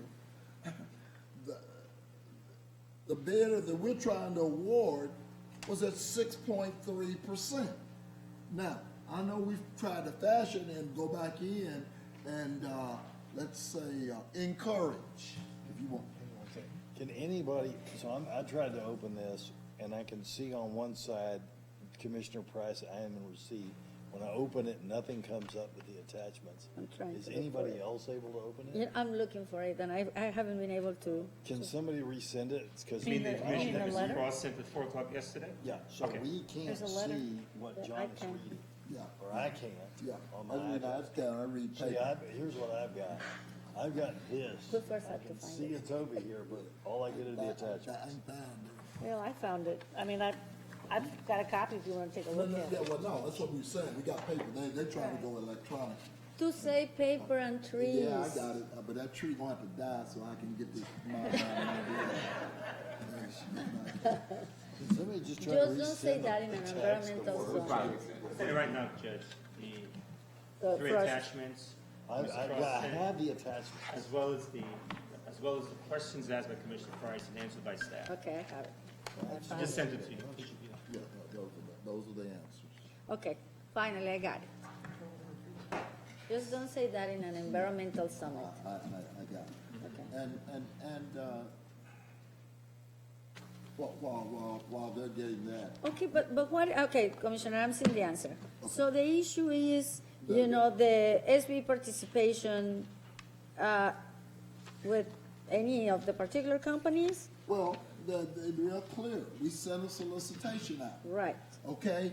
And I've got the Texas Local Government Code, Chapter 262.021. I got the definitions, I got bonds, I got awards, I got statutes, I got all of that, and I'll give the section. My problem is, if we sent it out and we said that what was the numerical goal, we said it's 40%. How in the hell are we up here talking to a vendor today is at 6.3 when we solicited? I had vendors in here at 37%. I had vendors at 30 some odd. I had 2 or 3 vendors that did, well, in fact, everybody except one did more than this one. So my point is, you know, the competitive bidding code is very clear. It talks about best value, talks about lowest and best means a bid or offering providing the best value, consider the associated direct and indirect. We said we wanted a numerical goal of 40%. Under section 262.022, you know, I've got vendors who did that. Now, all of a sudden, you know, I had one vendor at 37%.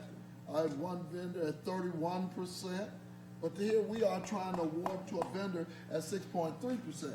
And my problem, again, with this is that when this same vendor was in Commissioner Cox's district with a project cost more money, my project's $5 million, his was $10 million, $9,159,000. Same vendor, 5.5%. I mean, are we serious about, participating? I mean, he throws it out there, and then and that's all they did there. They didn't go back and negotiate with it. He did 5.5%. Alberto, can you elaborate on this? This is one of the projects and the vendors that are in the RFQ. I'm talking about Saxe Road. Yeah. Yeah, talking about Saxe Road. Saxe Road. Yeah, Yeah. Saxe Road. Thank you, That's Commissioner. what I handed out. I handed out to the court the last time when I right I pulled. That mike's not on. Yeah. We will give it to by SBE. So basically, we had that information, and then we went about the city on trying to get the award through and get that process through. So that was basically information that we received from SBE. I understand. From this, and the city make the decision, or we did the decision? We were working with the city on making sure that we had the amount of funding that was needed for the project. So I needed to definitely have a clear-cut information on what the SBE was going to go before we went and discussed it. That mic's not working. Okay. But, The mic's not working. Yeah. Bars and projection. Look, all I'm saying is that he had a 10 million, I got a 5 million. They were 5% then, they were 6% here, and then we said, oh well, we got it up to 27%. Well, the numerical goal was 40%, and according to the numbers I asked for specifically, I had somebody at 37%. I had somebody at 30, and I had somebody at 31. They said, well, John, the one at 37 was more expensive. Well, we've gone went down that road on Pleasant Run. But the difference is, if the numerical, are we serious about including people? And if we are, again, we said the numerical was 40%, and at least two companies got 31 and 37. Yeah, the low bid got 1.9 or 2%, 2% and 6%. I mean, that's all I'm asking my colleague. Are we serious? And if we went and negotiated with, the number so-called 2, why didn't we negotiate with the other 2 to see if we could get them over 40%? Give everybody the same bite at the apple. Now, Ms. Blair, I don't fully recollect all that went on, but I do remember Mickey and we had asked the question regarding the MBE participation. We had a meeting, right? With, Yes, sir. Yes, sir. And so I know we had a meeting, but I think that the end of the story was, hey, listen, this is the way this one's going to have to be because there's just no folks out there that can do this. At the time, I mean, the contractor, basically, that was basically their good faith effort. So after reviewing that with SBE, that was what we had available. And then after that, we went and had the meetings with you and, of course, with the city to negotiate and look at the funding that was necessary for the project. Yeah.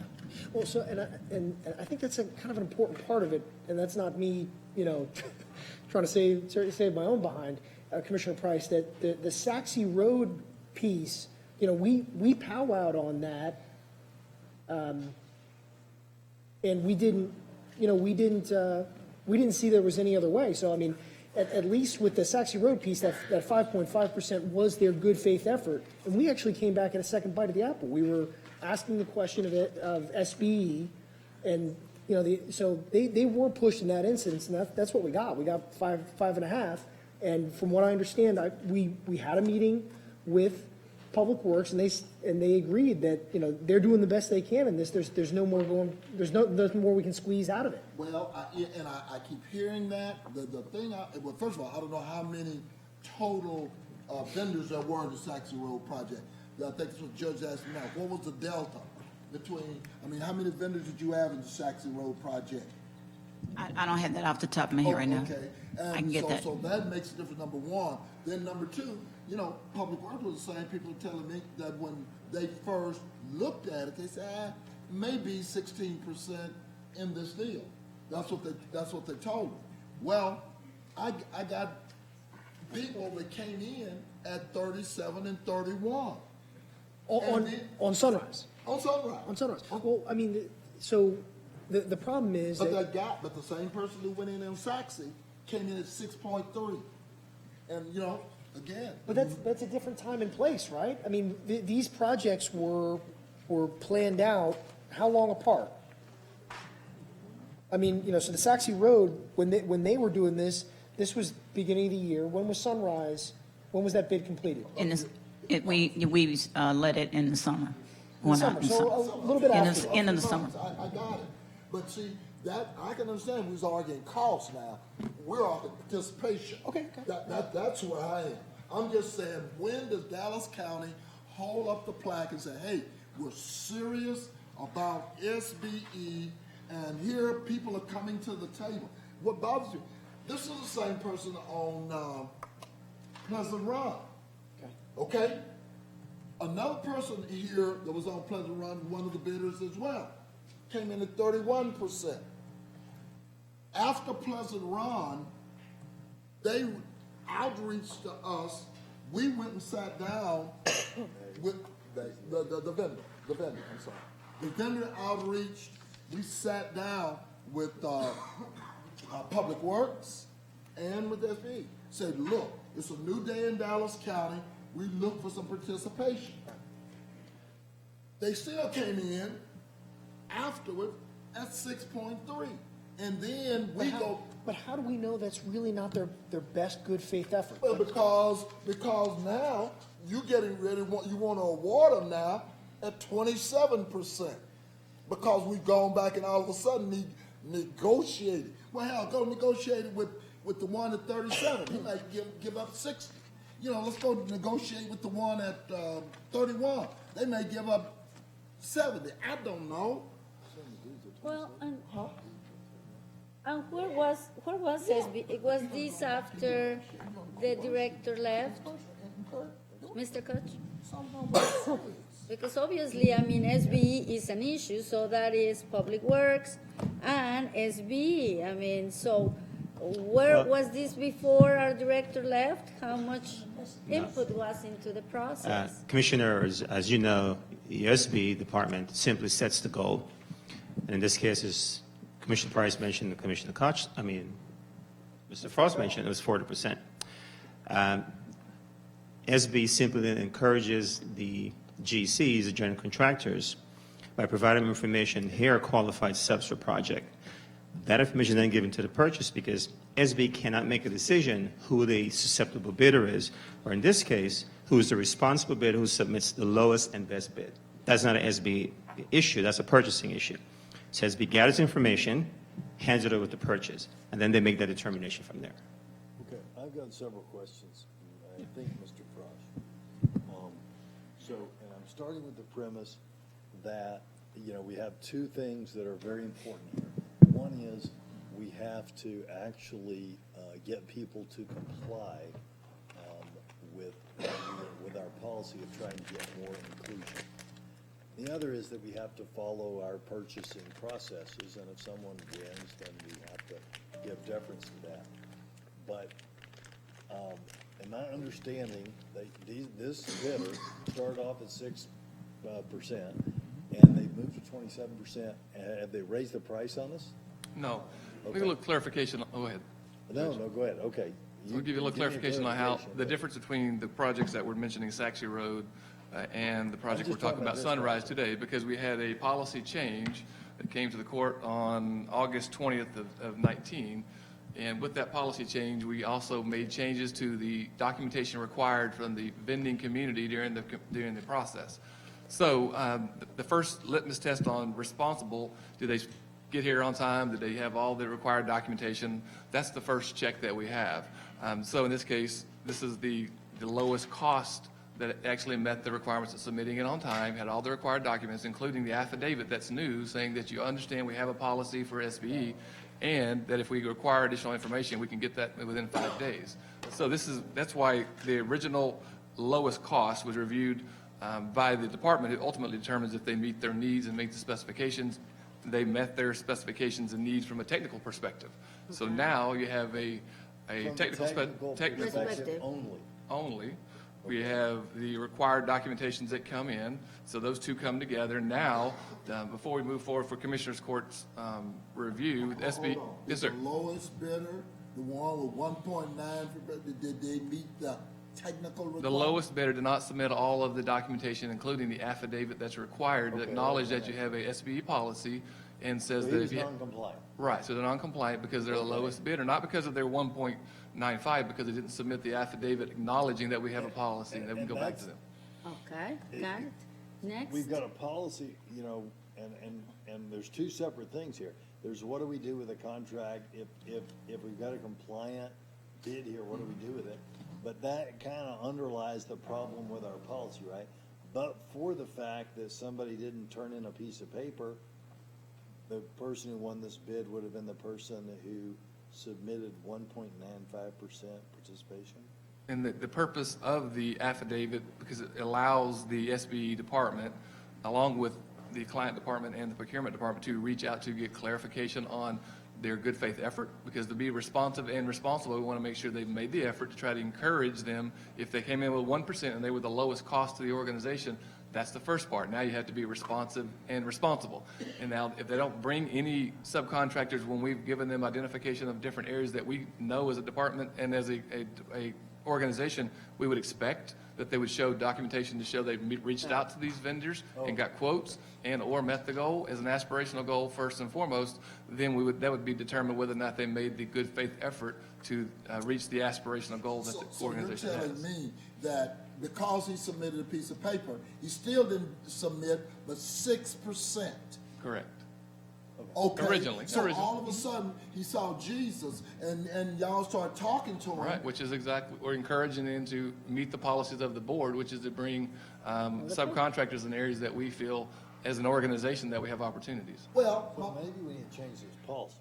We just changed it because in the past, you know, Mr. Heichel, correct me if I'm wrong, in the past, that was the issue. Nobody submitted the documentation, so we were in square one. Okay, so you submit the documentation. He submitted the documentation. He still didn't submit but 6%. Well, but at least we have documentation. Before we didn't have For our anything. policy, if what I'm hearing is, and that's one huge problem that I have. If we're gonna have a strong purchasing policy, we have to follow it. But this policy doesn't really go with my common sense of what we're trying to achieve here. But under our policy, if you submit all your paperwork correctly and you, in good faith, tried, but you tried and everybody around you was able to quadruple the participation, but we find that you tried, then that person wins, right? Oh, you go back now. All of a sudden, you go back and you have forgiveness, and you say, "Well, you know what? Let me see, can I help you get a little more?" They have to demonstrate that they made an effort, and they have to show documentation to reach out to the vending community, have to show bids if they've reached out and had higher bids in those commodities. And that's part of the SB compliance portion to ensure that they made the good faith effort. But when I ask you that, they submitted all the paperwork, correct? The initial paperwork, yes, sir. The initial paperwork. Yes, sir. And what was the participation when you submitted? You say you've been out there, you've been combining. What was their participation when they submitted the paperwork? The original, as I stated, 6.3% was the original. 6.3%. Yes, sir.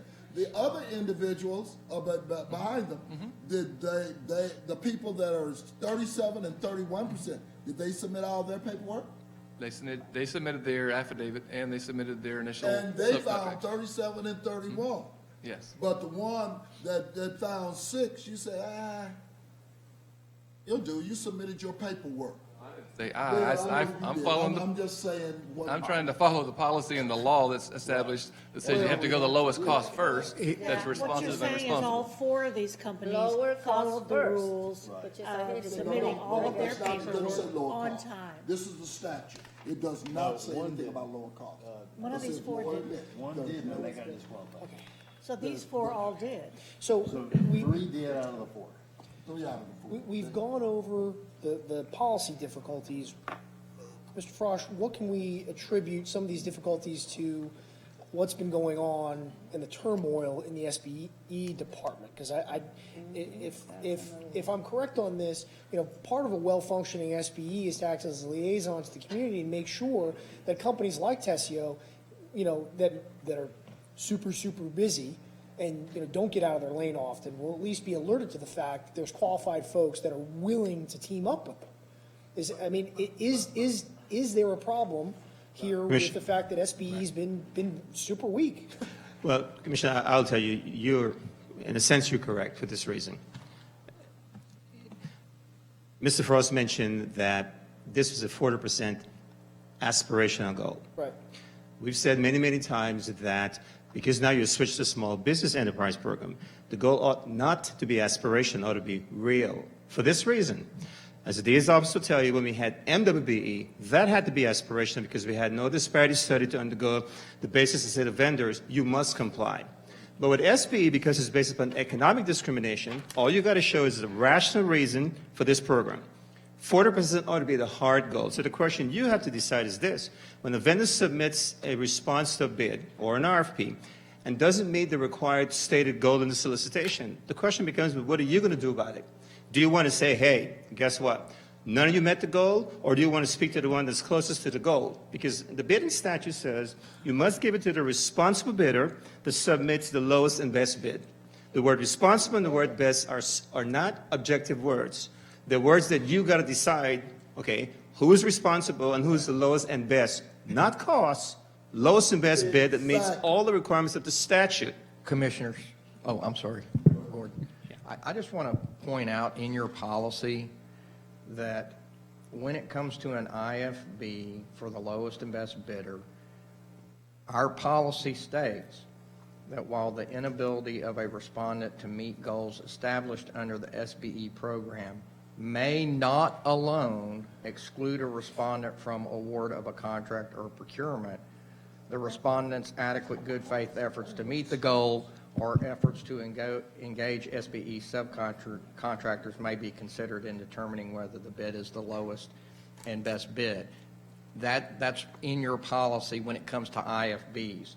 Also, when it comes to IFBs, I just wanted to point out that 2 documents are required. The good faith effort when it comes to IFBs is not required to be submitted with the bid or proposal. Rather, that documentation is to be provided upon request. So I just want you to be aware of your policy. Well, and that's my point. But my point is, you can call it numerical, hard fact. I got 2 vendors with the 37 and 31. I haven't talked to either one, and I don't even know the last time some of these guys. But when was the difference in time between those bids? These are the same. Commissioners that came in at the same time. Those are all. Right. I'm sorry. We haven't talked to them. These are submitted. Right, at the same time as the original bid. Right. Everybody. Right. But my point is, we went back on the 6.3 and negotiated up, even though they submitted the affidavit that they've been in good faith.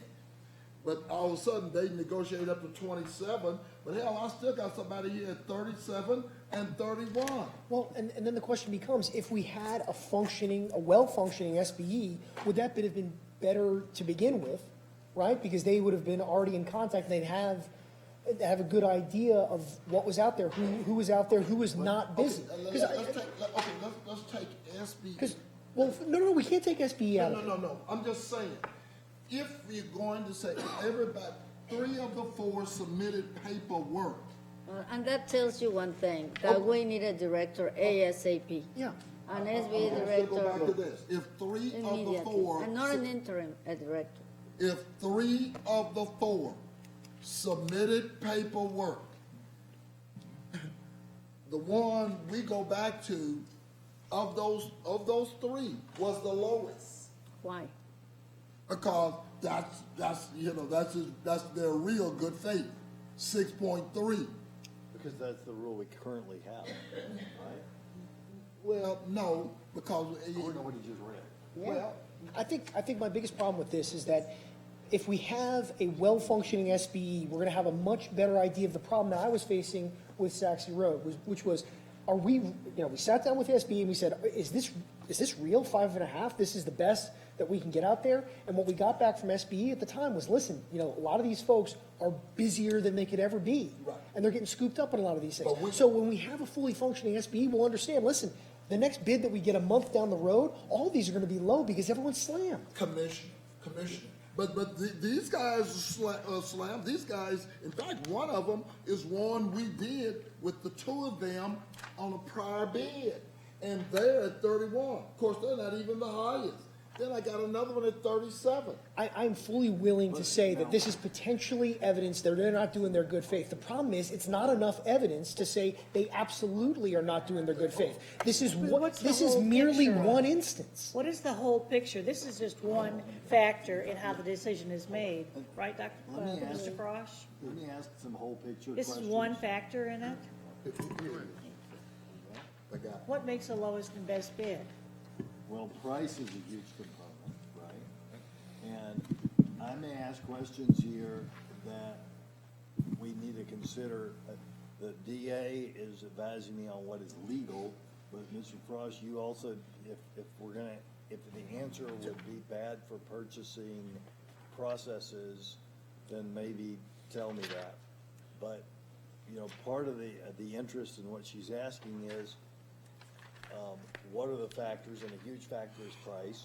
And I don't mean commissioner price, I mean the price of the project.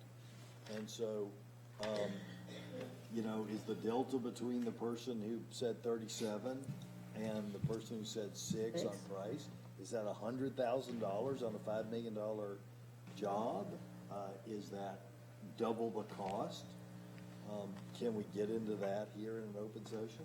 Well, the pricing is listed on your agenda, so the 30, it's 6 We're million. talking about all the Talking other, about the guys who the didn't win. ones that we didn't have to go back and negotiate with, that made their first good faith. Right, I listed all the original bid prices on there, so it's. Claire has the information. Sorry, I listed on the. I was in transparency. I listed all the successful and non-successful bidders. So it's 5.5 and 6.1 is the highest. So Ed Bell, which is the highest cost at 6.1 million, and the recommendation is 5.579 to Tizio Paving. 600 grand to the taxpayer. Yes. Okay, that's on the highest. Right. Okay, let's go down to the What's next one. Texas, what's the other one? I'm not sure. 6,034,000. No, that's it, Bill. Texas, 34,420 and 40 cents. Correct. Well, The difference. The difference is more than $1 million. 600,000 more to the taxpayers. Now, let me see, let me, almost, Taxpayers on a hold on. $5.5 million job. Let me ask kind of this question, okay? Based on the policy that we have now and the way this was done, is there any question this winning bidder complied with our policy? In my opinion, I wouldn't bring it forward if it didn't meet all the statutory requirements or our policies that are in. So I would say they meet all our policies. He did that when he first submitted. So how did he go from 6 to 27? They met all the requirements that were required of them from the initial submission. You didn't answer my question. How did he go from 6 to 27? How did he go from 6.3%? That was with his original bid, correct? Correct. How did he get to 27%? Because He looked again in November. Huh? Because he looked again in November, right? No. We got these numbers when? No, that had nothing. During I want him to the answer. compliance, I'm not going to really answer the SBE portion, but I guess I have to. So the SBE department brought in the vendor and discussed other opportunities they felt that they'd help them show their good faith effort. They wanted to see all the documentation associated with their outreach, and they asked if they would look at other areas that we felt that could be subcontracted out with and within that 5-day period, provide the information back. So in that situation, they couldn't change their bid price because it's still lowest bid, which is what the statute says, lowest and best bid, meeting all the requirements. So they brought all the stuff on time. They signed all the documentation. That was the lowest cost. So we go to the lowest cost first, and then if they cannot comply or bring in from the SBE portion, we would have, if they would not have brought information in that they felt met the requirements, then at that point we could have deemed them non-responsive. But they did. Okay. Yeah, I mean, Well, the difference with the second is 454,695,085, and the other one is 529,495. So, and the difference is 31 and 37 versus 27, and what's the delta between 27? And Commissioner, I hear you, but I think staff did what our policy says. And So so- if we and want so- to change something, I mean, no, I hear you, Commissioner. I mean, I hear you. Trust me, I'm as vested on this SBA as you are. But based on what everybody has said and based on the money, it's more than the $500,000, almost $500,000. Because that's the total package, right? There are a number of factors that these decisions are made on. And obviously, we do want to attempt to have people be more inclusive on their subcontracts.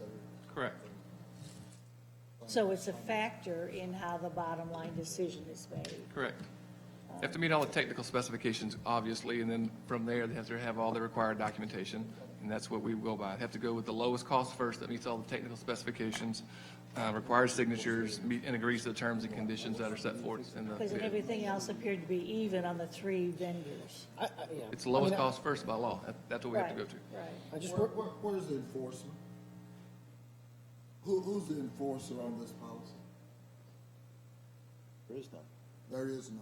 No, you're exactly right. oh, that's, And what- no, that's this commissioner's court, though. And And that's, no, we can't be there. Well, you no, I can't be think the what he's enforcer. asking is, okay, so they Percentage win. check at the 6.2. They said 27, and it's a very good question, and a fair question. They said 27, We're not serious. and then they go out there and they say, you know what, I think I'll do 6.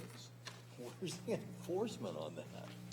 I mean, how do we follow to see that they're actually doing the 27? There is no enforcement. Well, that's, Commissioner, that's an issue of compliance, and that's where the user department working with the SB and compliance. Now, you're correct. We don't have a body that's performing compliance. We don't have one FTE for Not only compliance. that you don't have a body, is that if you had a body, there's no enforcement mechanism. Well, you know what, Well, but look, we well, are there- $200 million annual. We got a daggum SBA, you know, we are playing, we're not serious. We got 3 people over there, 4 people, 3 or 4 people Three. on 200, 3? Three. On $200 million, and we serious. And And that's the reason they say, oh, we do 6%, hell, what, you know, then what they gonna do? Oh, well, we'll go back and do it, we talk. Really? what is the enforcement? and that This passes becomes. the- Well, the enforcement is simply this. If the GC, the general contractor, agrees, look, I'm going to utilize these 3 vendors, these 3 subs, at this particular rate. That's how I got to 27. Correct. Is that right? Right. Okay. Then, as we did with the MedMod, it's a contractual obligation. You said in the contract with Dallas County, you're going to use these 3 subs at this percent, He equal wrote that 27. and put his name on it. That's Oh, written. yeah, that's part of the affidavits that to submit and the utilization plan, that I, the GC, will use this subcontractor to do this So work. Then if he fires them and he does something else, we do have enforcement rights. We If- have if who never- fires? We have never, ever, Well, unless, Right, we've never done it, but, that's right. Right. And unless someone's trapped. say again? Well, do we have any enforcement rights? No, hell. Well, not, remember now, this program SB is new, says 1 year. The question is, you've never had a reason to enforce, right? Y'all can explain all you want. MWE, we've never have enforced, because we couldn't. Right, We're MWE. not serious. You got a $200 million buy, you said we want people to participate, and you got 3 people over there, and then you still, after somebody submits the affidavit for good faith, they say, hey, I did all this good faith, and I found 6.3%. Oh, well, now we can help you get some more. And Commissioner, I want to make sure you understand this now. This is not an SBE issue. SBE provides the information to the vendor community. It says, look, here are the certified subs that can do the work that this project calls for. Whether the GC chooses to use them or not is not an SBE issue. That's about, Mr. Highland, Whose you're is making it? my point. Then whose is Well, it? You're making my point. I'm saying this to I'm speaking to the Commissioner's Court, not just to you, I Commissioner. hear you, but you're making my point. That's what I've been arguing. But these points, we got 2 issues here, right? And he's made, I think everybody's making the same point, that our policy is such that you can turn in some paperwork, and I guess look them in the eye and say you're trying hard. Then that's it. So we need to think about what that policy is. What if other jurisdictions, and we don't have our B to G stuff working, and that's a different discussion, but given the fact situation that we're in, what could be done? But then you get back to this one, and we've got a fully compliant bid according to our current policy. So there's kind of two questions. Eventually, shortly, we're gonna have to vote on this bid. But can we get a little homework done on what the policy might look like where, and I'm making this up. I don't know if this works or not. But could it be that you bid and we require, maybe it's not 40%, that's our aspirational goal, but there's some floor, 25%, whatever it is. We require that, and if you're the winning bidder, we're gonna work with you to get you to 25. I don't know if that's legal or not. I have a further question on this, Whoa, though. why you wanna short us? Hell, they just told me, somebody just told me they were gonna do 37. No, I hear you, but you said 25, and I know you were just fictitious in that. But my point is, this same bid, regardless of whatever their cost of operation, one's 37, one's 31. But isn't this part of the total thing, so are there a certain number of points that a bidder gets for hitting the goal of 40% and then going down, and they would get a fewer number of points for the 6.3? This is an invitation. But that's, we can't. I mean, ideally, Commissioner, that's how it works when you're doing an evaluated procurement and RFP. Right. Again, the issue with this statute, and I'll defer to Judge Roden, is it says the responsible bidder, which is a subjective term, that provides the lowest and best, another subjective term, value. And so you got to decide, if two veterans are $500,000 more, but the one who is more is hitting your SBE goal, is he considered the lowest and best responsible bidder? That's the question you have to decide. Because bidders are not equal. Correct. In this particular factor of participation. Right. So did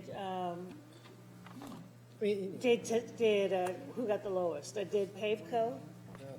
Did they get fewer points because they only were 1.95?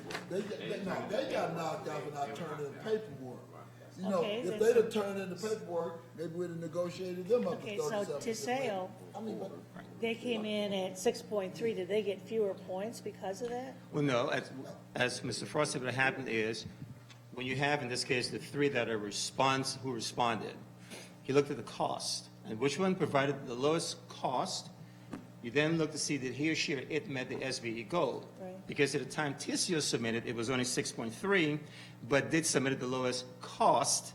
They began a conversation with Tiseo to encourage them to come up to something close to the 40%. Now, the question you need to answer is this. If the one who submitted 37% was $500,000 more, is he considered the responsible bidder with the lowest and best bid? Not by our Mr. policy. Heichel, the code says, the local government code 262.021, section 262.022 says lowest and best means a bid or an offering providing the best value. Consider. That's my point to this court. That's my point to this court. It does not, everybody wants to hang their hat on lowest bid. That's not what the statute says. It talks about lowest and best value.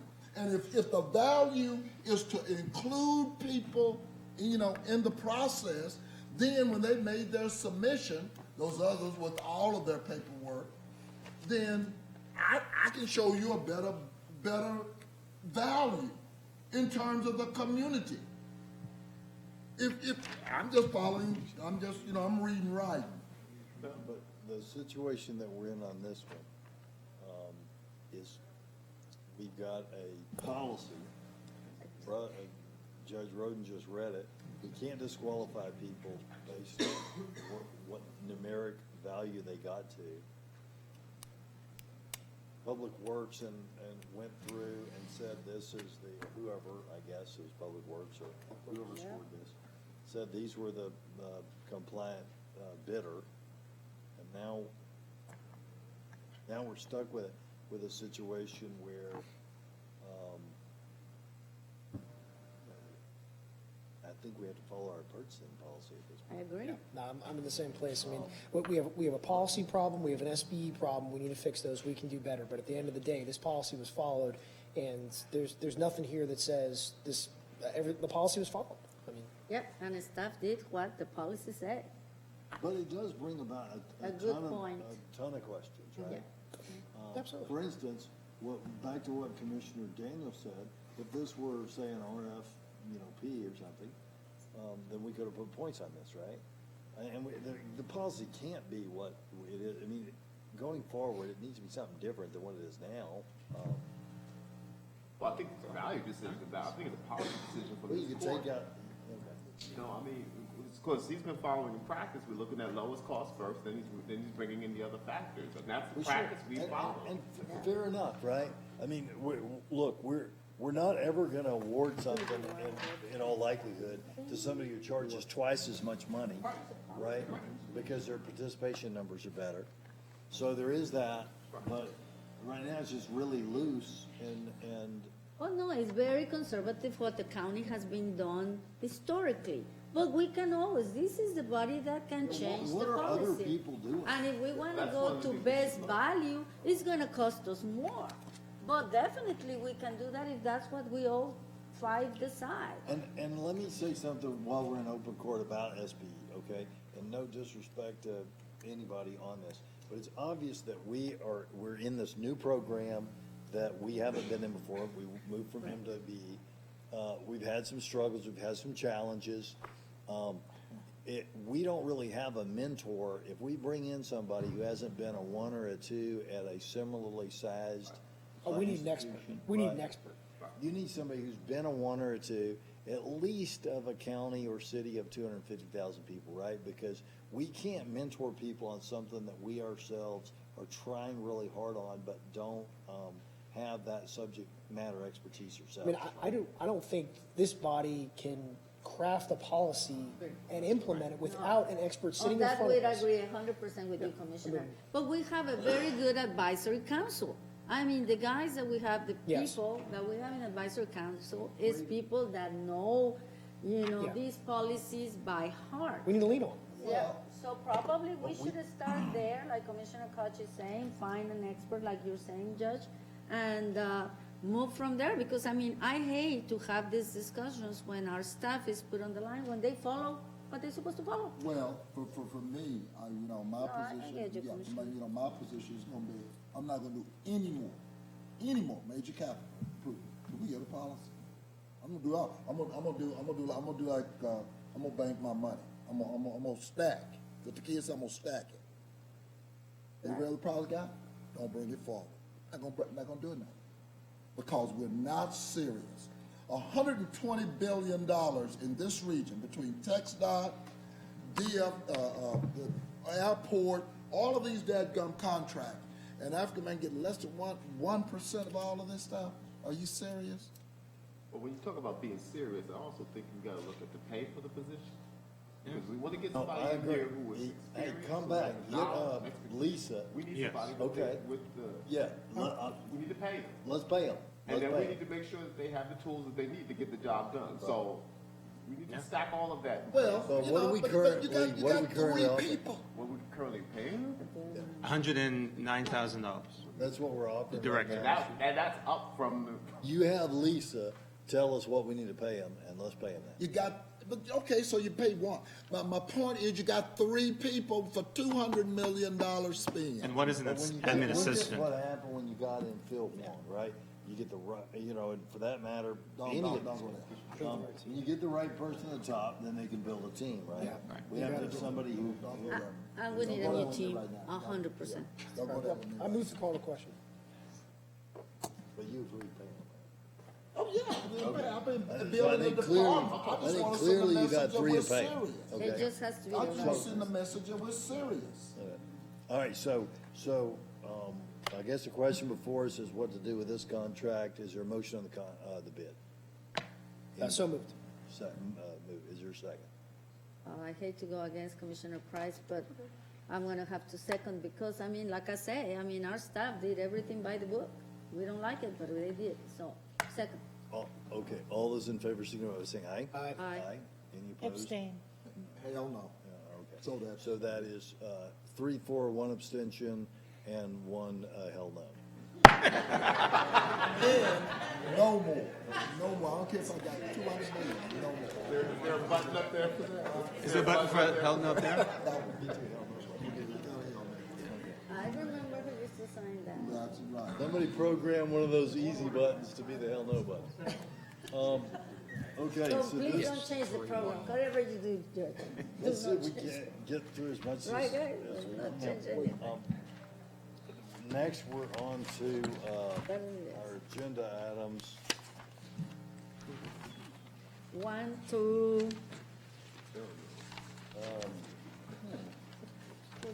1 to 49. Is there a motion on court orders One. M1 through 48 and addendums 49, pulling 35 and 45 for separate votes? Can we pull 49 for discussion?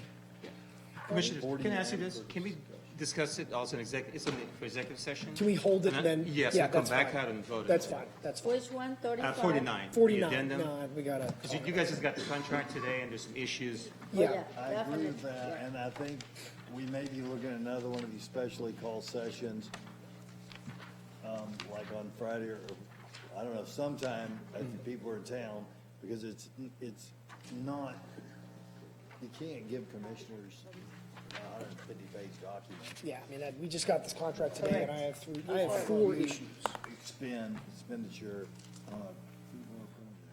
But that's what we're gonna discuss in executive. Yeah. session. So what are we voting on now? so What's we're been voting, pulled? we're pulling 49, 35 and 45 are pulled for separate votes, and we're voting on everything else. Okay, hold on, Judge, so we're 1 to 40, 49, pulling 35 and 49? Is that what you said? 45, 49, executive session. Where is it, I mean, So 35 and 45 for separate vote, 49 after executive session. okay, Okay. got it. Okay, so moved. Second. And I just want to briefly say on 24, Major Victor, I'm very happy that we are looking to bring Ms. Gail Davis in-house. I've heard nothing but wonderful reports about how wonderful she is. She's tremendous, and if we can acquire her, you know, I don't know if that's like signing LeBron James, but pretty good. We started our salary analysis on yesterday. Awesome, thank you so much. Yes, I sir. want to make some comments about 18, I'm sorry, 8. Commissioner Daniels, that's the program, concept design and bridging documents for the government center in Mesquite. So, you know, we finished already in the outside, and that's the government center that we have Is it discussed. Mesquite? Yeah. Number 8, I hope it's number 8, don't ask me. 8. I hope it's number 8, but that's what I mentioned, Mesquite Government Center. That's mine. All right. Yeah, well, Commissioner Daniels and I have discussed this as well, so I'm delighted. Thank you, Mr. Bazan and administration for moving this forward. The other kudos, and I know Commissioners, you, Commissioner Price, Commissioner Koch were with me at the last facilities meeting. We're moving the 1-year service contract with open government. As we discussed in facilities, you know, it's something that will help us not only, you know, follow up better what we're doing, but, you know, make us more into the forefront of the different issues that we're doing. And last but not least, I just want to say on item number 47 is our treasurer's number. It says I-Service Agreement. I want to put on the record because somebody called me and asked me what does the treasurer does with ICE. It's not the, you know, the ICE that we don't like, it's the ICE, let me rephrase that. It's not the ICE I don't like, it's Intercontinental Exchange, which is, you know, how we can make more money, right? Miss Treasurer, Madam Treasurer. Thank you so much. I think those are my comments, and we'll continue to move on Medical District Drive. I can't wait until we finish that project, Alberta, but nevertheless, I want to thank Public Works for another change form and this project. Thank you. I'd like to make one short comment about number 13, and I'm just glad that Health and Human Services is looking at our voucher programs, and HUD is adjusting some of the things that they are able to do in order to better match what's going on in 2019 in our communities. So thanks for responding on that. We just made the application to be able to get the voucher that we could use. And they're project-based, I mean, it's a little bit different definitions and how they can be used, as I understand it. Okay, well, if that's it for comments, then let's take a vote. There's been a motion and a second. There has been. All those in favor, signify by saying aye. Aye. Motion carries unanimously. Next up is 35. I pulled this because although I'm pleased that purchasing is working to bring us a policy where people can make a living wage, this extension will still have people making $10 an hour. Having said that, is there a motion? So moved. Second? Is there a second? Second, yes, I mean, Judge, we all agree with you. We've been moving through this, and our goal is to get to a good living wage, but nevertheless, this is an extension. I don't want to be without this service. You know, it's the last thing that we need, that we lose our facilities cleaning. I mean, I don't want to hear any more complaints about rats that are bigger than dogs. So with that being said, I second Commissioner Koch. And I do agree that arriving at a living wage for all workers in Dallas County is most definitely a goal. And we're all falling a little short on that, but we're also a little hamstrung when it comes to what we're able to enforce. Within our And rules. so if they're providing a good service, we need the service, that kind of puts us into the spot of Well, and having to do it. purchasing should be coming forward with a policy that will put us in line with all the other urban counties and cities now in having a living wage. And we look forward to that, Judge. All those in favor, signify by saying aye. Aye. Any opposed? And I'm abstain on that. The judge abstaining on this one? Next, we have 45. So on 45, I asked to pull that for separate vote as well, and I talked to Mr. Frost yesterday. As you know, the majority of this court gave clear direction that starting January 1, we would be no longer charging a MAG, no longer charging higher than necessary to recoup cost rates for phone and visitation services at the jail. This saw a 3-month extension at those high rates. However, I talked to Mr. Frost. He was able to talk to our current vendor, and they thought that they could lower those rates to the true recoupment rate even on this existing contract as it transitions to the new service. Do they have any snags with their lawyer, or are we good on that? No, actually, our current contract allows, if we went to a no commission rate of a lot lower than our current rate of 20 cents per minute, it goes to 7 cents a minute. I would recommend going with our current contract until we get the new contract for the board's consideration on either the 7th or the 17th, which would be significantly lower even than the 7 cents. But that's already in their proposal, originally adopted by this board with that contract, so we don't have any hiccups on contract issues. So the current contract that was awarded that we're extending for 3 months is just allowing us time to get the contract negotiated. We already have the terms. We just turned it over to the DA's office on last Thursday. So, we're trying to expedite that for the 7th or the 17th. Do I need to make an amendment to go with the 7 cents, or what needs to happen for this to work? It's under the current contract today, so we're using this current terms that we'll say that we don't want to use the commission rate. We'll use the no commission rate if that's what the will of the board is for the extension. We probably need a vote on that, or what? Yes. What do you As an do? amendment. Okay. I would recommend you make it as an I'll make amendment. I second the I'd amendment. second that. And do I need to say, I think you've explained it, but you tell me if this is good enough for what you and the Secures need. I make an amendment that under the terms of the current contract, we go with the no commission rate, which lowers the average minute cost to 7 cents 7 a minute cents. or lower. To 7 cents a minute, To yes, 7 sir. cents a minute. Okay. Sounds good. All those in favor, signify by saying aye. Aye. Aye. Any opposed? Motion carries unanimously. the amendment, with that amendment, that passed, right? You don't need another vote, do you? No, that's fine. Right. Okay, so then that takes us to 49. We're gonna go, which we're gonna do in closed session, but we're gonna go into closed session now.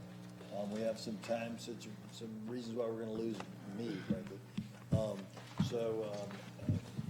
We're gonna go into closed session. Judge, and Elise, we'll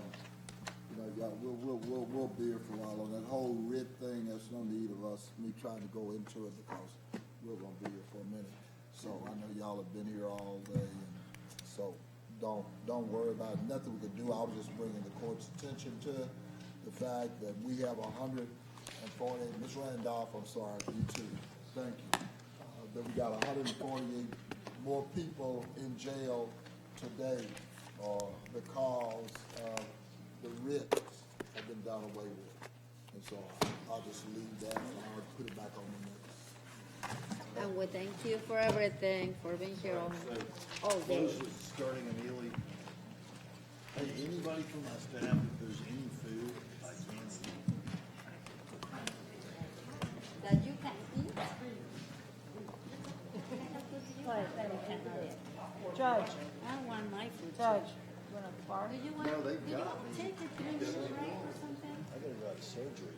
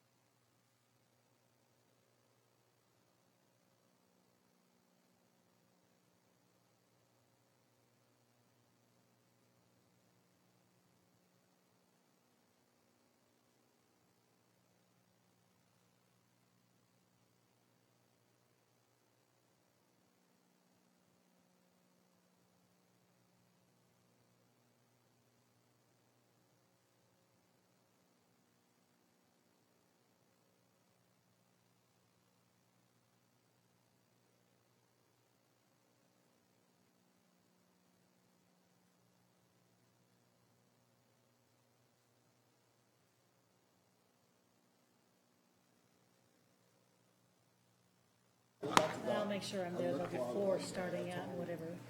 My concern is, at least with the contract. Okay.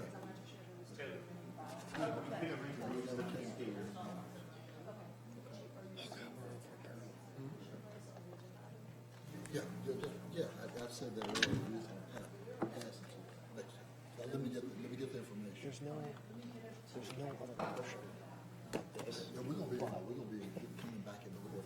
I think there's a high likelihood that this doesn't go, let's go sideways. Like on any piece of software, you gotta look at their past history, and what kind of record they have, and then see what was in there. I'm not sure. Commissioner, if you come back at 4:30, is that an issue with timing? At 4:30, I'm fine. Okay, 4:30? 4:30 is better. Okay, all right. Okay. Okay. Having returned from executive session, only having discussed those items for which were appropriate, no action having been taken, we will now hear from the speakers. We'll signed up for public speaking. Cynthia Smith, Chamir Jimerson,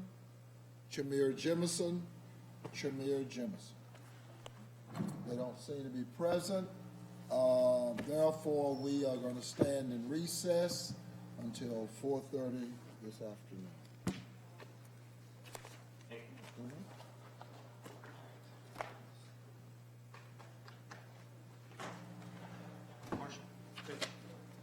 Make sure that Fox is unlocked. Make sure it's unlocked, because we will come back and use that. Okay, so we're back to the phone. I'll talk to my wife and see what the heck.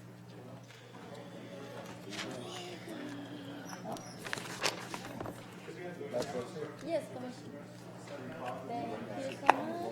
One more signature. Let me tell the staff about that. That's broken as hell. That's still on the same slide from back then. Stop. Well, no, it may not come back. Okay. No, thank you.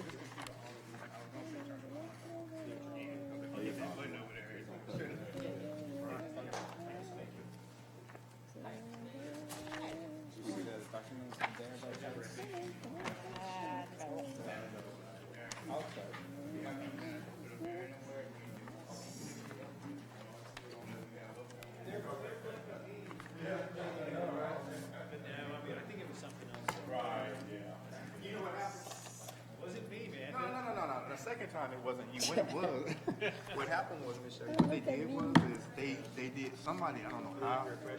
No, they had it on PC only. They had it on what? PC only. So it was just only And showing you the know, we thing. have some better system, we probably will not be as grumpy, but I see the problems you're having, and I just I don't know how somebody you clicked guys. on something, but Because I sometimes I can hear very well either. it wasn't you. We'll take They that, right? ask me, who You broke it. This thing is all. No, the first time somebody actually kicked this out. And I told him, and he always says, well, you should do this and you should do that.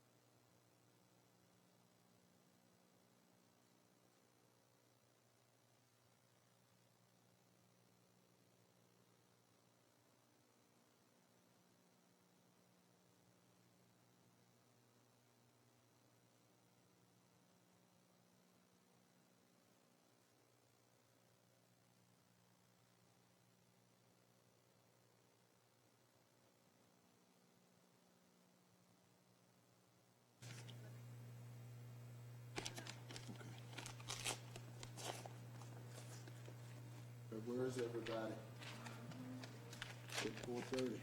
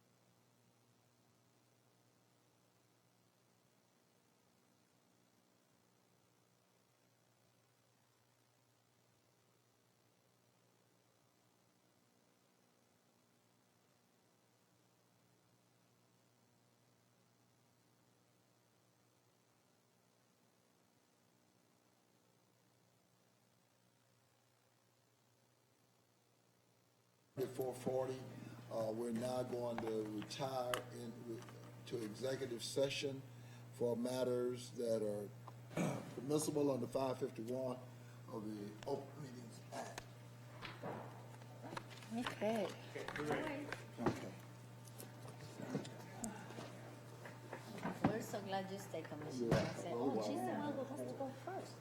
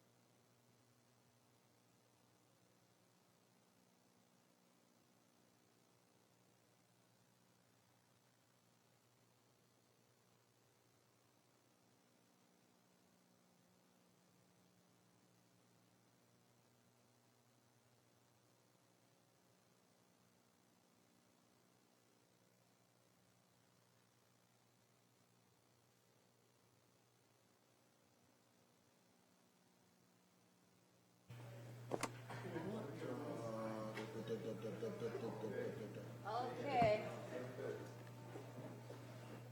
Back in. Gordon, took my stuff back up. Yes, sir. Did you ever actually catch the judge that, we get to the judge's office afterwards. But you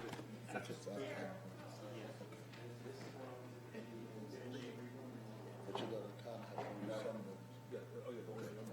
So Commissioner, so when you get to the contract, we'll talk about Exhibit G and the DA's office, we'll read it to the record, the additions. Okay. Additions to Exhibit G, the technical specs. Okay.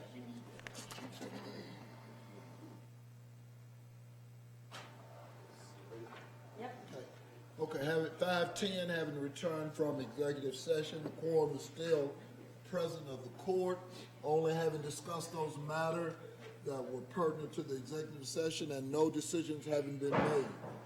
We are now back in session. Item 49 is before us, a contract between Dallas County, Texas, Election Systems and Software, LLC, for poll books, software, and services. That is before us. Can I get a motion? Okay, move to accept number 49 as amended. And in addition, the inclusion of the updated contract. Okay. The attachments. With attachment, got a second?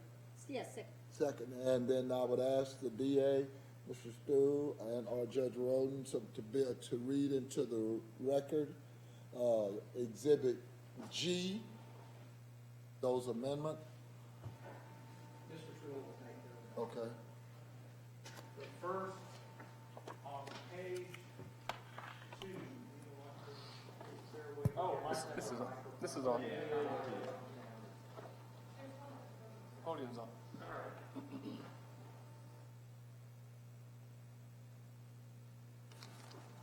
Is it on? Yes. Red. Okay, if red's on. All right. On page 2 of Exhibit G, as in good, at the bottom of the page, there are 8 numbered items.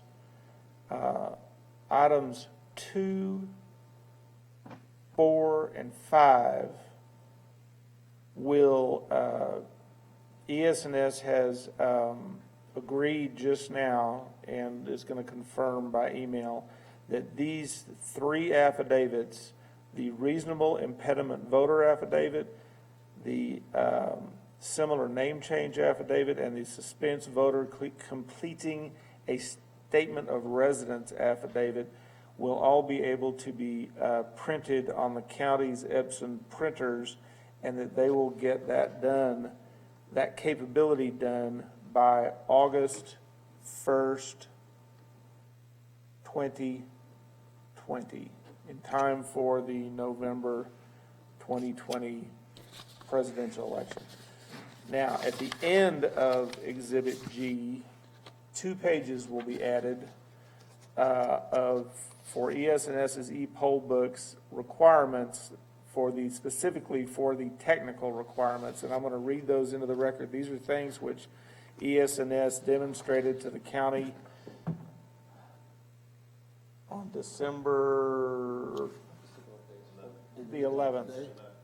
December 11th, 2020, and which I do have an email from them acknowledging that we can add these 2 pages of items to the contract, to Exhibit G, to the end of Exhibit G, and that they agree that their equipment, their express poll, electronic poll books will perform. IT operations, 1.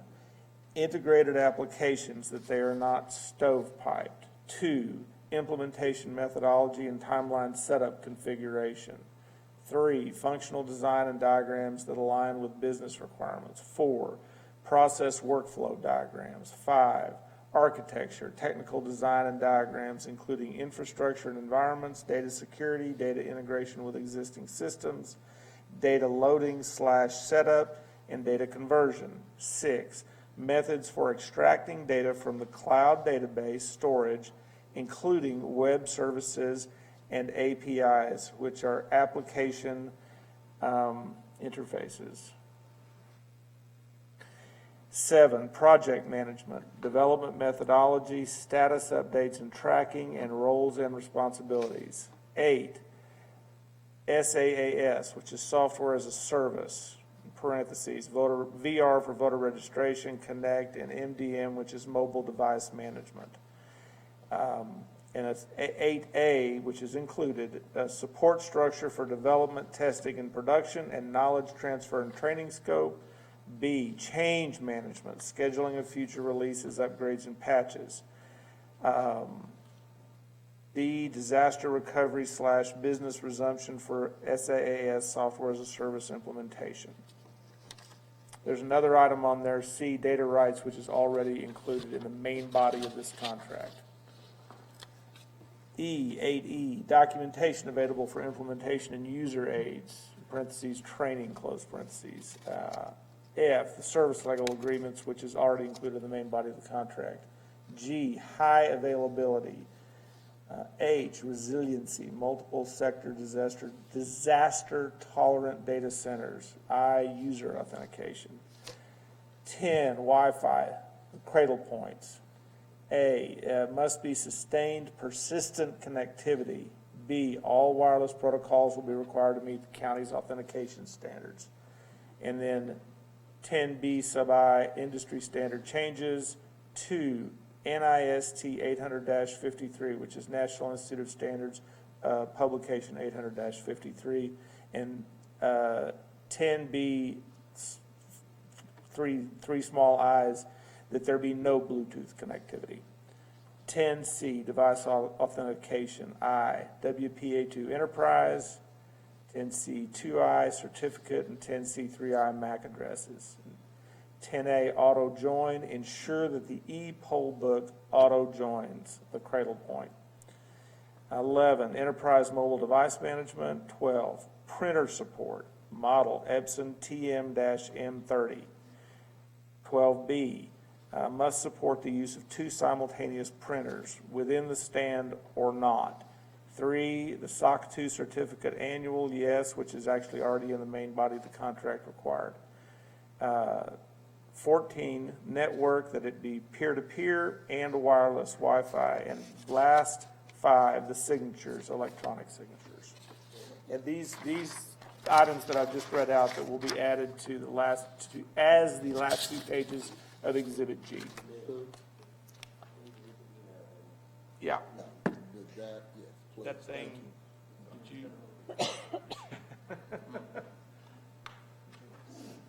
I'm gonna let you read that, but then I definitely want to make sure that in the contract, that SLA, in terms of the time, is it specific already in here? Yes. It is currently at the end of Exhibit G. It'll be D, excuse me, I'm sorry. It's the last pages of Exhibit D as in dog. Okay, well, read that. For the general election. More. You reading the email? Yeah, probably read the email. Yeah. We just follow it.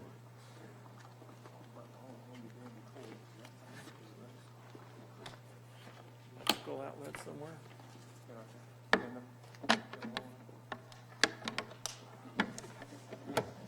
Before it dies on me. There we go. Thank you. Okay. While pinging up, 51 talks about all tiers, but we were very specific about a tier. A level. This talk, well, yeah, I know, but I thought in the conversation, it was extracted that we would deal with tier 2. Right. I'm just telling you, 51 has all the tiers. Correct, yes, sir. We're just using tier 2 as an example of how much time it is that they need to respond to the tier 2. But I thought that's what we'd come to a term of agreement. There's not, okay, anyway. Well, Commissioner, if I may, Tier 1 is for a total breakdown. That's if the thing if the electronic poll book system just stops working. Right. And that's where it's like within an hour that they have people there to do. And yeah, tier 2 is one level down from that, where it's, the whole thing hasn't quit working, but you've got a very serious problem. Right. And that's where it changed, and it's in the current contract, it's 12 hours instead of, originally it had been 24, and they agreed to reduce that to 12 hours. Okay, see, that's what I heard, so in here, the 12-hour is now based in here. Yes, that's the agreement, yes. Okay. All right. And this is the email I received from Tom O'Brien, the Executive Vice President and Chief Financial Officer of ES&S, today at 5:11 p.m. And this, it says, you know, Ben/Michael Frosch, this is to confirm that we will put this item on Exhibit G with the intent to implement it for the November 2020 election. And this item that he's referred to is down below in the email. That specific item is the printing to the county's Epson printers of the 3 affidavits which I spoke of earlier. The reasonable impediment voter affidavit, similar name change affidavit, and suspense voter completing a statement of residence affidavit.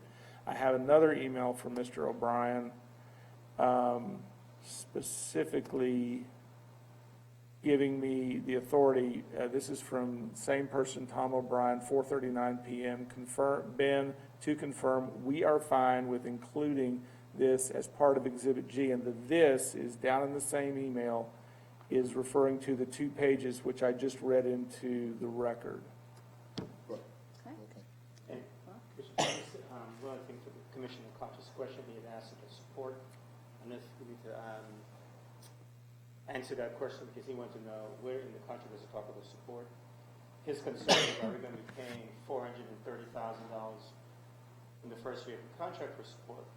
Just for the record, Exhibit A mentions that starting in year 2, the first term of the contract is for 2 years, and the maintenance is subsumed in the total of that contract, which is $5.6 million.